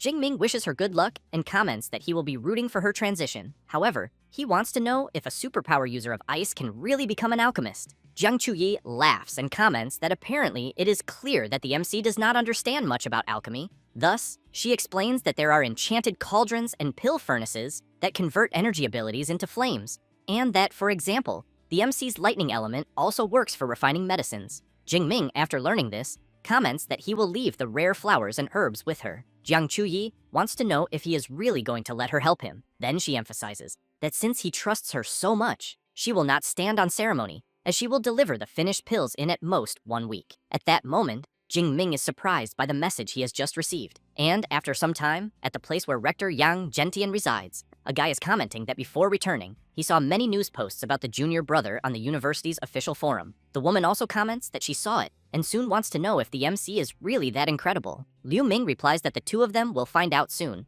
since he will certainly surprise them. The woman wants to know if this is really serious, as she thinks she will have to check it carefully later, but she keeps thinking that the junior brother must be strong, although she still thinks the senior brother is exaggerating a bit. Until Yang Gentian notices that the MC has finally arrived. He greets the rector and says that as soon as he saw his message, he came right away. However, he is quite surprised to see Liu Ming all bandaged and in a wheelchair, so he wants to know what happened to him. Yang Gentian says that it was the 8th rank Grandmaster, Wang Lin, since to lure monsters, he used the Ashes Guild as bait, and in the end, the guild suffered huge losses, and Liu Ming was seriously injured, and that he also fought with Grandmaster Wang Lin, but even though he did not win in the end, Wang Lin did not come out unscathed either. Next, he says that this was precisely why he was unable to attend the Grand Freshman competition. Jingming becomes nervous upon learning the story, since he knows that an 8th rank Grandmaster is capable of moving mountains and filling seas, and that he never imagined there was someone so despicable at that level. The MC starts thinking about an 8th rank Grandmaster, since he has in mind that he is still only at the 2nd rank, and that if he considered avenging his senior brother, he thinks he would become cannon fodder immediately. And he also knows that in this world, if a person does not become strong, they will only be manipulated by the powerful however they want. Until Yang Gentian goes up to the MC and asks him not to think too much about what he heard. Then he introduces Shu Wei and Tong Yue, who soon greet the MC. Shu Wei says that what he has in hand is a 4th grade origin energy pill, and that it greatly increases the efficiency of absorbing origin energy, being a B-rank cultivation resource. Tong Yue comments that she will transfer 200 academic credits to the MC. Jingming bows and thanks his senior brothers. Then Liu Ming says that the MC's senior sister seems to doubt what he said, so he asks Jingming to tell Tong Yue that he really mastered 4 A-rank Thunder Element combat skills. The MC says that his senior brother Liu Ming is indeed right. The MC's 2 senior brothers are surprised, and Shu Wei wants to know if it is really true and how the MC managed to do it. Tong Yue, on the other hand, wants to know how Jingming advanced to the upper stage of the 2nd rank while learning combat skills, saying this while thinking that A-rank combat skills are absurdly difficult, since she barely managed to advance to the upper stage of the 2nd rank because she was trying to master 2, and knowing that the MC is at the same rank as her and still masters more A-rank combat skills makes her question where the justice in that is. Jingming says that he did not have any special experience since he was simply born with good comprehension, but thinks that he definitely cannot tell them about his system. Yang Gentian comments that he has always been very satisfied with the MC's comprehension and effort, so he says that later they will hold a dinner to celebrate, since they need to celebrate Jingming for placing 1st in the grand competition, and also that Director Sun has not stopped praising him. The MC remarks that it was quite easy since they were far too weak, but he wants to know if Yang Gentian could help him test a combat skill. Shu Wei asks which skill, and since Liu Ming is having difficulty moving, He is there because he thinks there is no need to trouble the professor, but Jing-Ming says that it is the S-rank combat skill, the Netherworld Thunder Armor. This leaves everyone instantly surprised upon hearing about an S-rank skill. Xu Wei feels disheartened and comments that it is better to forget it then, since at the lower stage of the third rank, he thinks he cannot break the defense of the Netherworld Thunder Armor. Thus, they go to the training field. Xu Wei asks whether his brothers really think that the MC learned an S-rank combat skill. Liu Ming comments that from what he knows of Jing Ming, he thinks he would not say that lightly. At that moment, the MC begins to channel his power and activates the Netherworld Thunder Armor skill. Then, very confidently, he asks his master to come at him with everything he has. Young Gentian, while preparing his power, makes it clear to the MC that he will start by using the intensity of a superpower user at the peak stage of the third rank. Having said that, he unleashes his power at the MC, and a powerful explosion occurs. After the dust settles, Jing Ming is unharmed. Thus, he asks the professor to increase the power a bit more. Young Gentian becomes excited and shouts that he will increase it, and that the MC should let him know if he cannot endure it. While being struck by the professor's power, the MC keeps asking him to increase the attack power more and more. And as soon as Young Gentian applies 10 times more power to his attack, the MC's Netherworld Thunder Armor cannot withstand it and shatters into several pieces. Young Gentian goes to Jing Ming and comments that it was not bad at all, since the attack intensity of a superpower user at the lower stage of the fourth rank is about 10 times greater than that of someone at the peak stage of the third rank. So he emphasizes that to break the MC's defense, he thinks it would require at least an A-rank superpower user at the fourth rank. Xu Wei, deeply impressed, wants to know whether an S-rank combat skill combined with another S-rank combat skill can really reach such a terrifying level. Tong Yue, with a trembling voice, comments that the MC is surpassing 2 major levels to defend against the attacks of a 4th-rank superpower user, so she thinks this already goes far beyond being just a monster. Young Gentian says that it is already time and calls the MC to go eat, but he asks the professor to wait a moment, and as his hair begins to turn white, he says that this is not his limit yet. Having said that, he begins to release his power to the maximum, creating a powerful wave of energy. Everyone is impressed, and Liu Ming wants to know if it could be the extreme thunder state, and whether Jing Ming's immortal thunder body has already advanced to the 3rd layer. Tong Yue has in mind that her immortal thunder body is still only at the 2nd layer, but that the MC not only mastered 4 A-rank combat skills and 1 S-rank skill, but also broke through to the extreme thunder state. Young Gentian, very excited, prepares his power and comments that he had been wondering how Jing Ming's physical body could withstand an impact of such greatly increased intensity so easily, then concludes that it was because his immortal thunder body had already entered the 3rd layer. Having said that, he channels even more power to unleash at Jing Ming and see if he can endure it. 3 minutes later, the MC is on his knees on the ground. Young Gentian comments that it was incredible, since Jing Ming managed to withstand 20 times more, and this means that it would require the attack intensity of a superpower user at the intermediate stage of the 4th rank to break his defense. Then he calls the MC and emphasizes that the fact that he reached such a level truly exceeded all his expectations as a teacher. Jing Ming apologizes to his professor for the trouble, but thinks that at the moment, he finally knows the true limit of his defensive power. Young Gentian helps Jing Ming to his feet and says that of all his students, Jing Ming is the one who makes him the most at ease, since he learns everything without needing to be taught. Having said that, he calls everyone to go eat and emphasizes that he is in a great mood and that everyone can order the most expensive dishes. While they head somewhere to eat, Jing Ming calls out to Liu Ming and comments that between the Ashes Club and the Meteorite Club, he wants to know which one Liu Ming thinks he should choose. Immediately, Liu Ming replies that Jing Ming should choose the Meteorite Club. Xu Wei looks back, surprised, and comments that he thought Liu Ming wanted the MC to enter the Ashes Club. He explains that if there were no problems with the Ashes Guild, he would certainly like Jing Ming to join them in the Ashes Club, but at the moment, he knows that the Meteorite Club is clearly the best choice. Young Gentian calls the MC and explains that actually, he can stay in a club for 1 or 2 years, and then create his own in the 3rd or 4th year, and that after graduation, these people will be the first foundation for building his own power. Jing Ming is intrigued by this idea of building his own power, so he wants to know if it is really necessary. Young Gentian asks if he knows why he failed to enter the Grandmaster realm, saying it was because he has no faction. He had to take care of everything personally, and that wasted too much time. Then he asked Jing Ming to keep well what he just said, because only when he has a faction to handle the smaller tasks will he be able to fully focus on cultivation. The MC replies that he understands and thanks the rector for the guidance, but thinks that apparently, as soon as his strength increases a bit more, he will have to start thinking seriously about this. The very next day, while walking around the university, Jing Ming thinks that formal classes have finally begun. Inside the classroom, the professor is commenting that they will discuss the origin of ferocious beasts, since hundreds of years ago, origin energy appeared on Blue Star, and animals transformed into ferocious beasts, and humans awakened. While Eva shows some information to the MC, he realizes that it was discovered that after the surge of origin energy, many ruins of ancient civilizations were found underground, and that most of Blue Star's advanced technology evolved from these ancient civilizations,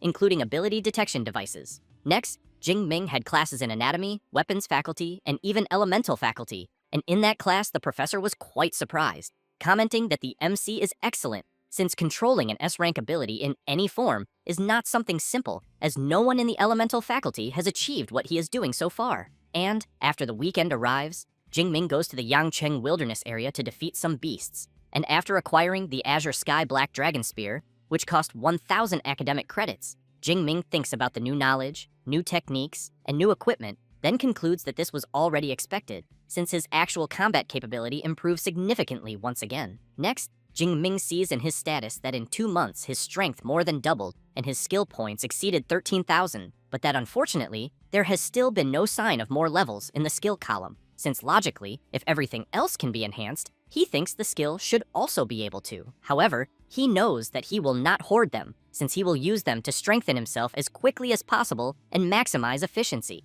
And as soon as he does this, he believes that one day his Purple Heaven Divine Thunder will become an SS rank skill. And on the very next day, at the university, Song Chu-yun discovers that the MC learned skill control only a few days ago, but that he is already stronger than her after a whole month of training, so she thinks that comparing like this is really frustrating. Jing Ming comments that he just had a sudden epiphany, but thinks that he has the system, and obviously that cannot be compared. Song Chu-yun says that next week the joint study excursion of the freshmen from the universities will begin, so she wants to know if Jing Ming will participate. He replies that he heard the destination is a wilderness area, so he will clearly participate, since he has in mind that it is a great opportunity to collect skill points, and he also very much wants to see what kind of geniuses were recruited by the other 2 top universities. After that, a week passes and the MC's class is gathered. Lu Wentao comments that with Jing Ming around on the study excursion, they can be at ease. Song Chu-yun agrees and emphasizes that even without an S rank like him,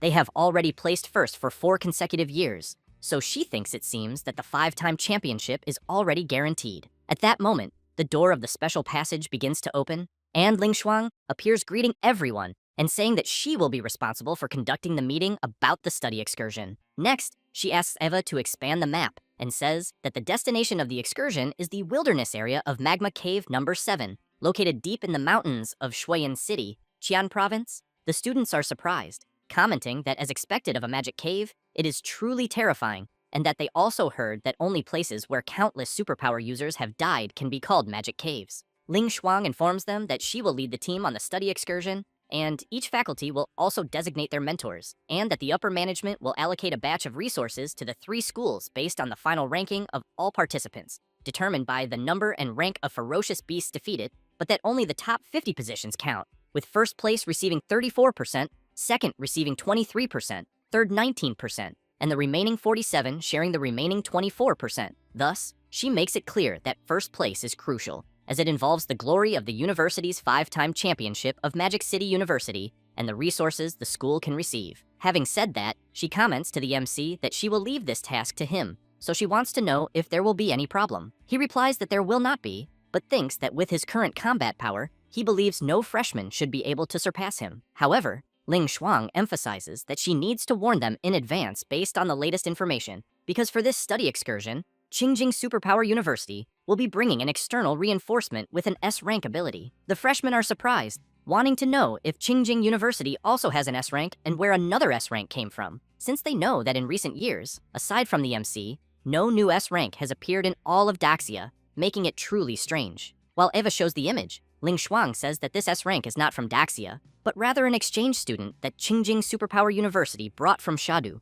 and that his name is Kiran Rao, and he possesses an S-rank enhancement type ability, and is at the lower stage of the 3rd rank. Jing Ming is intrigued to learn that this Kiran Rao is at the 3rd rank. The other freshmen are even more surprised and soon want to know whether a freshman can really reach such a level. Ling Shuang emphasizes that the data she has was all collected by Eva and that, therefore, she believes there is no mistake, but that unlike them, Kiran Rao is already 20 years old. Upon learning Kiran Rao's age, the freshmen feel more relieved, since it now makes sense. as it is 2 more years of cultivation time than them, and one of the freshmen comments that in India people enter university at 20 years old. Song Chu-yun then looks at Jingming and thinks about Kiran Rao, who is at the 3rd rank and is an S rank, so she knows that as things stand now, she has no chance against him. But even so, she thinks that Jingming does not seem worried at all. The MC keeps watching Kiran Rao's hologram and thinks that he does not care at all if Kiran Rao is also S rank, since he is used to facing enemies of higher rank. Then he reflects that with 3 S rank combat skills, 4 A rank ones, and spear mastery at the master level, he sees no reason to be afraid.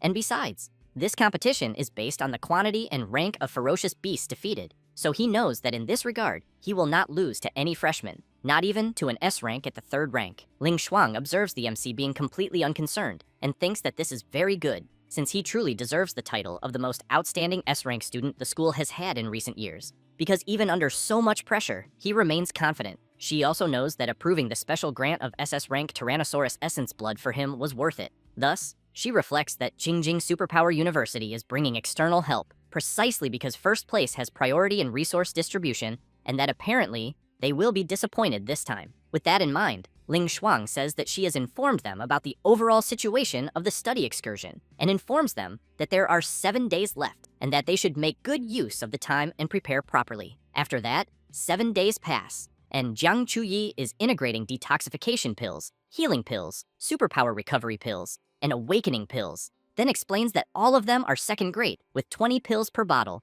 and that she thinks they are easily enough for the entire month. Jingming thanks her for the effort, since he can notice her deep dark circles, then asks her that next time she should not stay up all night refining pills, because as a last resort, he will buy them elsewhere. She feels a bit embarrassed, but wants to know how purchased pills would compare to the ones she refines, since she guarantees that all of them are in perfect condition. Then she says that in addition to that, she prepared 2 sets of each type, and that he should also give them to his little sister, Song Chu-yun. Jingming is intrigued and immediately wants to know since when the 2 of them became so close. Jiang Chui laughs and replies that she will not tell him anything. Thus, as she leaves, she asks the MC and Song Chu-yun to do their best on the excursion and double their attention to safety. And since they are leaving the next day, she also asks them to rest early. After she leaves, Jingming thinks that there are 160 2nd grade pills there, and that refining all of that in 1 week without pulling 3 or 4 all-nighters, if possible, makes him wonder how he could not know how much effort she put in. But he knows that at the moment, this is not the time for that, since he needs to become stronger as soon as possible before thinking about anything else. A few hours later, many people are gathered at the university field. Jingming, together with his friends, comments that he did not expect almost all the freshmen to sign up. Song Chu-yun wants to know why the school had them gather at the field instead of the high-speed train station. Then, Liu Wentao comments that on this excursion, they will be going by aircraft. She is surprised and comments that there is no landing strip there. At that moment, a huge aircraft appears right in front of everyone, and as soon as it lands, all the freshmen are impressed by its size. Some want to know whether this kind of technology is something they could master at their current level. Others comment that it is an airship excavated from the ruins of ancient civilizations, and that they heard its anti-gravity system has not yet been fully deciphered. Next, Ling Shuang appears and calls all the freshmen to board the ship. Thus, they quickly begin to enter, and after everyone is inside, Ling Shuang activates the 2 polarities spatial realm, causing the aircraft to take off. Inside, the MC's class is surprised to see that the ground they are standing on has become transparent, and Qi Dongxia wants to know why. Liu Wentao comments that director Ling Shuang truly deserves the title of 8th rank Grandmaster, since the 2 polarities spatial realm they are seeing allows the airship to exist isolated from external space, so they do not need to worry about flying ferocious beasts during the flight.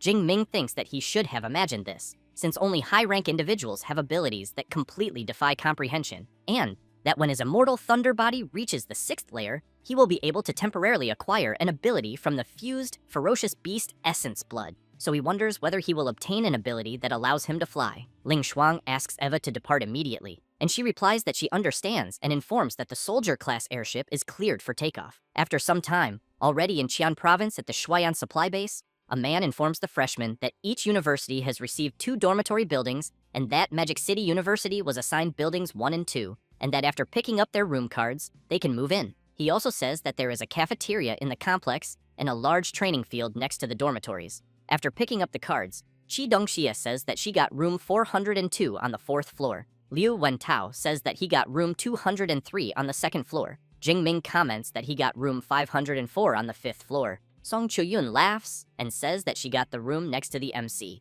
Jing-ming comments that since he has a large spatial ring, he will not even need to go to the room to drop off his luggage. So he says that he will go straight to the training field. Song Chu-yun says that she already expected that from him, but that she will go along as well. As soon as they arrive at the large training field, Song Chu-yun points ahead and asks if the guy they are seeing is not the S rank from Jinggyun's Ning University. Kiran Rao is training, while several people are impressed by his training, wanting to know how much weight he is lifting with each dumbbell, until Kiran Rao notices the MC and wonders if it is really him. Then he quickly drops the dumbbells on the ground and runs over. Where the dumbbells fall, due to their enormous weight, they end up cracking the ground. Kiran Rao goes up to the MC, introduces himself, and emphasizes that it is a pleasure to meet him. The people around are intrigued, wanting to know if the MC is the #1 freshman of Magic City University, since they even heard that he is already at the upper stage of the second rank. Jing-ming reflects that he did not expect the foreigner to be polite, so he extends his hand and greets him. However, Kiran Rao ignores the MC and goes straight to greet Song Chu-yun. But because Kiran Rao is training, he is very sweaty and giving off a bad smell, which makes Song Chu-yun quickly cover her nose, until the MC firmly grabs Kiran Rao's arm and comments that apparently the foreign student understands a bit of Eastern etiquette, but only a bit, then asks whether he does not know that it is extremely rude to approach a lady reeking of sweat. Kiran Rao does not like the tone Jing-ming is using, and both release their powerful auras, leaving the people around frightened, wondering whether they are really going to fight there. Jing-ming releases Kiran Rao's arm and recommends that he respect local customs and learn the etiquette and traditions of Daxia. After Jing-ming and Song Chu-yun leave, Kiran Rao keeps thinking about the absurd strength that the Magic City S rank has, since he did not even move a centimeter, and wonders where a lightning element user gets so much physical strength. However, he knows that the girl from the Song family of Chuan province is truly extraordinary, so he wants to know what her relationship with Jing-ming is. But he knows that even if there is something between them, he will win her over, and thus will never again worry about cultivation resources. She, for her part, thanks the MC for helping her, since she could no longer stand the smell of that place, but wants to know if they will look for another place to train a bit. He replies that yes, because he really feels like training. 1 hour after training, the MC and Song Chu-yun eat something, and she comments that food tastes much better after intense training. At that moment, a man comments to other people on the street that the beasts are destroying the world and that the final collapse is approaching, and that only the supreme celestial god can save humanity. Jing-ming thinks that he has heard this speech before, because ever since ferocious beasts appeared, religious fanatics have been preaching this end-of-the-world talk, and that the Magic Cave region gathers many superpower users and all kinds of people, so he knows it is not strange for religions to thrive there. The man then begins to get nervous, wanting to know why people always refuse to believe what he says. Thus, he takes a knife from his clothes and comments that now he understands, since he thinks it must be because the price people have paid has not yet been high enough. Next, he starts shouting that only by feeling pain will they be able to understand the greatness of the celestial god. Then, he lunges at a woman and a child. Jing-ming notices this and with his incredible speed, manages to completely take down the religious lunatic. The child's mother, while holding her daughter, looks to the side and sees that the MC defeated the guy. Then she turns around, thanks him for intervening and helping, and he replies that it was nothing. Jing-ming comments to Song Chu-yun that those religious fanatics are out of control, since he would never imagine they would dare to hurt someone in broad daylight. She remarks that it is quite strange, because normally they only preach their doctrine without resorting to violence. The MC becomes intrigued by this and wonders whether it was just a coincidence or if perhaps the lunatic had some accomplice. But he does not notice a strange man, watching him from afar, who soon after turns around, puts on his hood, and leaves. Later, elsewhere, this mysterious person informs the Archbishop that he has already investigated, then says that the one who eliminated the member of their cult was Xu Jingming from Magic City University. The Archbishop asks whether this Xu Jingming is that S-rank elite at the upper stage of the second rank of Magic City University. The follower replies that yes, and says that during the entrance exam of the martial arts faculty, he was still just an awakened, and not even half a year has passed,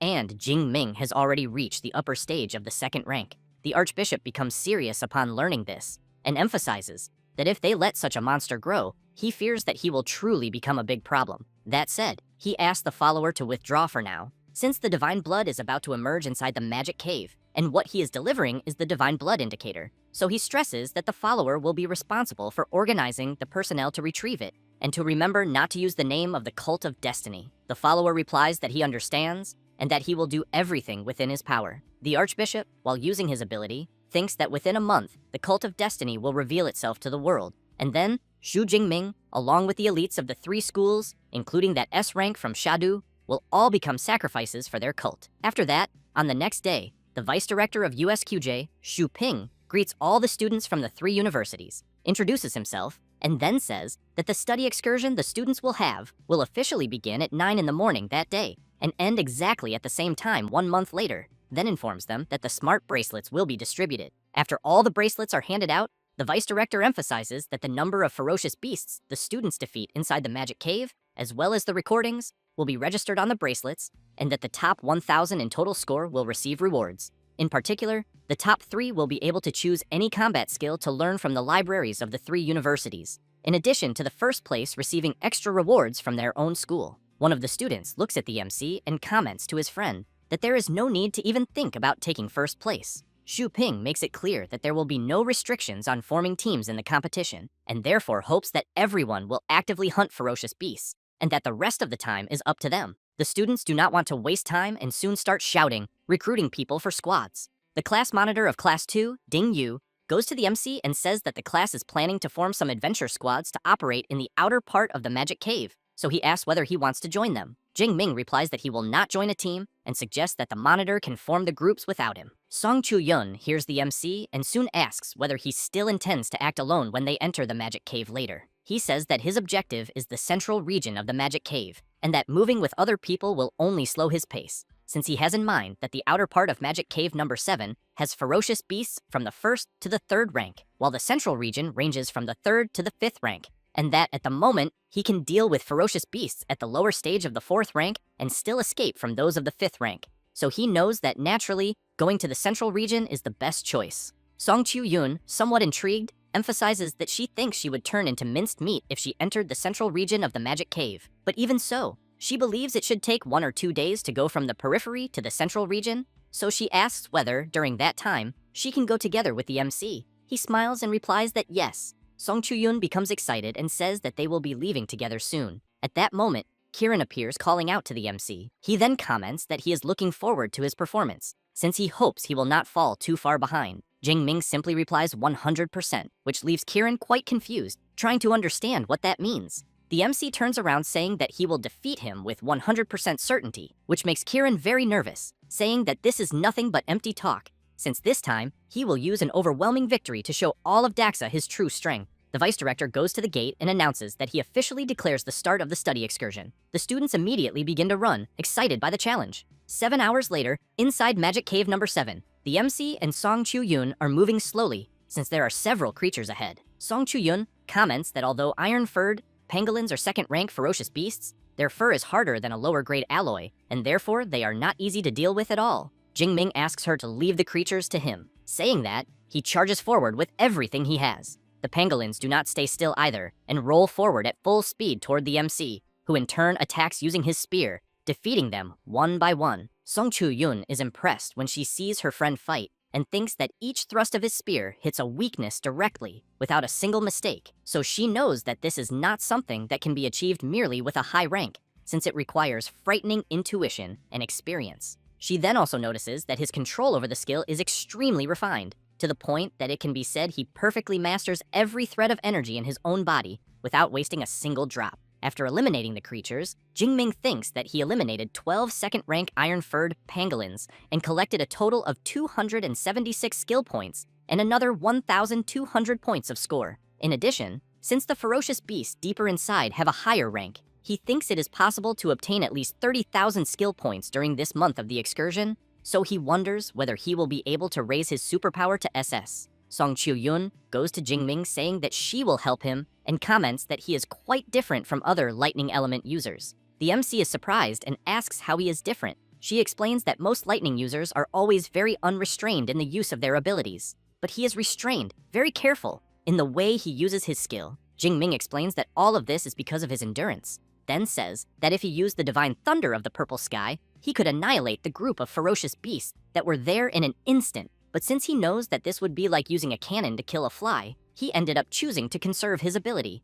since he can eliminate these ferocious beasts easily. Song Chu-yun says that she understands, but thinks it is a pity, because she wanted to see him fight at full strength, but that apparently she will not have that chance yet. Time passes, and Jingming comments that it is getting dark and thinks it is better for them to look for a place to rest and head out again the next day. As soon as he opens the map, he sees that apparently there is a pond nearby, since he knows that water sources in wilderness areas are precisely where ferocious beasts gather the most. Therefore, both of them start running, while Jingming comments that it is not far from where they are and that they can eliminate another wave of creatures before nightfall. It does not take long for them to reach the lake. The MC is surprised and soon wants to know what is going on, since it is impossible for there to be no beasts near a water source until a huge tiger appears from the middle of the forest and goes to the lake to drink water. However, inside the water, there is a huge crocodile just waiting for its prey, which quickly lunges at the tiger and begins to attack it, then throws the feline out of the water. This surprises the MC, so he comments that the reason there are no creatures near the lake is precisely because of the terrifying giant crocodile. Song Chu-yun says that it is a 4th-rank ferocious beast, and that she would never have imagined they would encounter such a creature right in the outer part of the magic cave, since she knows that 4th-rank ferocious beasts have extremely keen perception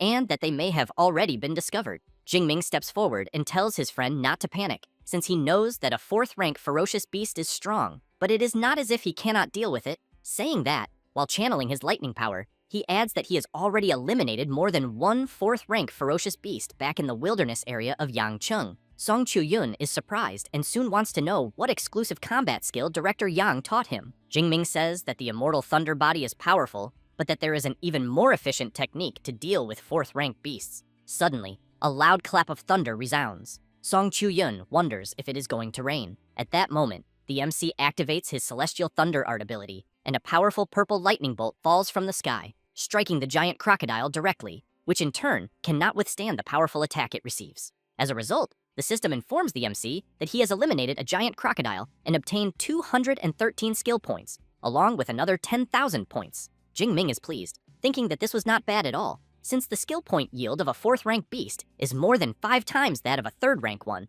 and also that it seems the deep blue system was made to force him to constantly break his own limits. The MC calls his friend and tells her that he eliminated the giant crocodile and that they can take a look now. Song Chu-yun, very surprised, thinks that it is not as if she has never seen geniuses before, but a monster like Jingming is a first, because surpassing 2 major ranks and instantly eliminating a lower stage 4th-rank beast while only being at the upper stage of the 2nd rank is truly terrifying. Both of them approach the enormous creature, and the MC says that the giant crocodile's hide is worth at least 20 or 30 million, but unfortunately, it was completely destroyed by his attack. Song Chu-yun points out that it is not just the hide, since a 4th-rank beast is a treasure from head to toe. She then says that her spatial ring is large enough and that she will store the crocodile for now and return it when they go back to the supply base. While she absorbs the creature into the spatial ring, Jingming opens the system and comments that the ferocious beasts of the region probably already know about the danger of the water source there, so he thinks it will be difficult for others to approach to drink water,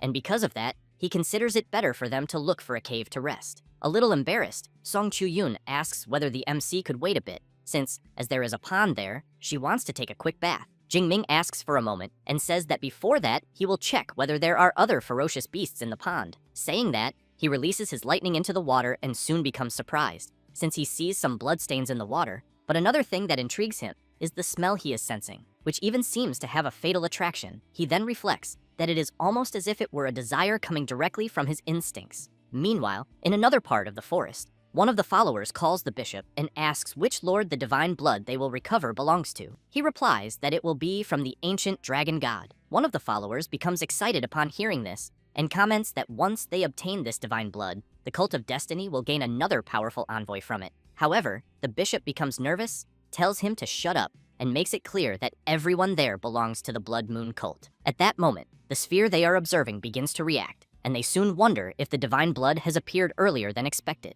The bishop says that the location shown is not far, and because of that, no one will rest, as they need to advance at maximum speed. Back where the MC is, Song Chu-yun wants to know what is happening, because the water in the pond suddenly turned red like blood. Jingming asks his friend whether she also feels the bloody water trying to attract her. She replies that no, and that in fact, she is not feeling anything, but that according to the feedback obtained from her morning sunlight, the bloody water there carries an extremely rich ferocious beast aura, very similar to that of the MC. Jingming is intrigued by her comment that it is similar to his aura, and thinks that he absorbed an SS rank resource, the 8th rank Thunder Tyrannosaurus blood essence. so he wonders whether this might also be the blood essence of a dragon-type ferocious beast, and whether that is why he is reacting. However, he decides to check it out and enters the water, saying that he will test it, asking his friend that if she notices anything wrong, she should pull him out immediately. It does not take long for him to feel something throughout his body, and he thinks that the sensation he is feeling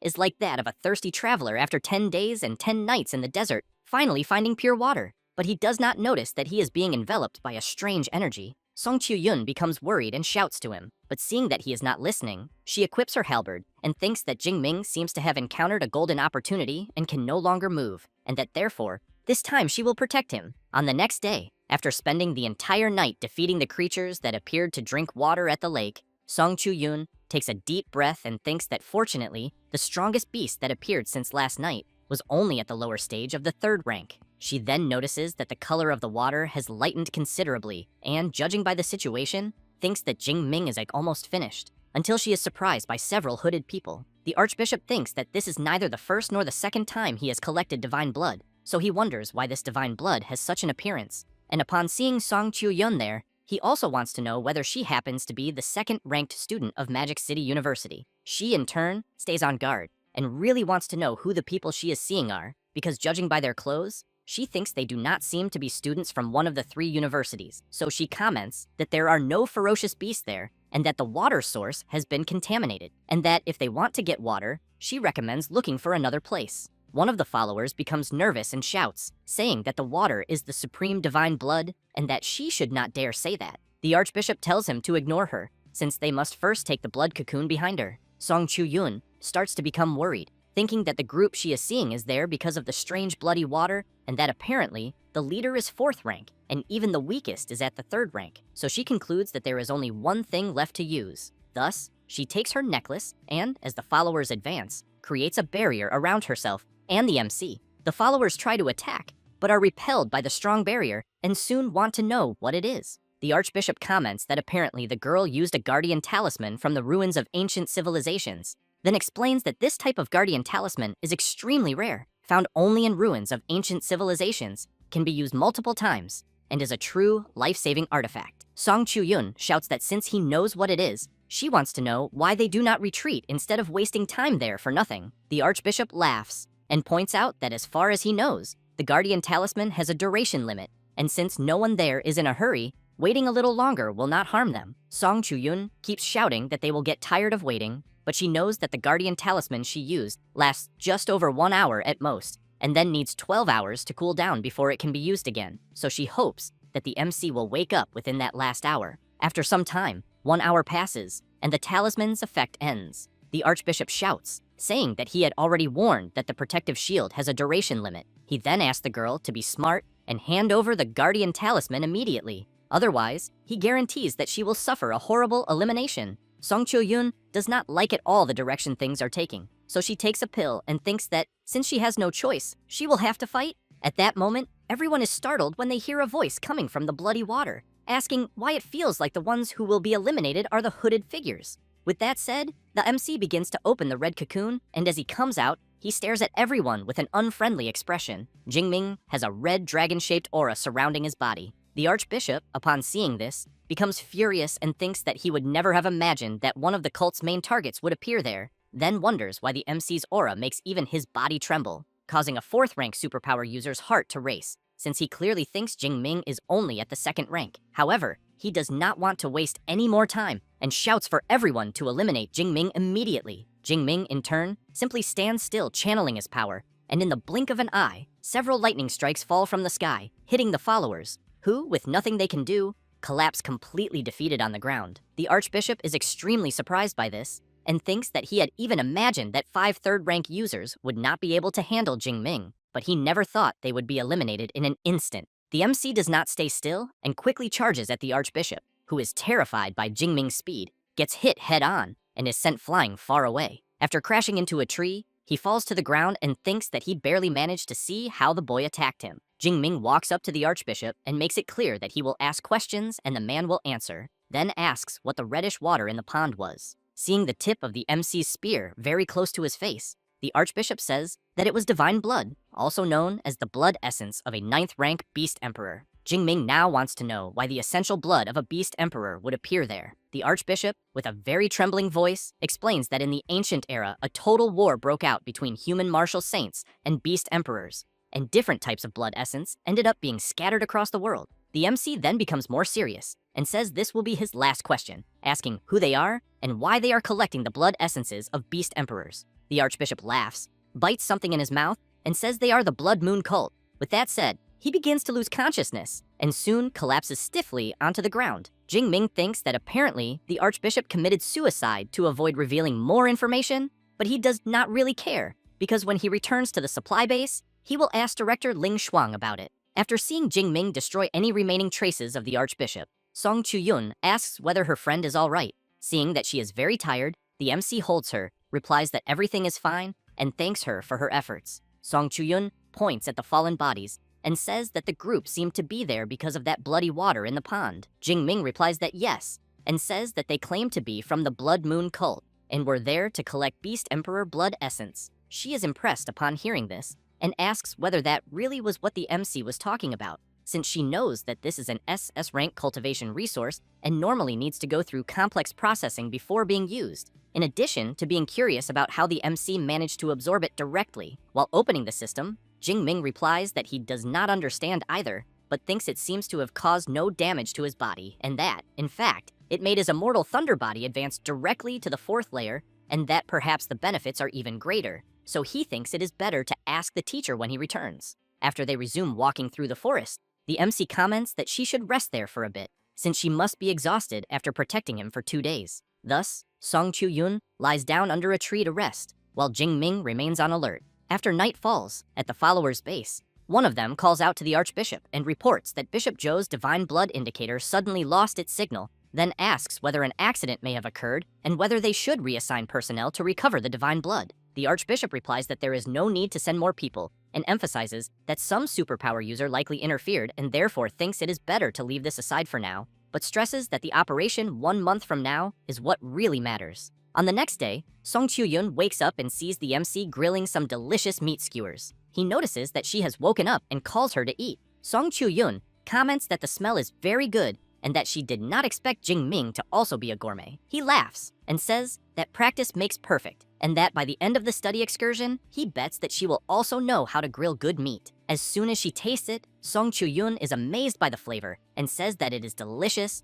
and even thinks that he should open a barbecue restaurant. Jingming laughs upon hearing that the eldest daughter of the Song family is willing to invest in him, then suggests that instead of opening a single barbecue restaurant, they could open several franchises all over Blue Star. Half an hour later, Song Chu-yun comments that she is very full, but before they continue, she wants to know if Jingming can wait for her to take a bath. He replies that yes, but warns her not to take too long, because after she finishes, he will also wash a bit. She runs to the water, makes a motion splashing the water upward, and as the water falls over her body, she begins to wash herself. Jingming watches her washing, and soon Song Chu-yun comments that she is done and that he can go now. Jingming is surprised to see that she noticed he was watching her, so he becomes embarrassed and says that he will wash as well. Song Chu-yun wonders why she had the feeling that Jingming's gaze a few seconds ago was a bit strange, until she realizes the clothes she is wearing and becomes completely embarrassed, then turns around and thinks that she is so used to wearing this in the dormitory that she did not even notice how transparent the clothes she is wearing are. 1 hour later, after the MC finishes getting ready, Song Chu-yun takes something out of her spatial ring. She asks Jingming to take the Guardian and Teleport talismans, but he asks her to keep them and not worry, since he has plenty of experience in the wilderness and thinks nothing will happen. Thus, the two bump fists and Song Chu-yun asks Jingming to be careful and says that in 1 month they will meet again. With that said, each goes their separate way. While running, Song Chu-yun thinks that she also needs to work hard and that even if she cannot get 1st or 2nd place, she needs to be 3rd. After that, 1 month passes, and inside the cave, Jingming is about to be attacked by a huge dark feline. He simply stands still, waiting for the attack, and as soon as he notices the creature coming toward him, he easily impales the dark feline. The system informs that Jingming eliminated the Dark Knight Leopard and obtained 43 skill points. The MC thinks that now he needs to try the superpower training method and see if he can officially break through to the 3rd rank. Thus, he attempts to break through, and his power spreads throughout the entire cave. Jingming is pleased and thinks that he has finally broken through to the 3rd rank, since he knows that even among the geniuses of Magic City University, most take more than half a year, or even a year, to advance. So he thinks that it seems his cultivation talent is not bad at all. Next, the MC checks his status and sees that going from the upper stage of the second rank to the lower stage of the third rank increased his physique and spirit by nearly 400 points, and that his vitality even surpassed the 2,000 point mark, which is truly excellent. However, he knows that even 48,000 skill points are not enough to raise his ability to SS, and therefore thinks he will wait until he reaches 50,000. And if that still does not work, he will leave it aside for now. He then begins to leave the cave and thinks that in 2 days the results will be finalized, and that with his current points, he believes getting first place should not be a problem at all. On the day of the score tally, one of the students comments that he managed to get 1201 points and made it into the top 1,000. Another student says he thinks it's better not to celebrate too early because he turned in his bracelet the day before, and when the big shots return, his ranking will probably plummet. Another student emphasizes that there are still 2 hours left and that none of the favorites have shown up so far.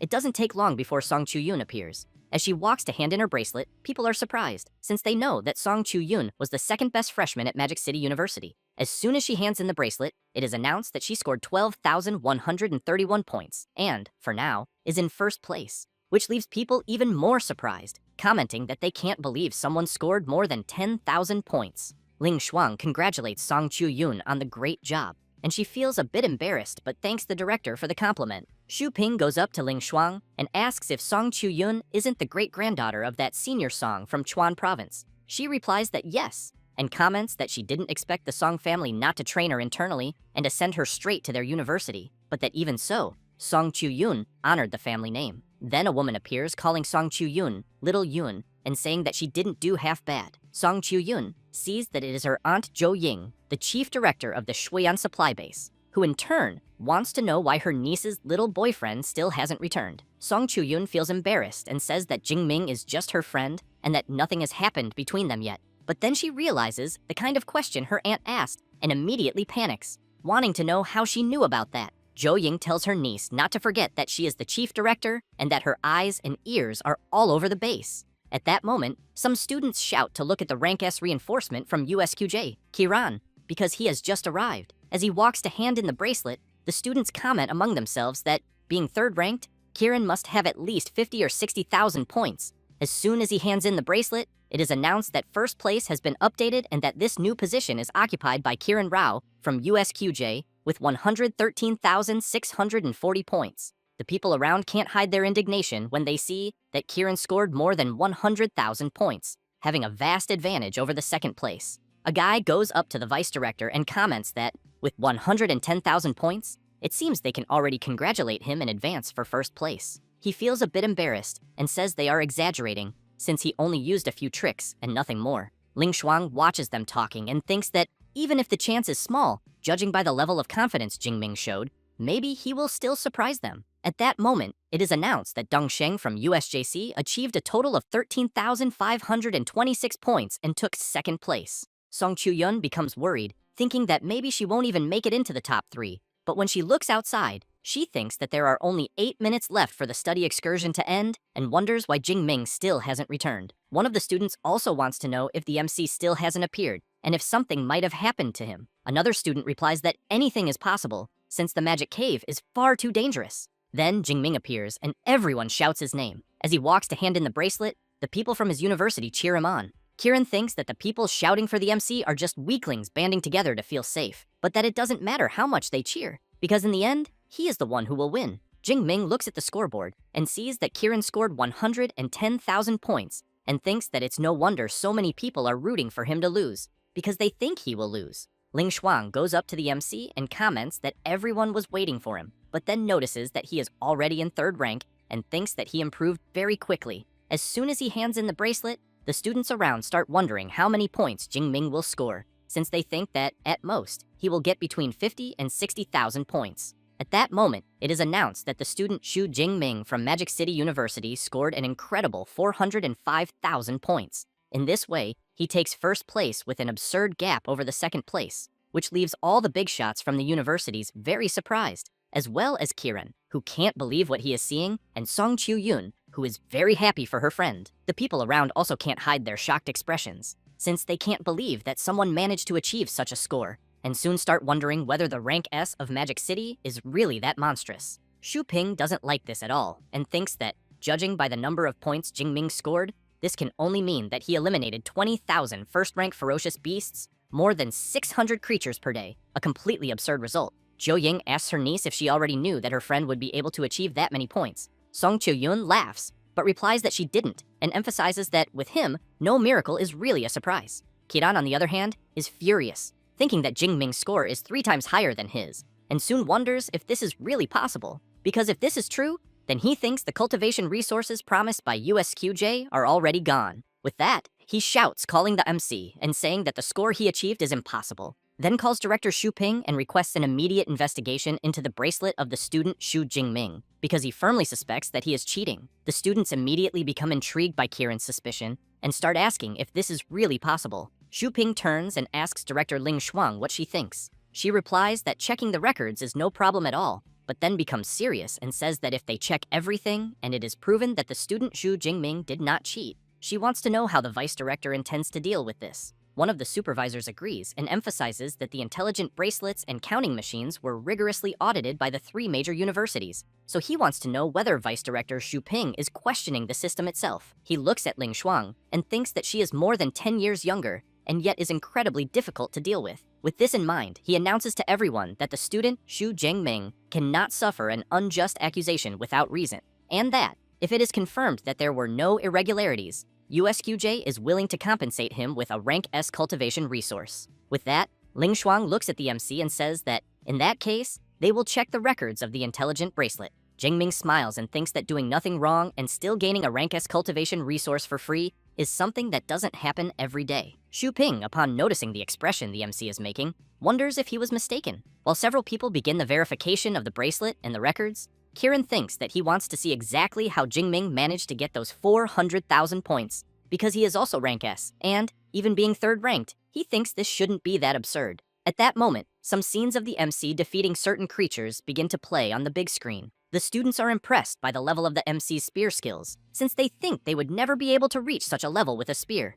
Ling Shuang asks the MC if his spear skill has already reached the master level. He replies that it was stronger than anything else. She thinks that the master level is not something that can be achieved just by luck, and suspects that the MC is definitely hiding some very interesting secrets. Suddenly, the students are surprised by yet another thing, as they see Jingming defeating a 4th-ranked giant crocodile with just a single attack. So they soon want to know whether the lightning they saw was really fired by him, because the combat level is terrifyingly frightening. Kiran is also surprised, wondering if what he just saw is a rank S magical combat skill, since, as the MC uses a long spear, he really wants to know how he managed to master a magical skill. Ling Shuang has in mind that this skill is the celestial thunder art from the elemental faculty, and that, in the entire elemental faculty, only a handful of students have mastered a rank S skill, so she wonders how a freshman from the weapons faculty learned such a skill. She then asks Xu Ping if he still needs to see anything else. Completely embarrassed, he asks to conclude the assessment, since he thinks it is no longer necessary to continue after seeing what he saw.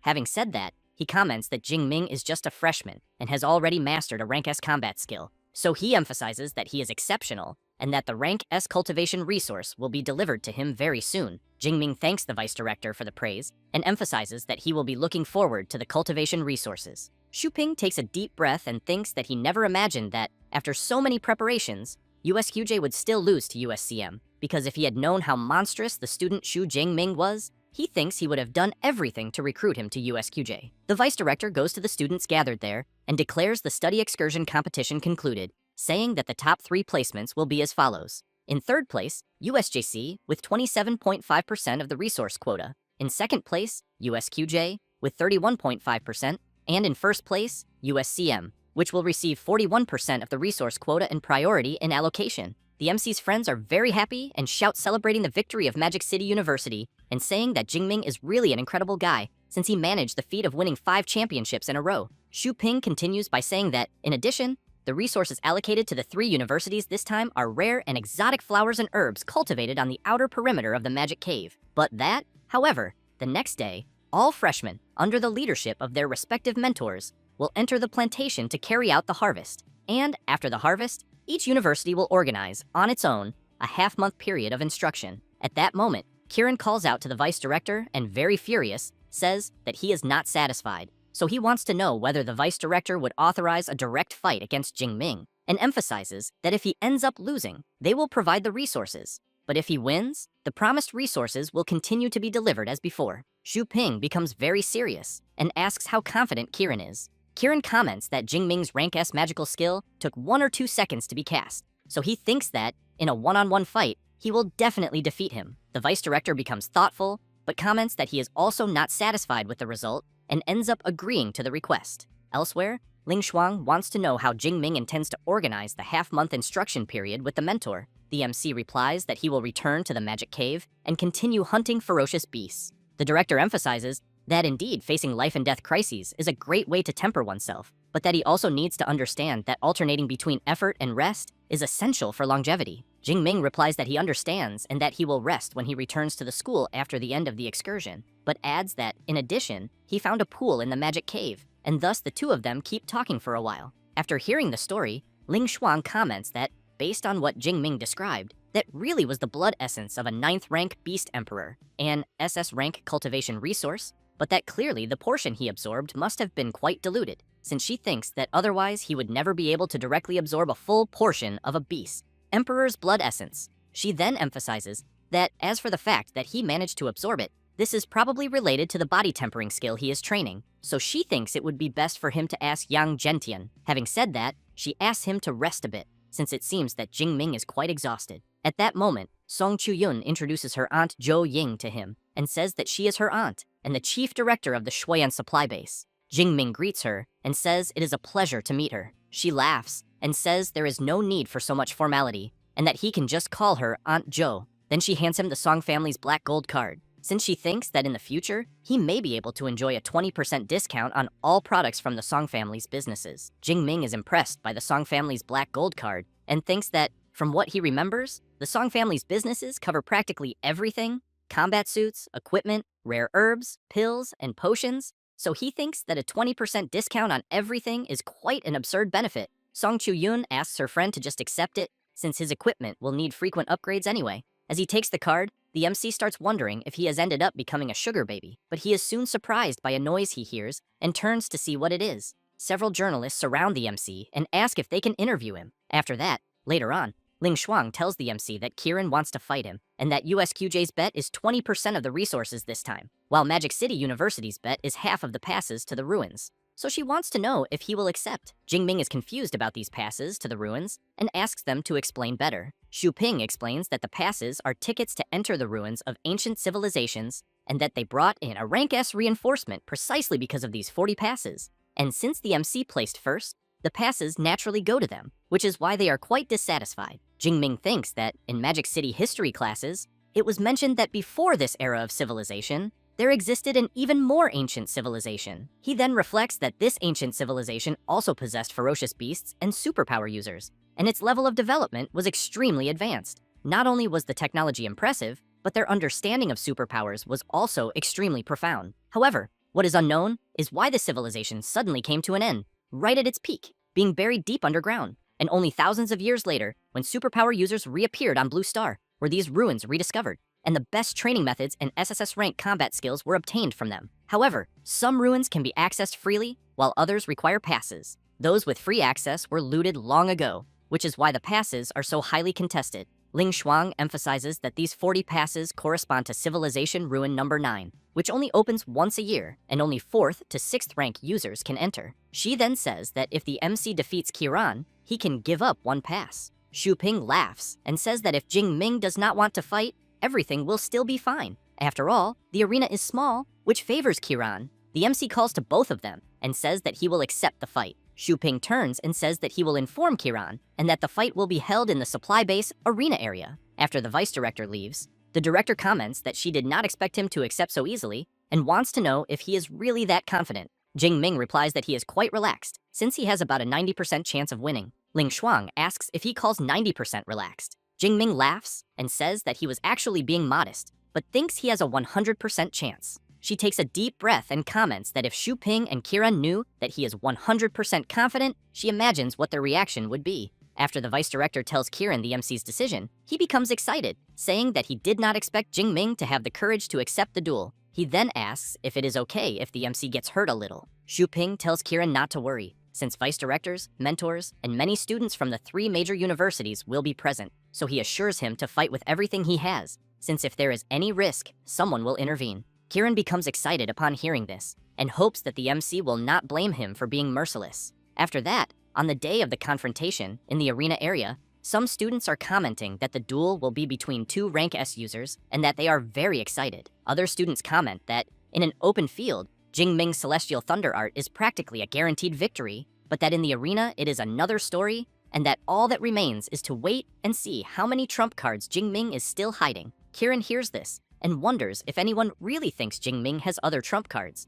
because he knows that a rank S combat skill is already a miracle for a freshman. So he asks himself how Jingming could have a second one. It doesn't take long for the MC to arrive at the arena, and at that very moment, the students become euphoric, shouting that Jingming has just arrived. Kieran immediately approaches him and says that they need to fight because he can't stand waiting any longer. Jingming laughs and asks if Kieran really can't wait any longer to be eliminated, because he will fulfill his wish. As soon as both enter the arena, each goes to one side, and the USJC Vice Director, Jiang Quan, an 8th rank Grandmaster, announces that he will preside over the fight and emphasizes that if either one loses consciousness or surrenders, the battle will be immediately ended and no additional attacks will be allowed. But that, obviously, they do not need to hold back, because with his presence there is no risk of fatal injuries. Having said that, he activates his water mist shield and shouts for the two to begin the fight. Kieran wastes no time and immediately activates his Brahma Beast Sovereign ability. Jingming, upon seeing his opponent's transformation, wonders if this is a rank S enhancement type superpower.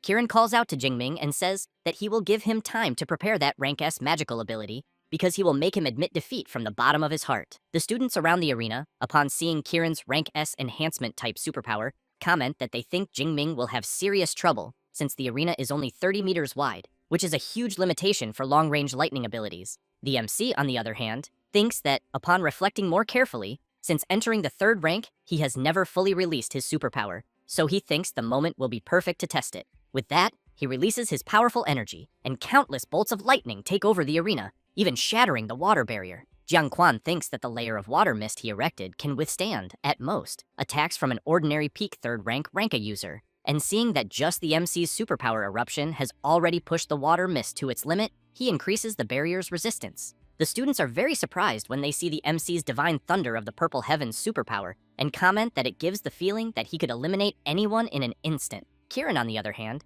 keeps in mind that ordinary lightning does not harm him, but that Jingming's thunder can travel through his entire body, and therefore, he thinks he needs to end the fight very quickly. Thus, he charges at Jingming with all his might. Jingming, in turn, also charges toward Kieran, who becomes excited upon seeing that instead of fleeing, the MC is going to counterattack, and therefore intends to show him the incomparable power of an enhancement-type superpower user. He then grabs his blade, but soon becomes quite frightened when he sees that Jingming is already very close. He then tries to block Jingming's spear thrust with his sword, but ends up being thrown backward and immediately wonders how this is possible, because Jingming's strength truly matches his own after transforming. The MC comments that Kieran seems surprised, then says that there is no law stating that a lightning element user must be weaker than an enhancement-type user. Kieran channels power into his forehead and says that, indeed, such a law does not exist, but that he originally wanted to play a little more with the MC. However, from the looks of it, it seems that is no longer possible. Having said that,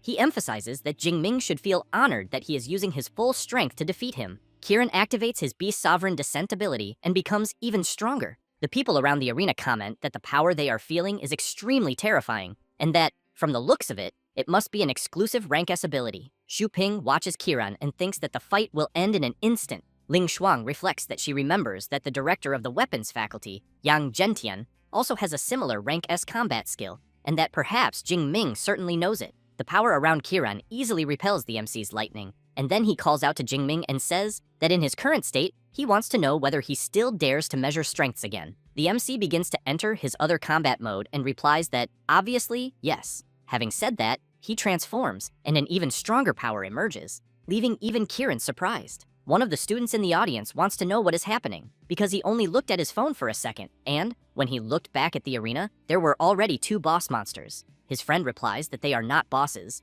but Jingming and Kieran entering the second phase. Kieran, somewhat startled upon seeing the MC's transformation, comments that it must be a rank S combat skill. Jingming replies that it is, but emphasizes that unfortunately, there is no prize. Having said that, he activates the Thunder Prison. Kiran becomes alarmed, thinking that it is a restraint-type combat skill, since Jingming is preparing to use that rank-S Celestial Thunder skill. With that in mind, he knows he needs to go all out and equips the Vitality Armor. He then tries to withstand the lightning attacks and, after managing to block them, realizes that he finally broke through. However, he notices something and immediately turns, narrowly dodging the MC's spear attack at the last instant. The spear strikes one of the arena walls, and a massive explosion occurs. Kiran thinks that the lightning spear is truly terrifying, because if he had been hit by it, he believes he would have been seriously injured. At that moment, Jingming appears out of nowhere very close to Kiran, using the Lightning Gale Breakthrough skill. Kiran tries to block with his blade, but due to the MC's strength, he is violently thrown backward. Jingming takes advantage of the opening and activates the continuous Thunder Spear skill. Kiran is struck multiple times without being able to defend himself, and, while being attacked, thinks that if he can block these attacks, he still has a chance. Thus, he shouts that now it is his turn to counterattack. However, Jingming simply raises his arm and shouts explosion. The places where Kiran was struck begin releasing small arcs of lightning, and soon after, an electrical explosion occurs inside his body. Kiran is blasted out of the arena, and due to the damage he sustained, his ability is undone. Jingming walks up to him and points the spear at Kiran's face, who in turn says that he accepts defeat and surrenders the fight. Grandmaster Jiang Quan announces that the winner is the student Xu Jingming. The students from Magic City University become excited and shout, celebrating the victory of the most terrifying freshman of all. Ling Shuang reflects that the Thunder Prison was used for control. Then the Thunder Spear forced Kiran to expend his movement ability, followed by the Lightning Flash to advance, combined with the Lightning Gale Breakthrough to expose the opponent's weakness, and finishing with continuous Thunder Spears. So she knows that everything connected perfectly, being clean, direct, and efficient. She then asks whether the vice director would like to say anything else. Xu Ping replies that they are accepting the defeat graciously, and that 20% resource quota belongs to them, and that the rank S resource promised to Jingming will be delivered the next afternoon. As he leaves, irritated, he thinks that they did not get the 20 passes to the ruins, and also lost 20% of the resource quota, so he knows that in trying to come out ahead, he ended up getting burned in the end. Ling Shuang congratulates the MC on the excellent fight and hands over the pass to Civilization Ruin number 9, and also says that the university will reward him with an additional 10,000 academic credits. Jingming is surprised by the amount of credits he will receive, but still thanks the director for her generosity, and as soon as he takes the pass to the ruins, he becomes excited, since he knows that the pass is something everyone is constantly competing to obtain. Ling Shuang once again asks the MC to go rest, but says that the rank S resource promised by Qingjing Superpower University, as well as the permission to choose a combat skill from the libraries of the 3 universities, can all be claimed the next day after harvesting the rare flowers and herbs in the magical cave. Jingming reflects that this study excursion not only guaranteed a pass to the ruins, academic credits, and a rank S resource, but also yielded a huge amount of rare flowers and herbs, along with a pile of ferocious beast materials. So he concludes that all of this was truly great. At that moment, a student approaches the MC and says that his fight was incredible, and that it was great fortune to witness a genius like him. Jingming thanks him for the compliment, but as soon as the student leaves, he asks Song Chu-yun who that guy is. She says that he is the student Dong Sheng, the top-ranked student of Jincheng Superpower University. Jingming, somewhat surprised, emphasizes that it is no wonder he felt that Dong Sheng's cultivation is at the intermediate stage of the 2nd rank. Song Chu-yun asks what he means by that, since Jingming is already at the 3rd rank. The MC laughs and explains that he is a special case, because he has a hack that allows him to level up with a single click, then asks if she believes that. Song Chu-yun replies that not even in her dreams. After that, at the cult's base, the Archbishop informs the followers that since they have received the divine mandate, the celestial god will be eternal. He then asks whether everything is ready at the plantation. One of the cult members replies that everything has already been arranged. The Archbishop makes it clear that they will be responsible for the professors of the 3 universities and that they should eliminate as many as possible. However, he emphasizes that as for the 2 rank S individuals, he will leave them to the Holy Sun, since he believes this will be useful for his growth, and asks if there is any problem. He replies that there is not, and comments that the next day, he will be very close to them. The Archbishop adds that if they are willing to embrace the cult of destiny, it would be even better. Otherwise, they should be eliminated without mercy. Thus, he draws everyone's attention and informs them that the next day will be the most magnificent stage of the cult of destiny, as they will use the most brutal and ruthless posture to announce their existence to Daxia, and that he is very eager for everyone's performance. On the following day, at the magical cave plantation, some students find certain flowers beautiful, and one of them asks whether what he is seeing are rank C sunflowers. The base director, Ma Yang, welcomes everyone, but asks why the three vice directors are not there with the mentors and students. The lead mentor of Magic City University, Hu Ping, explains that the directors had other matters to deal with. Since harvesting flowers and herbs is not dangerous, they decided not to attend. In addition, she points out that even if something were to happen, Director Ling Shuang can use her spatial ability to arrive there within a few minutes. Ma Yang smiles and says that he had forgotten about that, then asks everyone to follow him. As they walk through the plantation area, the base director informs them that Qingjing Superpower University will be responsible for collecting the sunflowers in Area C12, and Jincheng Superpower University will take care of the red flame grass in Area B16. Finally, Magic City University will be responsible for the mental clarity grass in Area C11. He then explains that the three best freshmen must separate. Hu Ping is surprised and immediately asks why they have to separate and why other magical cave plantations do not have this rule. The base director explains that this is a newly cultivated batch of rank S rare flowers and herbs, which is an excellent opportunity for exceptional students to broaden their horizons. Hu Ping, still somewhat suspicious, says that she understands and calls Jingming, Kiran, and Dong Sheng to go with her. The MC thinks about collecting rank S rare flowers and herbs alone and soon feels that this base director seems suspicious. However, he believes that with the mentors nearby, there should be no problems. At that moment, Dongsheng calls the MC and Kiran over and introduces himself. He then comments that their battle the previous day was truly magnificent. After that, he says that he heard that some religions possess secret techniques that increase strength, allowing someone of the second rank to advance directly to the fourth rank. Thus, he thinks that if this is true, he might be able to exchange blows with the two of them. Jingming, upon hearing about religions, comments that he thinks it would be better for Dongsheng not to get involved with that. Kiran asks what is wrong with religions, since the Miadu cult or the Sacred Father cult both have very positive impacts on his father, and it is precisely thanks to the support of Lord God Brahma that he is invincible. Jingming asks what he means by invincible and why the god Brahma he believes in did not make him defeat him. Kiran becomes very nervous upon hearing this, but Dongsheng gives his opinion, saying that he actually thinks Kiran is right, because some religions really do bring great benefits, and that when the MC personally feels the power that comes from religion, he thinks that perhaps he will change his mind. Jingming is intrigued by what Dongsheng said about when the time comes, and questions what he meant by that. At that moment, Ma Yang asks the mentor from Magic City University for permission and informs her that the three students have already arrived at the location. She asks whether they have really arrived and where the rank S rare flowers and herbs are. Ma Yang points to the side and tells the lead mentor that the rank S rare flowers and herbs are right there. She turns around, somewhat confused. The base director takes advantage of her distraction and lunges forward with his monstrous arm, attempting to strike her. Hu Ping jumps back to avoid being completely hit and is greatly shocked to see that the base director is a 7th rank grandmaster. Next, she activates her rank A superpower, the Lacquer Shadow Spirit Cat, and immediately asks who the base director really is and whether he knows the consequences of doing what he is doing. He laughs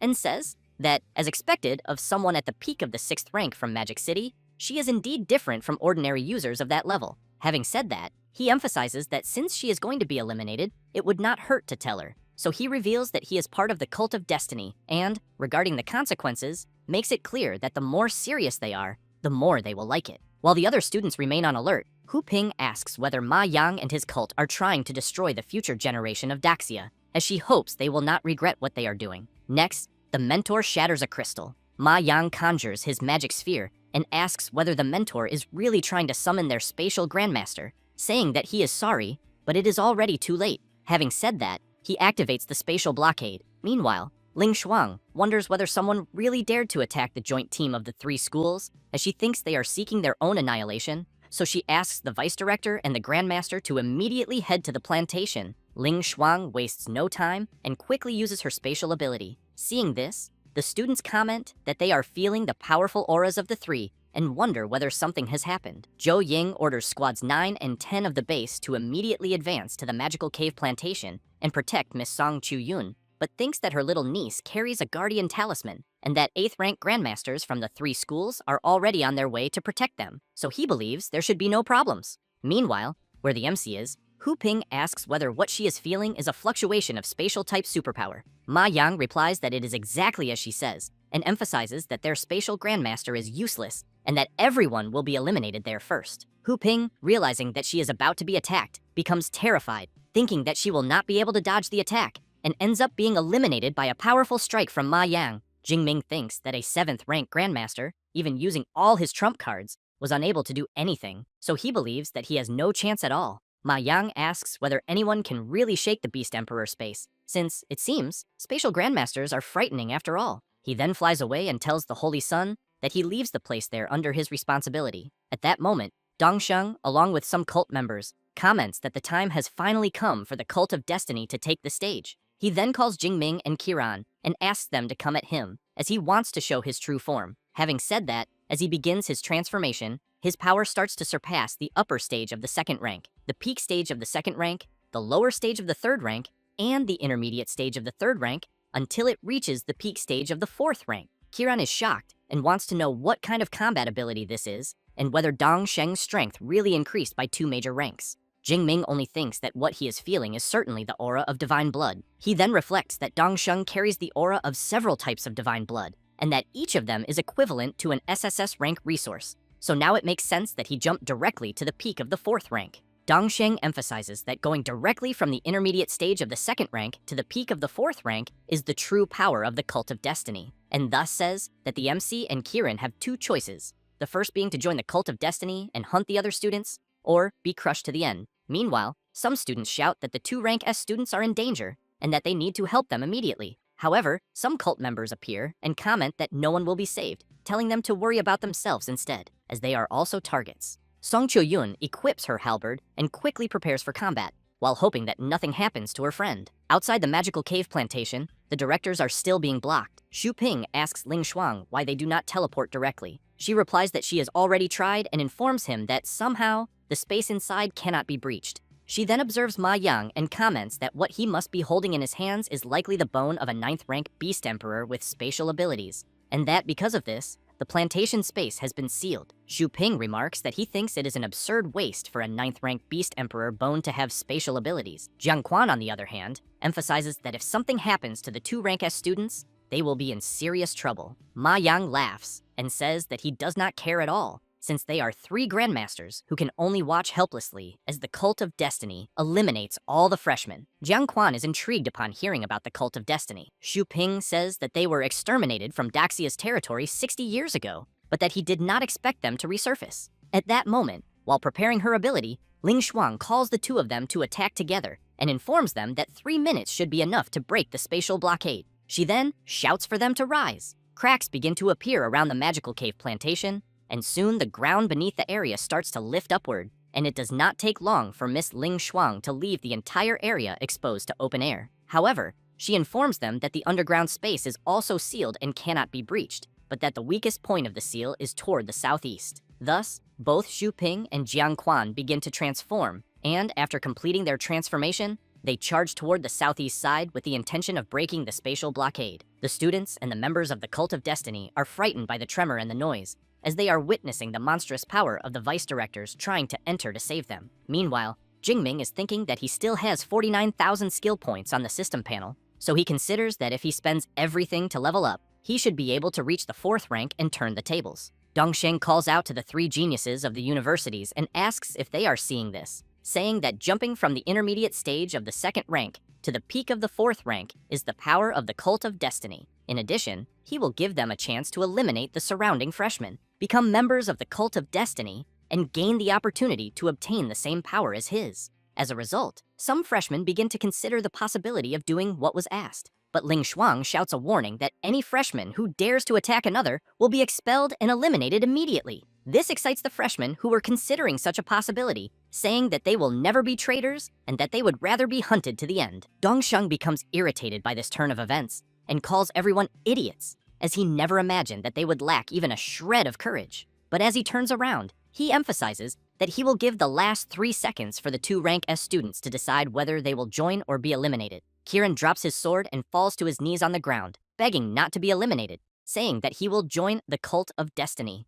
Dongsheng comments that he made a sensible choice, but wants to know what Jingming will do. He, in turn, begins to release his power and does not answer anything. Dongsheng comments that then the MC has chosen to be eliminated and orders Kiran to eliminate Jingming to prove his loyalty. Kiran, with a trembling voice, comments that he cannot deal with Jingming alone. At that moment, some cult members transform and call Kiran to attack together. The MC notices that one of them is at the lower stage of the 3rd rank and 4 are at the lower stage of the 4th rank. So he thinks that it seems he does not even need to use his skill points yet. One of the cult members gets reckless and charges at the MC, asking whether just because he is rank S, he thinks he is amazing. Without making any movement, Jingming blocks the attack with his lightning and then counterattacks with a thrust of his spear. The cult member falls to the ground, wondering how this was possible, since he is a 4th rank superpower user. Jingming makes it clear that he was a fool to dare attack him alone. Dongsheng says that he will also help with the attack. Jingming thinks that he really feels threatened because Dongsheng is truly strong, so it seems that he will have to use his skill points after all. But it is a pity because he wanted to test whether 50,000 skill points would improve his superpower. However, upon seeing the notification from his system informing him that by eliminating a Divine Blood envoy at the lower stage of the 4th rank, he obtained another 1,000 skill points, thus reaching 50,000 points. Jingming wastes no time and immediately upgrades his superpower. As the sky begins to darken and numerous bolts of lightning strike across the entire area, the system informs that it will begin the superpower evolution, starting the evolution of the Purple Sky Divine Thunder of rank S. While the evolution rate is at 30%, the MC's lightning begins to spread even further throughout the area. Dongsheng shouts that he thinks Jingming is just putting on a show and unleashes his attack. A huge explosion occurs inside the magical cave plantation, but the MC manages to block the attack, remaining unscathed, while the superpower evolution progress continues. Next, the system informs that the rate has reached 100% and that the superpower evolution has been successfully completed, and now the Purple Sky Divine Thunder of rank S has evolved into the All Heavens Divine Thunder of rank SS. Jingming simply opens his eyes, releasing his new power, and countless bolts of lightning begin to destroy the entire area. Dongsheng is struck head-on by one of these bolts. With this, the system informs the MC that he has eliminated a Divine Blood envoy at the peak stage of the 4th rank, obtaining another 2,000 skill points. Next, Jingming points at each of the cult members present and makes it clear that all of them will be eliminated. Having said that, he unleashes his powerful discharge once again, which can be seen from very far away. Kiran, upon seeing Jingming's incredible power, becomes terrified and, without thinking twice, begins banging his head on the ground, saying that he was also threatened, but even so did not attack him. At that moment, Ma Yang is surprised to realize that the Holy Sun has been eliminated, so he turns around shouting that he will bury Jingming along with him and launches his powerful attack. On the verge of being struck by Ma Yang's blow, Jingming realizes that he cannot move his body even an inch and wonders if this is the difference in level between him and a 7th rank Grandmaster. Next, observing the attack more closely, he also wonders whether the superpower he is seeing is of the spatial type. At that moment, Ling Shuang manages to pass through the blockade. Ma Yang becomes nervous and immediately wants to know how she managed to break in, since he was clearly maintaining the spatial blockade. While unleashing her spatial slash, Ling Shuang asks how Ma Yang dares to be distracted while relying on an external object for his spatial ability. The Vice Director's attack is so powerful that it deals significant damage to Ma Yang's arm, causing him to drop the Beast Emperor Essence Bone Sphere. Ling Shuang continues with her magic, but this time restrains the Base Director's movements. While he is being held in place, she picks up the Bone Sphere. Thus, she asks whether the MC is alright. He replies that he is, and thanks her for helping him at the last moment. At that moment, the Vice Directors enter and ask what should be done with the remaining members of the Cult of Destiny. She replies that those who dared to lay hands on the geniuses of her Daxia should be captured alive if they are 6th rank superpower users, and as for the rest, they should be eliminated without mercy. Having said that,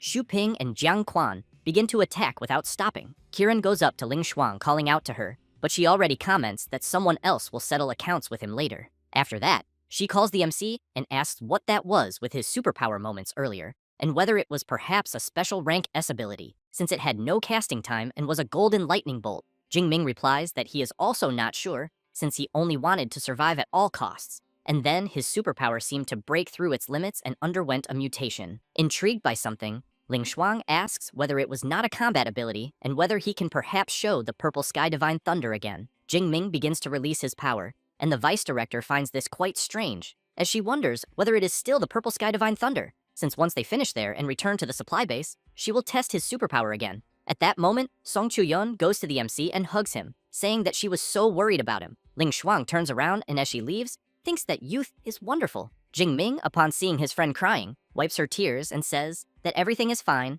and that it is already over, then emphasizes once again that he is perfectly fine. A few minutes later, the area that was floating is placed back into position. Ling Shuang reports that a total of 342 freshmen from the 3 universities fell into the hands of the Cult of Destiny members during the event that took place, and therefore makes it clear that the 3 great universities have assumed responsibility for the casualties that occurred, and that they will also provide compensation and pensions according to battlefield sacrifice standards. Having said that, she announces that the Cult of Destiny is an enemy of humanity and, moreover, an enemy of the 3 great universities, and that from that day onward, the 3 great universities will issue an extermination order against the Cult of Destiny, and that both students and teachers may accept missions, as they must annihilate them completely. Jingming reflects that eliminating divine blood envoys yields many skill points, and, with that in mind, concludes that when he returns to the university, he might try to accept some missions. Ling Shuang explains that due to the unexpected incident involving the Cult of Destiny, the study excursion will end earlier, and that freshmen from all universities must gather at 9 in the morning the next day to return to the university. Later, in a more secluded location, Ling Shuang takes out an artifact and asks Jingming to release his superpower, as the detector will analyze the results. While the MC channels his power into the detector, Ling Shuang wonders whether Jingming's rank S superpower has evolved into a rank SS superpower, since she has in mind that this should not be possible, as he originally only had a lower rank ability, and evolving to rank S was already something very rare. At that moment, the detector reports that superpower detection has been completed and that the superpower is identified as the All Heavens Divine Thunder under the natural type lightning element with a rank SS classification. The vice director is surprised to learn that it is a rank SS superpower, since she knows that the difference between rank SS and rank S is enormous, because if cultivated properly, Jingming could definitely play a decisive role on the battlefield against ferocious beasts, considering that the last time an SS Awakened appeared in Daxia was more than 10 years ago. Thus, she smiles and says that his rank SS superpower is very good and that he performed very well. Jingming comments that his superpower really did undergo another evolution, but wants to know how the machine knows about the All Heavens Divine Thunder and whether this power has appeared before. Ling Shuang emphasizes that since it can be detected, it must naturally have appeared before, not in the modern era, but in the era of ancient civilizations, since the university's detectors are made based on detectors from ancient civilization ruins. However, she points out that this means Jingming's talent can already be comparable to that of the powerhouses of ancient times. Having said that, she emphasizes that there is no need for the MC to hide the fact that his superpower has evolved, but that he should also not flaunt it around carelessly, then asks him to take the talisman she personally made, and that if he crushes it within 400 kilometers, he can rush to her, so he should remember to use it only when he is in real danger. Jingbing takes the talisman and thanks the vice director. Ling Shuang also hands over the rank S resource promised to the MC by USQJ, a 7th grade limit-breaking pill, and says that he can use it when breaking through a major rank, then suggests that he take it when trying to break through from the peak stage of the 5th rank to the 6th rank, otherwise it would be a waste of its potency. Feeling a bit awkward, Jingming asks whether he can exchange it for a different rank S cultivation resource, since he has in mind that with the system, he does not need pills at all to break through. However, Ling Shuang replies that USQJ will not exchange it, but will grant a special permission to exchange it for a rank S resource at the USCM Resource Department after they return to the university, and that is for the combat skill reward for taking first place in the study excursion. He should take a look and see which one he wants to choose. Thus, the vice director asks Eva to display all lightning element combat skills of rank A and above from USQJ and USJC. Quickly, Eva begins to show all the available skills. Jingming observes the SSS rank Obliterating Thundercloud skill, which uses lightning element superpower to trigger natural phenomena, forming a thundercloud that continuously fires lightning, but which can only be learned by users of the 5th rank or above, with a lightning element superpower of rank A or higher. He also sees the SS rank Descent of the God of Thunder's Judgment skill, which uses lightning element superpower to condense a thunder god and judge all enemies. Jingming thinks that SS and SS rank combat skills are extremely tempting, but unfortunately, the rank requirements are extremely high, and he cannot learn them yet, so he thinks it is better to be pragmatic and choose something he can learn at the moment. After choosing the one he wants, the MC calls the vice director and says that he chose the S rank Finger of the God of Thunder skill. Ling Shuang sees that this skill uses lightning element superpower to condense the finger of a thunder god to attack the enemy, causing massive lightning damage. She then informs him that this is a combat skill from USQJ, so she thinks that they will probably not provide much assistance in teaching it, since the learning cycle may be very long. Jingming replies that he does not mind, and thinks that since he still has 6,000 skill points, it will be enough. The vice director smiles and comments that since the MC has already mastered several rank S combat skills and has plenty of experience, he will not need her reminders. While Jingming is distracted watching the abilities that Eva is displaying, Ling Shuang reflects on the MC's extremely fast cultivation speed, as well as his heaven-defying comprehension, and even the fact that his superpower can undergo mutation again. So she knows that for so many exaggerated advantages to be concentrated in a single person, if he manages to grow, humanity will definitely gain an unparalleled expert. Later, in the private training room, the MC is focused until he asks the Deep Blue system to open his attribute panel. He then thinks that 50,000 skill points transformed his Purple Sky Divine Thunder of rank S into the All Heavens Divine Thunder of rank SS. And that compared to the Purple Sky Divine Thunder, the All Heavens Divine Thunder is even more difficult to control, since he needs to focus on training his control over his superpower, and while trying to control his new power, he hopes that one day he can obtain an SS rank Lightning Element superpower. Later, at 18 o'clock, some people on the street are surprised to see an aircraft in the sky and soon wonder whether it is an anti-gravity aircraft from an ancient civilization ruin. The aircraft begins to descend near the city, and as soon as it lands,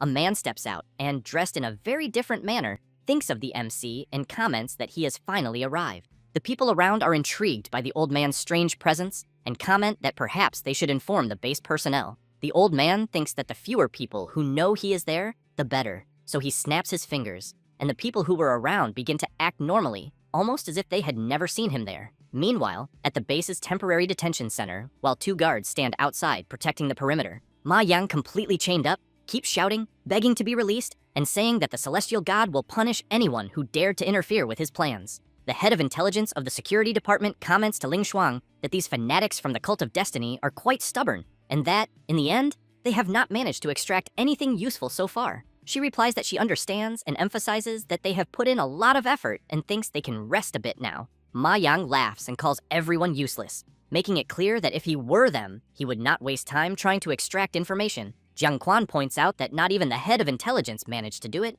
so it seems that all that remains is to wait for the superiors to send reinforcements. Ling Shuang asks him to relax and comments that, according to her estimate, they should be arriving at any moment. At that moment, the man from before who came down from the ship appears there at the prison. The deputy director immediately turns around upon sensing a powerful aura. The old man laughs and promptly apologizes for his delay. Ling Shuang bows and comments that she did not expect him to come personally. The old man replies that he had to come, since the Cult of Destiny reappeared after more than 60 years. As the old man approaches Ma Yang, Ling Shuang thinks that Liu Yushan is a mental-type superpower user of rank A, one of the few 9th-rank martial saints of Daxia, and a holder of great political power. But she wonders whether something like this truly required his presence. Liu Yushan activates his mental power and asks Ma Yang to answer with complete sincerity, wanting to know whether he is the supreme leader of the Cult of Destiny. After being caught by the ability, he answers that he is not and says that he is only an archbishop. Then the old man asks what the objective of their operations was and whether they had infiltrated agents into the universities and how many. Ma Yang replies that initially it was to eliminate the freshmen of the 3 universities and then announce to the world the existence of the Cult of Destiny, and that regarding infiltrators, only at USJC. 10 minutes later, Liu Yushan explains that the Archbishop's memories were tampered with by a superpower user, and, because of that, he believes the man cannot reveal anything important, such as the hideouts or who the supreme leader of the cult is. But from what they managed to extract, the Cult of Destiny is plotting something much bigger, so he believes the superiors will act very soon. Having said that, he makes it clear that for now, that is all regarding the Cult of Destiny, but that there is another matter concerning the evolution of the superpower of the student Xu Jingming, so he wants to know where he is, because he wishes to meet him personally. Ling Shuang thinks that, in the end, the old man had another reason for being there. Later, in the deputy director's office, the MC arrives asking whether she had sent for him. Ling Shuang asks Jingming to sit down first, and then says she will introduce Liu Yushan, advisor to the National Parliament of Daxia, as the MC turns around in great surprise, wondering whether there really is someone else in the room. Since he did not sense any presence, the old man greets Jingming and emphasizes that it is a pleasure to meet him, while Jingming, very surprised, thinks that something is very wrong there and is soon caught by an overwhelming pressure coming from the old man. However, at that very moment, he tries to use his power to dissipate the control, and as soon as he manages to do so, he becomes very tired, almost as if he had just gone through an intense fight. He then reflects that, until now, he had only seen 9th-rank martial saints on the internet, and never imagined that, in person, Just a single look from the old man would be so overwhelming. Liu Yushan comments that the MC did not do badly at all, since nowadays, very few third-rank users can withstand his gaze. So he believes the MC's strength is truly admirable. Jingming bows and makes it clear that, in truth, he knows it was the old man who held back. The advisor laughs and says that every year, 3 or 4 rank S superpower users emerge on Blue Star, but that there have been fewer than 50 rank SS users in the past 200 years, and therefore, those who do not die young end up becoming the absolute pinnacle of power among humans, and he hopes the MC will be one of them. Having said that, he emphasizes that to help him on this path, they will provide support, then explains that what he just did was a mental seal capable of creating a layer of mental protection on him. Next, he places it on the MC's forehead, but as soon as he does so, he ends up feeling a bit dizzy and emphasizes that it is a rank SS mental combat ability he developed and is applying. In the future, even if a 9th rank mental type tries to break the seal, they will have to sweat a lot to do so. While Jingming helps the advisor sit down, Ling Shuang makes it clear that Liu Yushan is doing all of this for free for the MC and therefore thinks he should thank him properly. Immediately, Jingming thanks the advisor. He asks the MC not to thank him, as this was a collective decision of the parliament, and that when he becomes stronger, he only needs to help Daxia defeat more enemies. The deputy director explains to the MC that a thick layer of mental protection was applied around his sea of consciousness, and that advisor Lu's mental seal is the dream of many 8th rank grandmasters. And yet, Jingming received it for free. He laughs and comments that it is because he is the most outstanding student of Magic City University. Ling Shuang laughs and says that apparently humility is not his strong suit. But changing the subject, she says that the National University League will begin in March and that she will be counting on him. Jingming is quite surprised to hear this and immediately asks if she is sure, since he is only a freshman. The deputy director makes it clear that it is out of the question for him to refuse, as she is already reserving a spot for him, but that there are still a few months left, and therefore, she thinks he should train hard until that day. The MC comments that he cannot wait to cross paths with the geniuses of the other universities. After that, 3 days later, at the Magic City University, the ship that took the group to the competition returned. As soon as it lands, Jiang Chuyi promptly greets the MC and Song Chuyun. Then she goes up to the two of them and says she is very happy to see that both are well. Song Chuyun makes it clear that it was thanks to her pills, because she thinks that if it were not for them, they would have been screwed in the magic cave. Jiang Chuyi laughs and says that of course it was, since she was the one who refined them, but changes the subject and says that she has already reserved a table at Qingyaju for them to go eat. Jingming asks whether it will be on her tab. She replies yes, but wants to know if he remembered to bring the rare flowers and herbs she had asked for. The MC says that he brought a lot, but wants to know if she will be able to use all of it. As the three leave laughing and chatting, Ling Shuang just watches them and thinks that Jingming apparently has luck even with women, but that, thinking about it more carefully, she believes that the stronger the parents, the greater the chances of the children being born with powerful superpowers, and that having multiple partners actually makes sense. Then she thinks about her own time, since no one her age could reach her level, but in the end, knows that she is already in her 30s and still single. After that, Jiang Chuyi, upon seeing the amount of rare flowers and herbs that the MC brought from the magic cave, is completely surprised and immediately asks if he took everything. Jingming laughs and emphasizes that this is nothing special, since very few are strong enough to reach the central part of that cave, and that if he had stayed there longer, he thinks he would have gathered even more. Jiang Chuyi takes a deep breath and comments that she thinks she will now be quite busy for a long time. Then Jingming stands up and says that he is going to leave, because he has to go to the resource department to exchange the rank S cultivation item he got from USQJ. It does not take long before he arrives at the resource department of USCM. Jingming asks Ava to list the rank S resources that he can exchange for a 7th grade limit-breaking pill. Upon seeing the list, the MC is impressed by the number of resources he sees, but asks Eva which of the resources shown on the list will maximize his control over the lightning superpower. Eva identifies the rank S Thunder Mystic Realm Pass, with which the MC can enter the Thunder Mystic Realm, located in Hedong City, Jiangnan Province, and train there. Jingming comments that Hedong City is less than 100 kilometers from his home, and that he has never heard of any Thunder Mystic Realm there. Eva explains that it appeared in Kanger Village, in Hedong City, 87 years ago, and that after the Thunder Dojo took over, it began to be managed strictly. A pass is required to enter, so most people do not even know it exists. The MC says he understands, but wants to know if there are beasts there. Ava replies that yes, and that almost all of them have mastered lightning control. Jingming thinks this is perfect and decides to choose this rank S resource. Later, the MC receives a call from someone asking if he is Vice President Xu Jingming. He replies that he is, but asks the reason.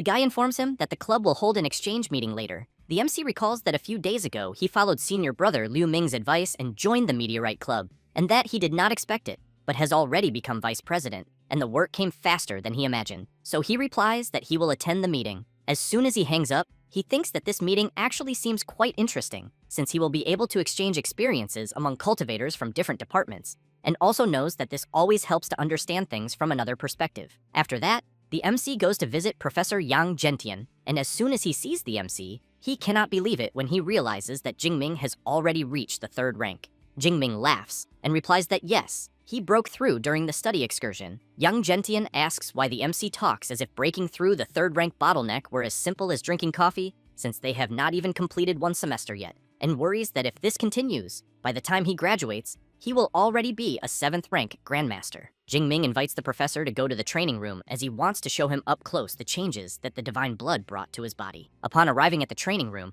the MC releases his powerful power. Professor Yang Gentian is quite surprised and soon asks whether the Purple Heaven Divine Thunder was not blue-violet and why the color changed, also noting that it is not just the color, since even the origin aura of the superpower is different. Jingming asks whether Deputy Director Ling Shuang did not tell the old man, because his superpower evolved and is now the All Heavens Divine Thunder of rank SS. Yang Gentian is even more impressed upon learning that the superpower evolved from rank S to SS, and then realizes that now everything makes sense. He then comments that evolving the superpower is great, but that controlling a rank SS one is no joke, since it is much more complicated than a rank S one and will require a lot of training. The MC says he understands, but adds that he even exchanged for a Thunder Mystic Realm Pass, and therefore wants to know what he needs to prepare before going. Yang Gentian comments that the Thunder Mystic Realm is perfect for those who use lightning superpowers, since it even allows good cultivation and training there, but that before that, he wants to take a look at his physique first.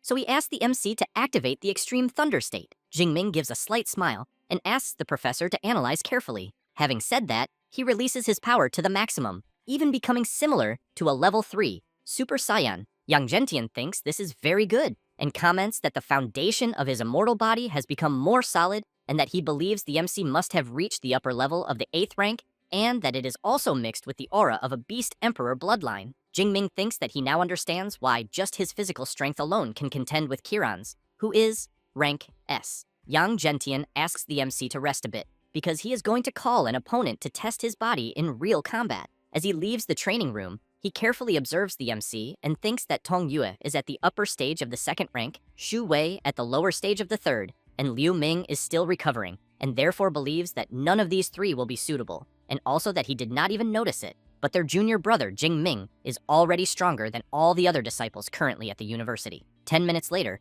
a guy arrives saying that the MC's opponent has just arrived. This is Zhong Dan, a 4th-year student from the Weapons Academy, who introduces himself very nervously and says that he thinks he has not done anything wrong recently. Yang Gentian asks the young man to relax and says that he only wants him to do a physical combat training session with his disciple. Zhong Dan finds this strange and asks the professor whether a hand-to-hand training session would not be too heavy for the MC. Yang Gentian replies that the big guy can go all out, as he will be watching. Thus, Zhong Dan agrees and says that since the professor authorized it, he will not hold back. Yang Gentian asks Old Fu who he thinks will win. He replies that overall Jingming is stronger, but that speaking only of physique, he thinks Zhong Dan has the advantage. Yang Gentian emphasizes that it is not always like that, because even though Zhong Dan is a rank A enhancement type at the peak of the 3rd rank, 2 levels above the MC, the opportunities Jingming obtained go far beyond what one can imagine. At this moment, Zhong Dan activates his enhancement superpower and transforms into a gray wolf with green eyes. But he keeps watching the MC and thinking that he is rank S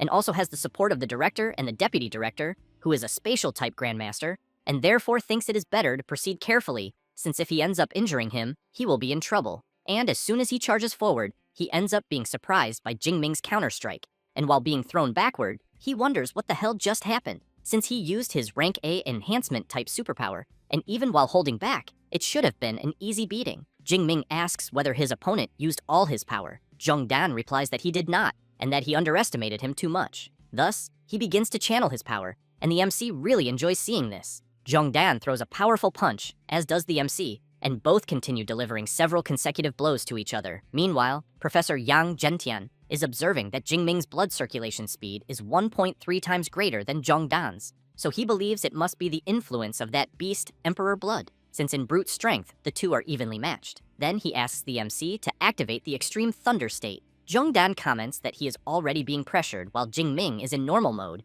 and fears that if he activates that, he will be in a bad situation. The MC begins to transform, and the big guy becomes a bit afraid, and soon asks Jingming to take it easy. He finishes his transformation and asks Jongdan to just relax. Several minutes later, the big guy is lying on the ground completely exhausted. Jingming goes over to him and says that the professor had an idea and went to refine a technique, so they will end it there as well. Thanks the senior for the effort and hands over a potion to recover HP. Jongdan thanks him for the potion and emphasizes that if anyone still dares to say that the MC's fame is exaggerated, he will be the first to defend him on the forum until he gets tired. Next, the MC asks Old Fu when Professor Yang Gentian will return. He replies that it is hard to say, as he thinks it could be in a few hours or only a few days from now. Then the MC hears his phone ringing and, upon answering, realizes it is the deputy director. She says that the people from Qingjing University have already arrived and that they delivered the original copy of the rank S Thunder God Finger skill, and therefore he should stop by the combat skills library to pick it up. Jingming asks whether it needs to be now. Ling Shuang asks whether he has another commitment, because if so, to leave it, and that she will come get him. Having said that, she uses her spatial power and in an instant arrives where the MC is. She grabs his shoulder and pulls him into her ability. When they return, there is a man waiting for them, and she soon introduces to Professor Chen the rank S student of her university, Xu Jingming, and to the MC informs that the person there is Professor Chen Lin from Qingjing University. Jingming says that it is a pleasure to meet the professor, and he replies that the pleasure is his. Next, Ling Shuang says that Professor Chen Lin is a grandmaster at the lower stage of the 7th rank, that he has mastered the Thunder God Finger, and that he will stay there for half a fortnight. So she thinks the MC should take advantage of this to learn everything he can from the professor during this time. Jingming thinks that USQJ was quite generous, because in addition to sending the secret manual, they also sent an instructor, but that it is a pity that he can only use points to learn directly. So he comments that he hopes not to bother the professor during this period. He replies that not at all, since he is an old friend of Professor Yang Gentian and is also there to visit him. So if the MC has any questions, he should look for him directly and consider him as if he were Old Man Yang. After that, the afternoon arrives. The MC goes to his meeting and soon apologizes for being late, saying that he had a lot of things to deal with. But upon looking around more carefully, he realizes that the big club is on another level after all. The vice president of the Meteorite Club, Du Liangping, asks the MC to sit with him, and soon notices that Jingming has already reached the 3rd rank so quickly, commenting that at the pace he is advancing, the Meteorite Club will end up putting him as president very soon. The MC says that this is not his focus at the moment and asks about the topic of the meeting. Liangping says that it is about the Cult of Destiny mission, since they really attacked the joint freshman team of the 3 universities. So he wants to know if the MC will accept the mission. He becomes completely serious and makes it clear that he will participate. A few minutes later, the meeting begins, and Wu Yuan comments that the Cult of Destiny has reappeared and that the Daxia government has officially issued an extermination order against them. He also informs that the university has received several missions related to the Cult of Destiny and, because of that, hopes that everyone will actively participate. Having said that, he mentions the MC and comments that he bets he will accept some mission and that, therefore thinks that if he wants to form a team, he can look for him. Jingming laughs, thanks him for the invitation, but makes it clear that for now, he prefers to act alone. However, he has in mind that before accepting any mission, he needs to master the Thunder God's Finger, since having another S-rank combat skill will make him much safer. After the Meteorite Club meeting ends, the MC goes to talk to Professor Chen Lin. Jingming comments that he analyzed the Thunder God's Finger the previous night and had some doubts, so he would like to receive some guidance. Chen Lin is surprised that he has already analyzed it, since apparently it is no wonder that he is the #1 student of Magic City, but makes it clear that he will explain everything he knows. Jingming comments that he first wants to talk about the part of the manual that addresses communication with the thunder of heaven and earth and its fusion with lightning itself. Chen Lin comments that he thinks Jingming must have already learned the heavenly thunder art, since it is very similar, but that the Thunder God's Finger is more condensed, and that the variations in form are much more complex.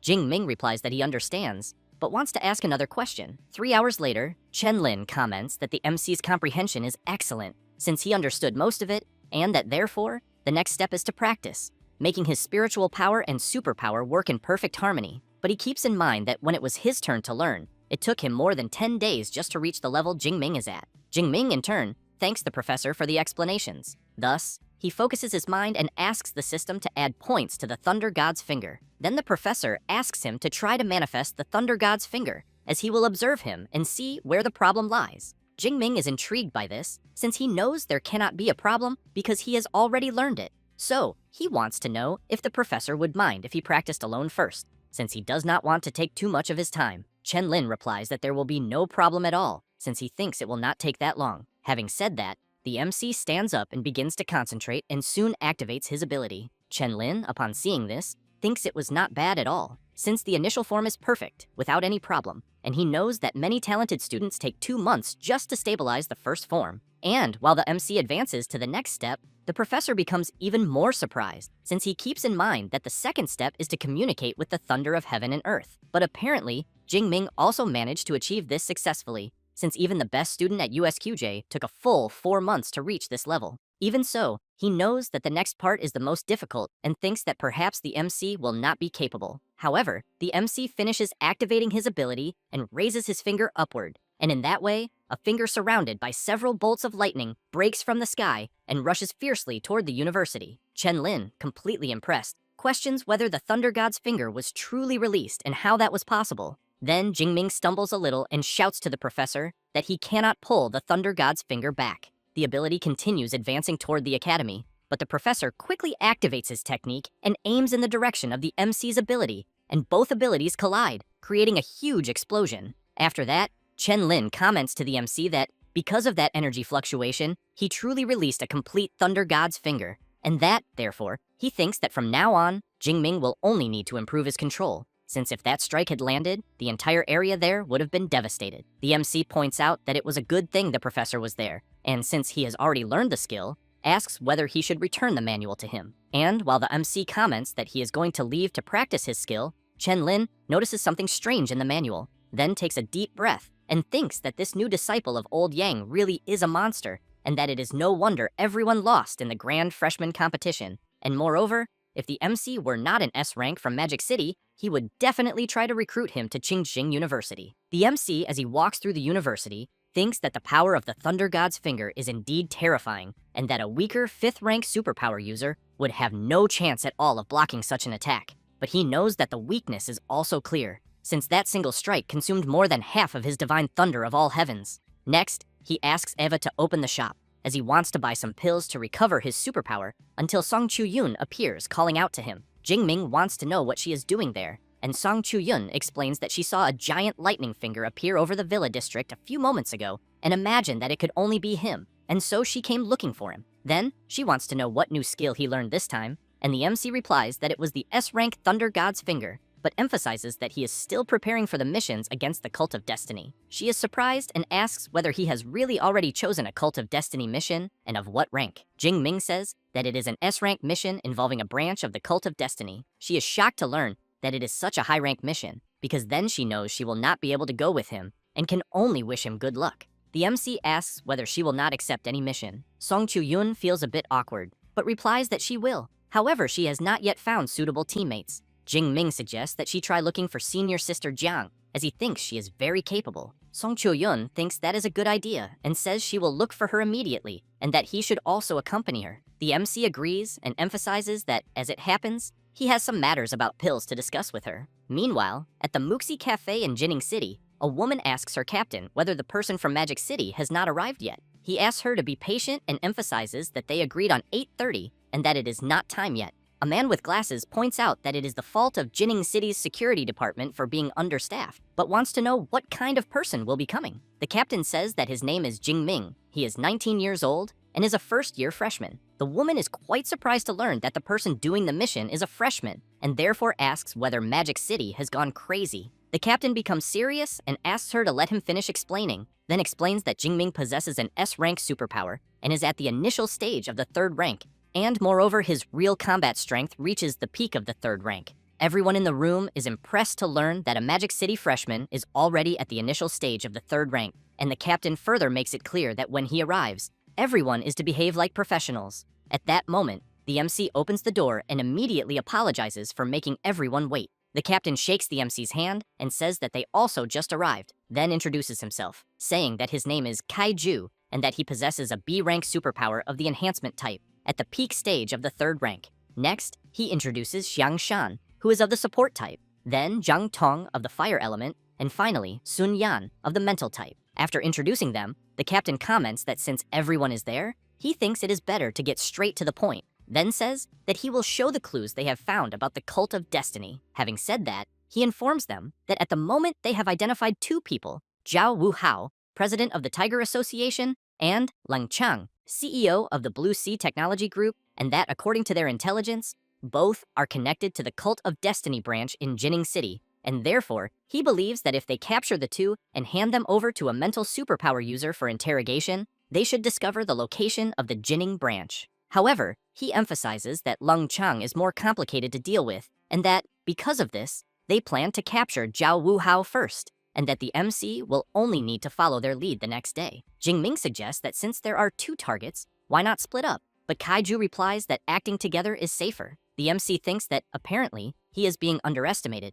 so he asks the captain to leave Leng Chang to him and have the others deal only with the Tiger Association. The captain becomes serious and thinks that this S-rank from Magic City is too confident, but he knows that even with an S-rank superpower, facing someone at the intermediate stage of the 4th rank is harder than ascending to the heavens. At that moment, Zhang Tong says that Leng Chang has a personal bodyguard at the intermediate stage of the 4th rank, and that because of this, the MC will not be able to deal with him alone, and that the plan is to capture Zhao Wuhao first, and then act together again to capture the last one. Even so, Jingming asks them not to worry, as he thinks everything will be fine. Zhang Tong becomes nervous and shouts, wanting to know if the MC cannot understand the seriousness of the situation, but the captain interrupts him. Then he comments that if Jingming insists so much, they will have to trouble him to act alone, and that he will hand over the 3-dimensional rendering of the group's base and the relevant information. Upon taking the material, Jingming replies that it is fine, but wonders whether they really have so little faith in an S-rank, because apparently he will have to show some real skill. After that,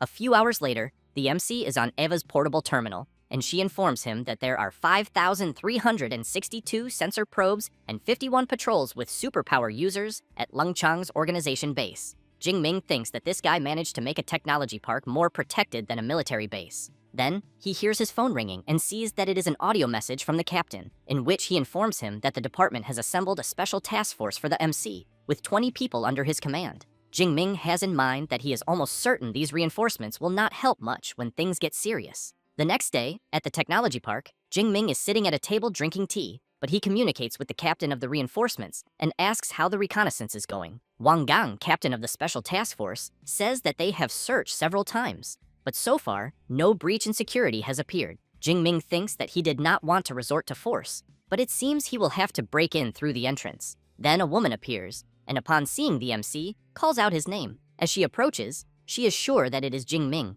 The MC recognizes her and comments that it is a coincidence for her to be there, but thinks that he almost forgot that Lin Qingli studies at a university there in Jining. She wants to know if the MC was not in Magic City, or if, by any chance, he is just sightseeing. Jingming replies that he just wanted to take a look at the Blue Sea Technology Park, but that they are not letting him enter. Lin Qingli thinks that is a coincidence, and says that her uncle was invited to a technology exhibition inside, and that she can even ask him to take the MC with them. Jingming wants to know if she could really do that. She replies that yes, since it is just a matter of talking to the staff. Jingming thanks her and calls her representative. She laughs and comments that apparently he still calls her representative. Thus, she calls Jingming to go. He thinks that he did not expect this turn of events, and that it is better to keep the task force on standby as a precaution. Already in the open courtyard inside the technology park, Lin Qingli's uncle comments that boss Leng Chang should arrive soon, but since he is going to meet some friends, the MC and his niece can walk around the place. Jingming thanks Lin Qingli's uncle, but thinks that this is great,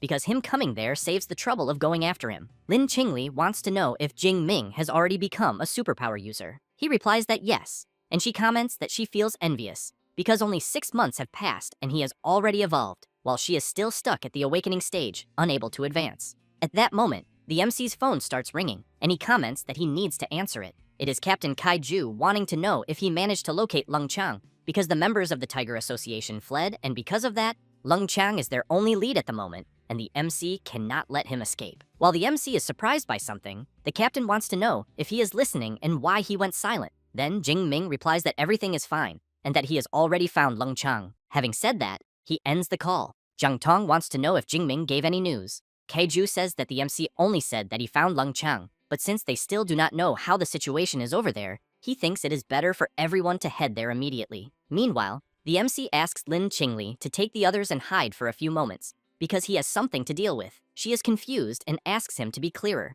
Jingming becomes serious and says that, in fact, he is there for another reason. Meanwhile, Leng Cheng, CEO of the Blue Sea Company, is talking with other people and saying that he has been handling some matters in the building recently, until Jingming shouts, calling Leng Cheng of the Cult of Destiny and ordering him to surrender immediately. Then he informs that, after an investigation by the Jining City Security Department, Leng Cheng of the Blue Sea Company is involved with the Cult of Destiny and, because of that, asks all nearby civilians to leave immediately, and that anyone who insists on protecting Leng Cheng will be treated as an accomplice of the cult. The people around are surprised, wanting to know if the CEO is really involved with the cult, since, if the security department is already there, they think it cannot be a lie. Wu Hang apologizes to the MC, but informs him that he is only Mr. Leng's bodyguard and knows nothing about any cult. However, he wants to know if the security department is so understaffed that it sent a kid at the initial stage of the 3rd rank. Meanwhile, from afar, Lin Qingli is surprised to realize that Jingming is already at the 3rd rank and reflects that elite universities are truly insane after all, because in less than 1 semester, they turned and awakened into a monster. Jingming comments to Wu Hang that it seems he is also involved with the cult, then asks Eva to start recording the mission. The bodyguard, while releasing his power, wants to know what gave a kid like the MC the courage to speak that way. Then he charges forward with full force and uses his Bloody Tiger Slash ability, but Jingming easily manages to dodge it. People in the distance comment that the situation has now gotten out of control because Wu Hang charged forward, who in turn comments that apparently the MC's reflexes are quite good, but wants to know if he will be able to dodge again. Jingming makes it clear that he will not need to dodge again, because he has already understood the bodyguard's attack pattern. Having said that, he activates his extreme thunder power, which leaves Wu Hang very worried, wondering if what he is seeing is a divine ascension, since he has in mind that only divine blood envoys master something like that within the cult. Jingming creates his thunder spear and immediately throws it, and the bodyguard is struck head-on by the ability. Then, he falls defeated to the ground. Lin Jaime comments to his niece that the MC defeated Master Wu Hang in an instant, and therefore wants to know if Jingming is her schoolmate. Lin Qingli replies that yes, but that she is shocked by his rapid evolution. Meanwhile, Leng Cheng takes advantage of the commotion to try to escape, and wonders since when the security department has such a monster. However, the MC comments that he will not let him escape and activates his Thunder Prison ability. Leng Cheng is surrounded by several bolts of lightning, and Jingming quickly approaches him. Overflowing with power throughout his body and with a piercing gaze, the MC comments that Wu Hang has already been eliminated and that, because of that, it is better for Leng Cheng not to try anything rash anymore, because if he dares to move suspiciously, he cannot promise that he will come out of the interrogation unscathed. Leng Cheng is terrified by the pressure he is feeling, and shouts that he never imagined there could be someone so frightening within the security department. Then he asks what the MC intends to do by getting so close. The MC simply releases an electric discharge into the CEO's body, which causes him to fall to the ground completely knocked out. The people inside the MC's Thunder Prison ability begin to question why they are being kept imprisoned, since they are not members of the Cult of Destiny.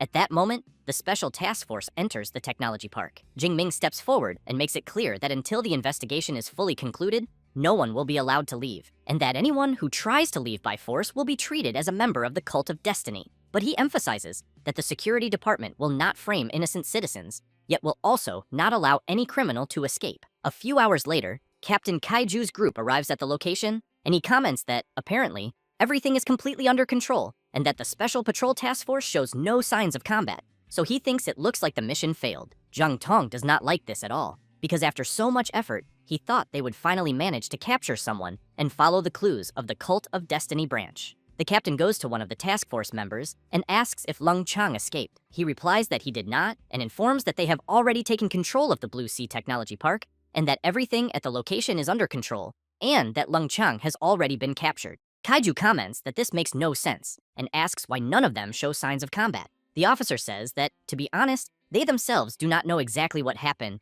because when they arrived, Officer Xu Jingming had already resolved everything, and they only handled the cleanup. This leaves everyone in the captain's group incredulous, wanting to know how he resolved everything alone, and on top of that against Leng Cheng's bodyguard, who is at the intermediate stage of the 4th rank. As soon as the group gets close to Wu Hang lying on the ground, the captain crouches down and wonders whether Jingming really eliminated someone at the level of the bodyguard, since he had thought that he merely drove the guy away. But elimination is completely different from simply defeating someone, and moreover, it was an instant elimination, so he thinks he truly underestimated this S rank from Magic City. At that moment, the MC appears and says that Kaiju finally arrived. He thanks Jingming for all the effort and emphasizes that it was thanks to him, because otherwise he thinks his squad would have been completely defeated, and comments that when this mission ends, he will definitely pay for a drink. The MC, while looking at Lung Chang chained up, comments that the drink can wait, because they need to interrogate the CEO first about the location of the Cult of Destiny branch. Sun Yan, after using his power on Lung Chang,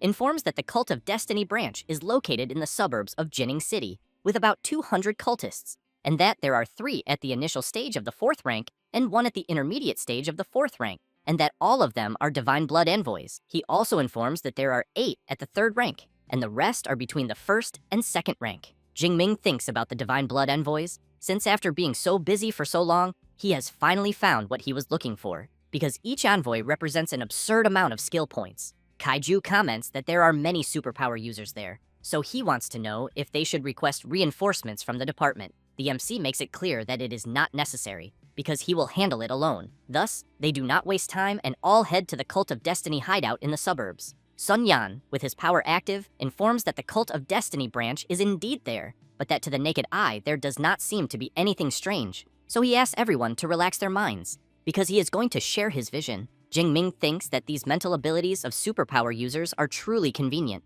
since he can take a look at the library when he returns, because he hopes that the lightning element can achieve a similar detection effect. After everyone views the area through Sun Yan's shared vision, the captain calls Zhang Tong and asks whether, with her fire element superpower, she can blow up the alloy gate ahead or bring down the mountain wall. She replies that both options are very difficult. While taking a 3rd grade superpower recovery pill, the MC asks everyone to leave it to him. Kaiju comments that, in that case, they will have to rely on him again, but thinks that they were unable to help capture Lung Chang, and that, when another obstacle appeared, they ended up depending on the MC once more. As soon as the MC recovers his energy, he enters extreme thunder mode and activates his Thunder God's Finger ability. The giant lightning finger strikes the barrier wall head-on, shattering it completely. But because the ability is so powerful, a shockwave of air is generated and forces the other group members to take cover to avoid being hit. Zhang Tong, upon seeing the explosion, asks whether this is really real, and Captain Kaiju wonders whether someone at the 3rd rank should have this level of destructive power.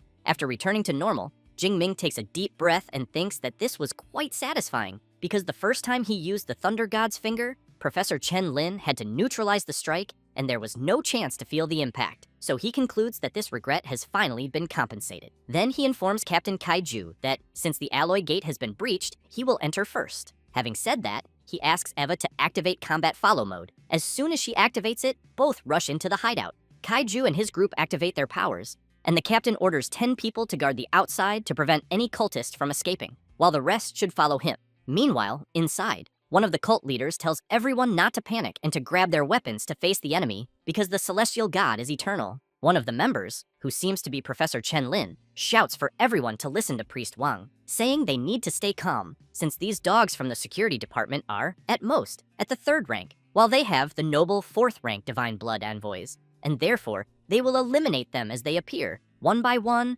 2 by 2. Having said that, all the members begin shouting that everything will be done for the mandate of heaven of the eternal celestial god, until, as they continue shouting, an enormous lightning spear strikes one of the members head-on and knocks him out instantly. Jingming appears right in front of them, apologizes for interrupting the mobilization before the battle, but asks whether any of them know where the Divine Blood envoys are. The members shout that one of the security department's dogs has appeared, and that apparently he is still at the initial stage of the 3rd rank. So they ask where such arrogance comes from, but they soon refuse to talk and charge forward. Jingming simply throws one of his lightning bolts and easily knocks out another cult member, which leaves his partner terribly frightened, causing him to drop to his knees and shout that he surrenders and begs to be spared. The MC becomes serious and asks where their Divine Blood envoys are. The cult member says that they are at the blood pool in the deepest part of the mountain, but as soon as he finishes speaking, he is struck head-on by the MC's power. The remaining members ask why Jingming eliminated the man even after he surrendered. The MC, while releasing even more of his power, laughs and asks when he ever said that he would spare someone just because they surrendered. The cult members become afraid and beg for mercy, saying they were only bewitched by the Cult of Destiny and ended up getting involved in this. Jingming asks Eva to scan the identity information of the members, but while she is scanning, he makes it clear that they will see just how innocent they really are. It does not take long for her to finish the scan, and she reports that Zhou Ping is a wanted fugitive responsible for killing a mother and daughter in the city of Anhua. Liu Yang is also a wanted fugitive, responsible for selling large quantities of highly addictive exotic fruits in the province of Jie. With that, the MC begins to release his power and comments that this then is what they call innocence. Saying that, he eliminates everyone in the blink of an eye. At that moment, Captain Kaiju and Zhang Tong arrive where the MC is and see the eliminated bodies of the cult members. The captain, surprised, wonders if what he is seeing was really the work of an S-rank superpower. Zhang Tong thinks that even if she used her flames to instantly reduce someone to ashes, she would have to be at the 5th rank to make that happen. Jingming tells Kaiju that the bishop and the divine blood envoys are in a place called the blood pool and asks if he knows what it is used for. Kaiju says he heard Lung Chang mention that it seems to be a place used to produce divine blood envoys. After that, they arrive at a room where there are several people being kept under observation, almost as if they had been used as experiments. Jingming does not like at all seeing that the Cult of Destiny is conducting research on humans and animals. Kaiju looks back and, seeing someone, calls out to the MC and comments that it seems they are about to find the blood pool because Zhao Wu Hao from the Tiger Society has just appeared. Zhao Wu Hao tells the captain that he did not plan to settle accounts with them at that moment, but since they came there on their own, they will all be eliminated. Jingming comments that the strongest among them is only at the peak of the 3rd rank, so he wants to know if the divine blood envoys are not there. Zhao Wu Hao shouts, calling the MC arrogant, and emphasizes that the Lord Envoys do not need to move to deal with someone like a public security brat. And, as he rushes forward, Jingming anticipates his movement and, at high speed, lands a powerful blow squarely on Zhao Wu Hao. Then, he looks back and comments that he thought Zhao Wu Hao would be stronger, but apparently he was mistaken. The cult members who were with the bishop begin to panic and want to know who the MC really is, because if he is willing to join them, they can request a cardinal position from the Lord Envoy for Jingming. Jingming, in turn, thanks them, but makes it clear that he has no interest in the Cult of Destiny, and that, moreover, their intelligence system is quite slow, since they did not find out that their holy son was eliminated by his own hand. Saying that, he charges at the first member, while the others run away screaming to retreat, because the person there is the S rank of Magic City. However, they cannot escape the range of the MC's power and are easily eliminated. Kaiju tries to stop the MC, telling him to leave at least a few conscious for interrogation, but thinks that if he did not know he was a student of USCM, he would swear he is a fight-addicted maniac. Jingming agrees with the captain, but calls everyone to enter the blood pool. As he crouches near Zhao Wu Hao's body, the MC takes a card from his clothes. Then he swipes the card on the interaction device and is soon authorized. As they pass through the door, Zhang Tong comments that she is smelling a very strong scent of blood. The captain, on the other hand, is intrigued,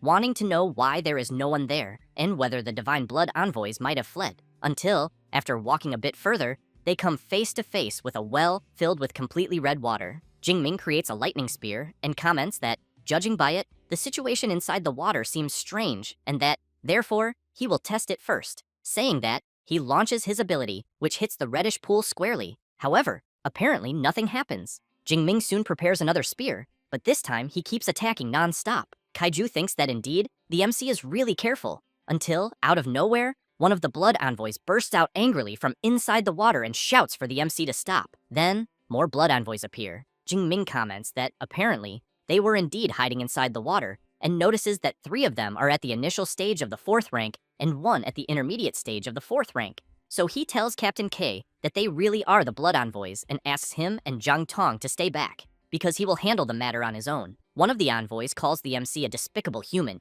and asks how he dares to mock them. Jingming equips his spear and comments that, judging by the way the envoy speaks, he wonders if they no longer even consider themselves human. One of them says that they are the divine envoys chosen by the great celestial god, and that they cannot be compared to an inferior human like the MC. Not wanting much talk, Jingming charges forward, saying he wants to see what is so special about them. One of the envoys blocks the MC's spear thrust and then asks if the S rank of Magic City has forgotten that there are 4 of them. At that moment, the others leap toward the MC, taking advantage of his distraction, but Jingming activates his Thunder Armor ability and blocks all the attacks. After that, he releases his powerful lightning throughout the area, striking and throwing the envoys away. The MC comments that the attacks were very weak and did not even serve as a massage. Saying that, while spinning his spear, he activates his Gale Lightning Rupture ability and in a matter of seconds, eliminates each divine envoy one by one, while the system informs that for eliminating a divine blood envoy, he gained 1,500 skill points for each one eliminated. As he stores the spear in the spatial ring, Jingming reflects that eliminating them yielded 4,500 skill points, and that he also knows there are still 2 cubic meters of space left. So he thinks about the pills, flowers, rare herbs, and money he obtained during this trip. At that moment, Captain Kaiju and Jung Tong approach the MC and comment that he was incredible, and soon ask whether everyone at the university in Magic City is as impressive as he is. Jing Ming replies that almost everyone is, but that he is just a little special. Kaiju comments that the MC even tries to be humble, but knows that anyone who believes that is a fool, then emphasizes that since the mission to annihilate the Cult of Destiny branch was a complete success, there will be a celebratory banquet later and thinks the MC should attend. Jing Ming laughs and says that he will indeed go to the banquet. The next day, at the university bank, some students are commenting that the D-rank mission was far too difficult as they were almost eliminated there, until one of the students laughs and emphasizes that this is because his friends are too weak, since he completed his D-rank mission and earned 74 academic credits. Then they see the MC arriving, and while he goes to withdraw the rewards, the people around wonder whether Jing Ming completed a C-rank mission, but as soon as the MC swipes his card for identification, he is congratulated for completing the first S-rank mission of the Cult of Destiny, and for rising to first place on the glory ranking, which leaves everyone around quite surprised to learn that it was such a high-rank mission. Then, Eva displays the glory ranking, and the MC is in first place with his S-rank mission achievement, having a total completion time of 67 hours and 23 minutes. And second and third places are Li Kang and Zhang Yue for completing A-rank missions. The people, upon seeing the table, are astonished, because the glory ranking was released only 2 days ago, and there is already someone who completed an S-rank mission, until a guy approaches the MC and comments that he did not imagine anyone would complete an S-rank mission so quickly, and that, apparently, Jing Ming truly lives up to the reputation that precedes him. Saying that, he emphasizes that he has always liked making friends with the strong, so he introduces himself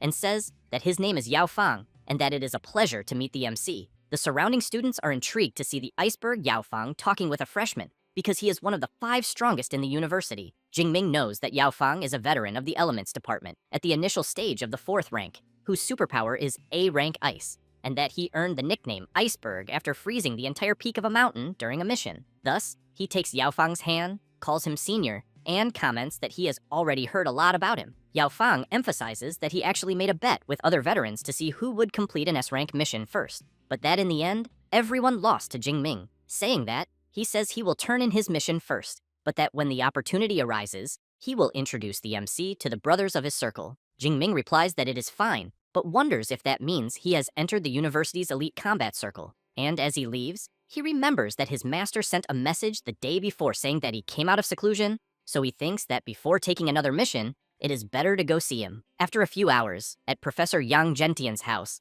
the MC arrives greeting everyone and asking whether the Immortal Thunder body technique was improved. The old man makes it clear that it is not that simple, because he stayed in seclusion for 4 or 5 days and only managed to put together an initial outline. Liu Ming comments that it was not bad at all on the part of his junior brother, because besides completing an S-rank mission, he also made friends with Iceberg Yao Fang. The MC comments that apparently the senior is very well informed. He laughs and explains that he saw a post on the university's official website, and that since the MC can already complete an S-rank mission alone, he thinks that he might be able to get a spot in the National University League in March. Yang Gentian emphasizes that it is not a might, because Director Ling had already said that Jing Ming is a pre-selected member of the league. Liu Ming cannot believe it, and wants to know if the MC's spot is really already guaranteed, because that would make Jing Ming the first freshman in the university's history to compete in the University League. Yang Gentian calls everyone to go to the training room, because Liu Ming has not fought with the MC since he recovered, and therefore thinks it is a great time for a practical combat.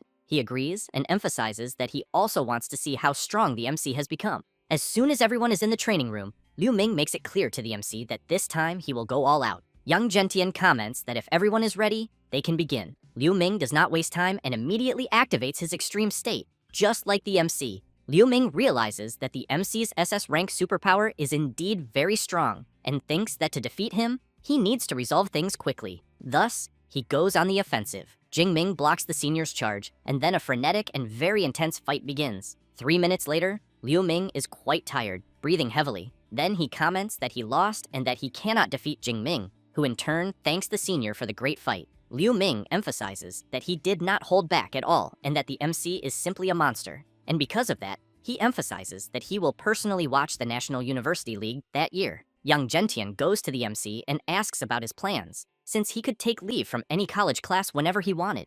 Jingming comments that he intends to focus on doing missions for a while, but reflects that from what he has noticed, hunting divine blood envoys yields skill points much faster than hunting ferocious beasts. After that, a month passes, and in the mission conclusion hall, Jingming remains in first place, now with 3 S-rank missions, 6 A-rank missions, and 4 B-rank missions. Second place is Kang Shi, and in third, Yao Fang. The students, upon seeing the table, comment that they would never believe that a freshman student would reach the top of the table. Jingming, in turn, is thinking that the award day has finally arrived and, very curious, wonders what the prizes will be. Then, the students notice that the MC is there and realize that he has already advanced to the intermediate stage of the 3rd rank, since they know that even for an S-rank superpower, that is far too fast, and that is why they are calling him the Thunder Emperor. Yao Fang appears and tells the MC that in just 1 month he has already earned a title. Jingming feels a bit embarrassed and tells the senior that it is just a nickname people made up. Yao Fang turns and comments that the person there with him is Bloody Hand Shen Dongling, whom he had mentioned before. She arrives saying that with such a physique at the intermediate stage of the 3rd rank,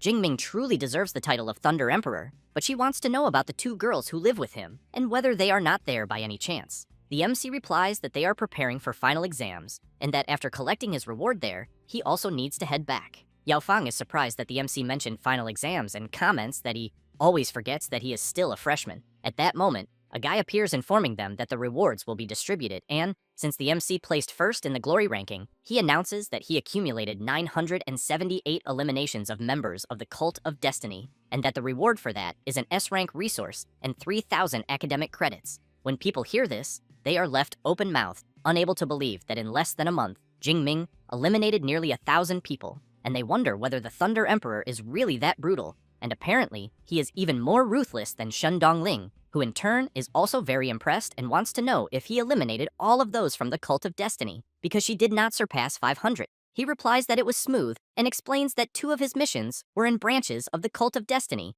and that, because of that, it ended up yielding more eliminations. The person responsible for announcing the rewards hands the MC the S-rank cultivation resource and informs him that it is a bottle of 6th grade origin return pills, 10 pills in total, and hopes that he will continue striving and compete for the top in the next glory ranking. Jingming comments that he will certainly do everything within his power. Yao Fang emphasizes that 6th grade origin return pills, which increase cultivation speed, are indeed a reward worthy of first place. Then he suggests to the MC that instead of exhausting himself on missions, maybe it would be better to follow Song Chu-yun, since the Song family has a veteran 8th rank grandmaster. Jingming makes it clear that he does not need anyone to sponsor him, since he knows that nothing could ever be faster than his own Deep Blue system. After that, the MC returns to his room and, while Eva displays some data, he thinks that according to his master, he should now learn a fist technique, and since he knows that in the extreme thunder state his body is already a weapon, he believes that close combat also helps relieve the bloodthirsty side effects of the immortal thunder body. Thus, he chooses a technique and thinks that it should work. Jingming chose the A-rank Thunder Dragon Fist, where he condenses the lightning superpower into his fist through a special structure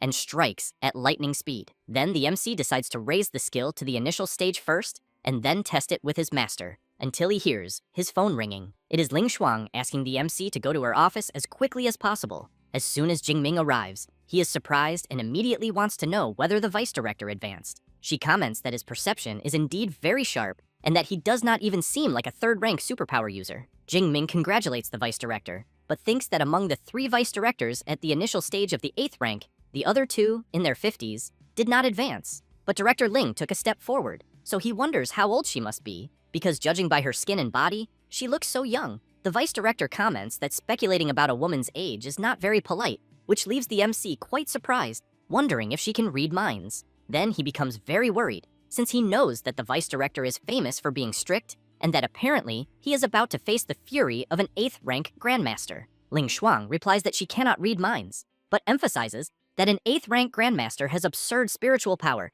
and that even the slightest change in his mood becomes obvious. Saying that, she asks him to remember this well, because in front of high-rank superpower users, he must control his expressions, since the less he reveals, the better. Jingming replies that he understands and thinks that he got away with it, since apparently the vice director does not seem irritated. However, she comments that there is something else to say, and asks Jingming to stop trying to guess her age, since she is 34 years old and not the elderly lady he is imagining, but then ends up questioning what is going on with herself, because since when does she give so much explanation to a student? Jingming, very impressed, wants to know if she really is only 34 years old, because that is far too young, since the average age of an 8th rank grandmaster in Daxia is 46 years old, and Professor Yang is already past 50 and is still only at the peak of the 7th rank, and for that reason, he admires her from the bottom of his heart. Ling Shuang asks him to stop the flattery, because they need to talk about something that really matters. So she wants to know what the MC plans to do, since winter vacation begins in 2 days.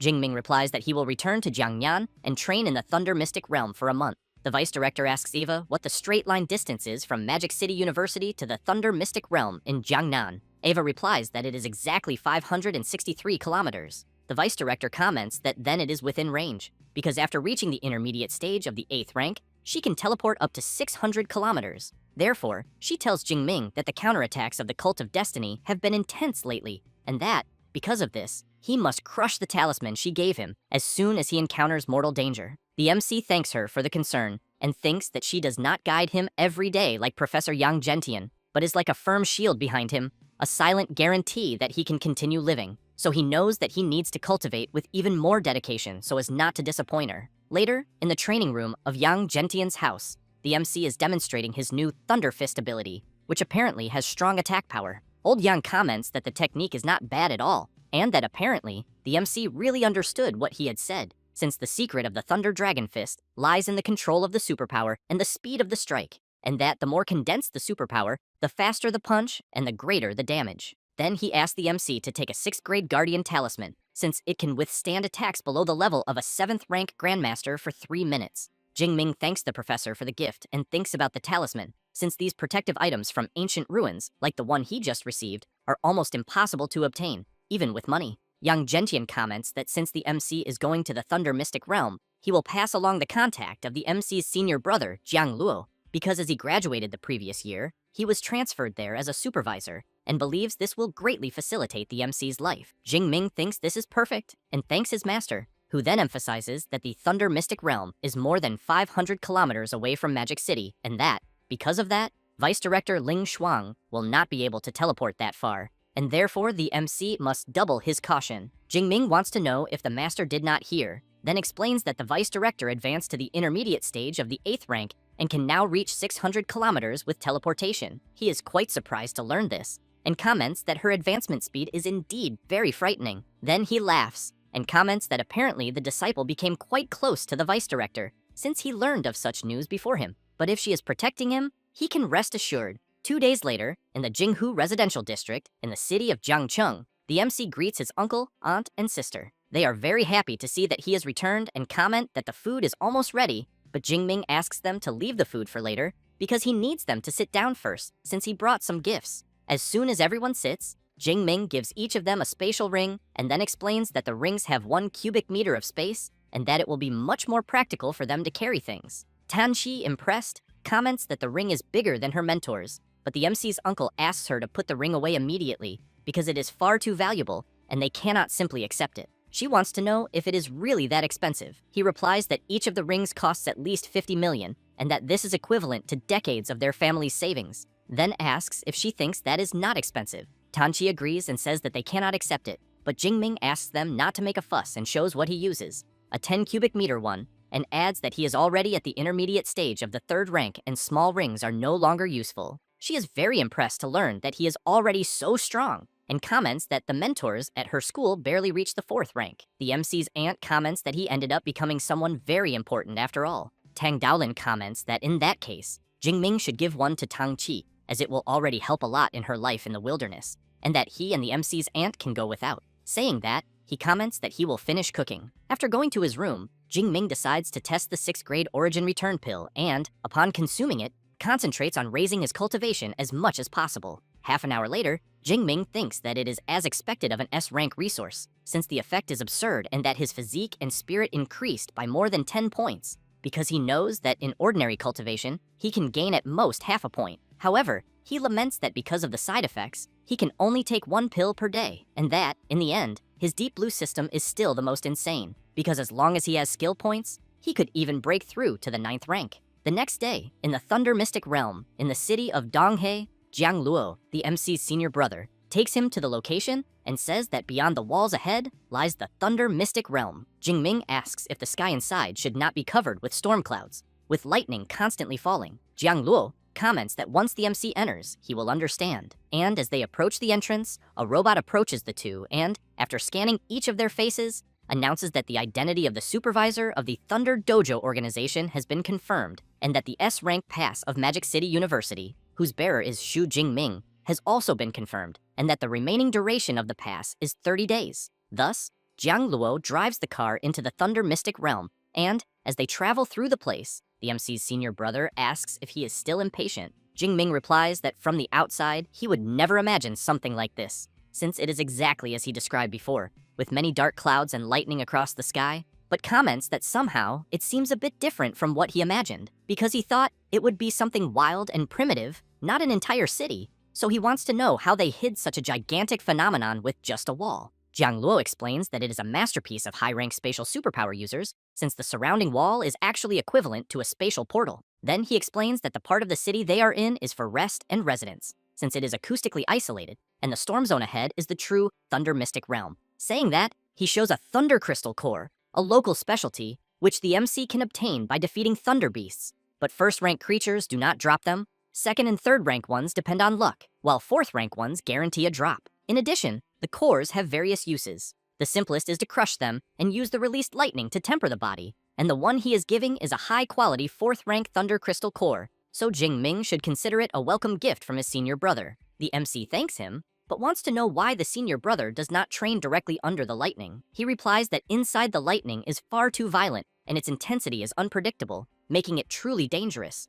and that the cores, on the other hand, are stable, in addition to the fact that the thunder beasts there are stronger than ordinary ferocious beasts. Since the closer one gets to the center of the storm, the more terrifying the lightning and the beasts become. It does not take long for Jiang Luo to say that the MC's residence is just ahead, and asks him to rest and set out the next day. Jingming replies that he does not need to rest, because he wants to enter as early as possible. The MC's senior brother thinks that Jingming is already S-rank and still strives in such a manner, and therefore knows that it is not without reason that the master values him so much. Meanwhile, elsewhere, one of the members of the Cult of Destiny is informing the Lord Archbishop that the Magic City University student, Xu Jingming, eliminated more than 1,000 cultists in a month and even destroyed 2 branches, saying that he also reports that Jingming is in the Thunder Mystic Realm and therefore wants to know how they should proceed. The Archbishop emphasizes that Jingming possesses an SS rank superpower and that this involves far too many variables, because if they are to act, it must be an instant and guaranteed elimination.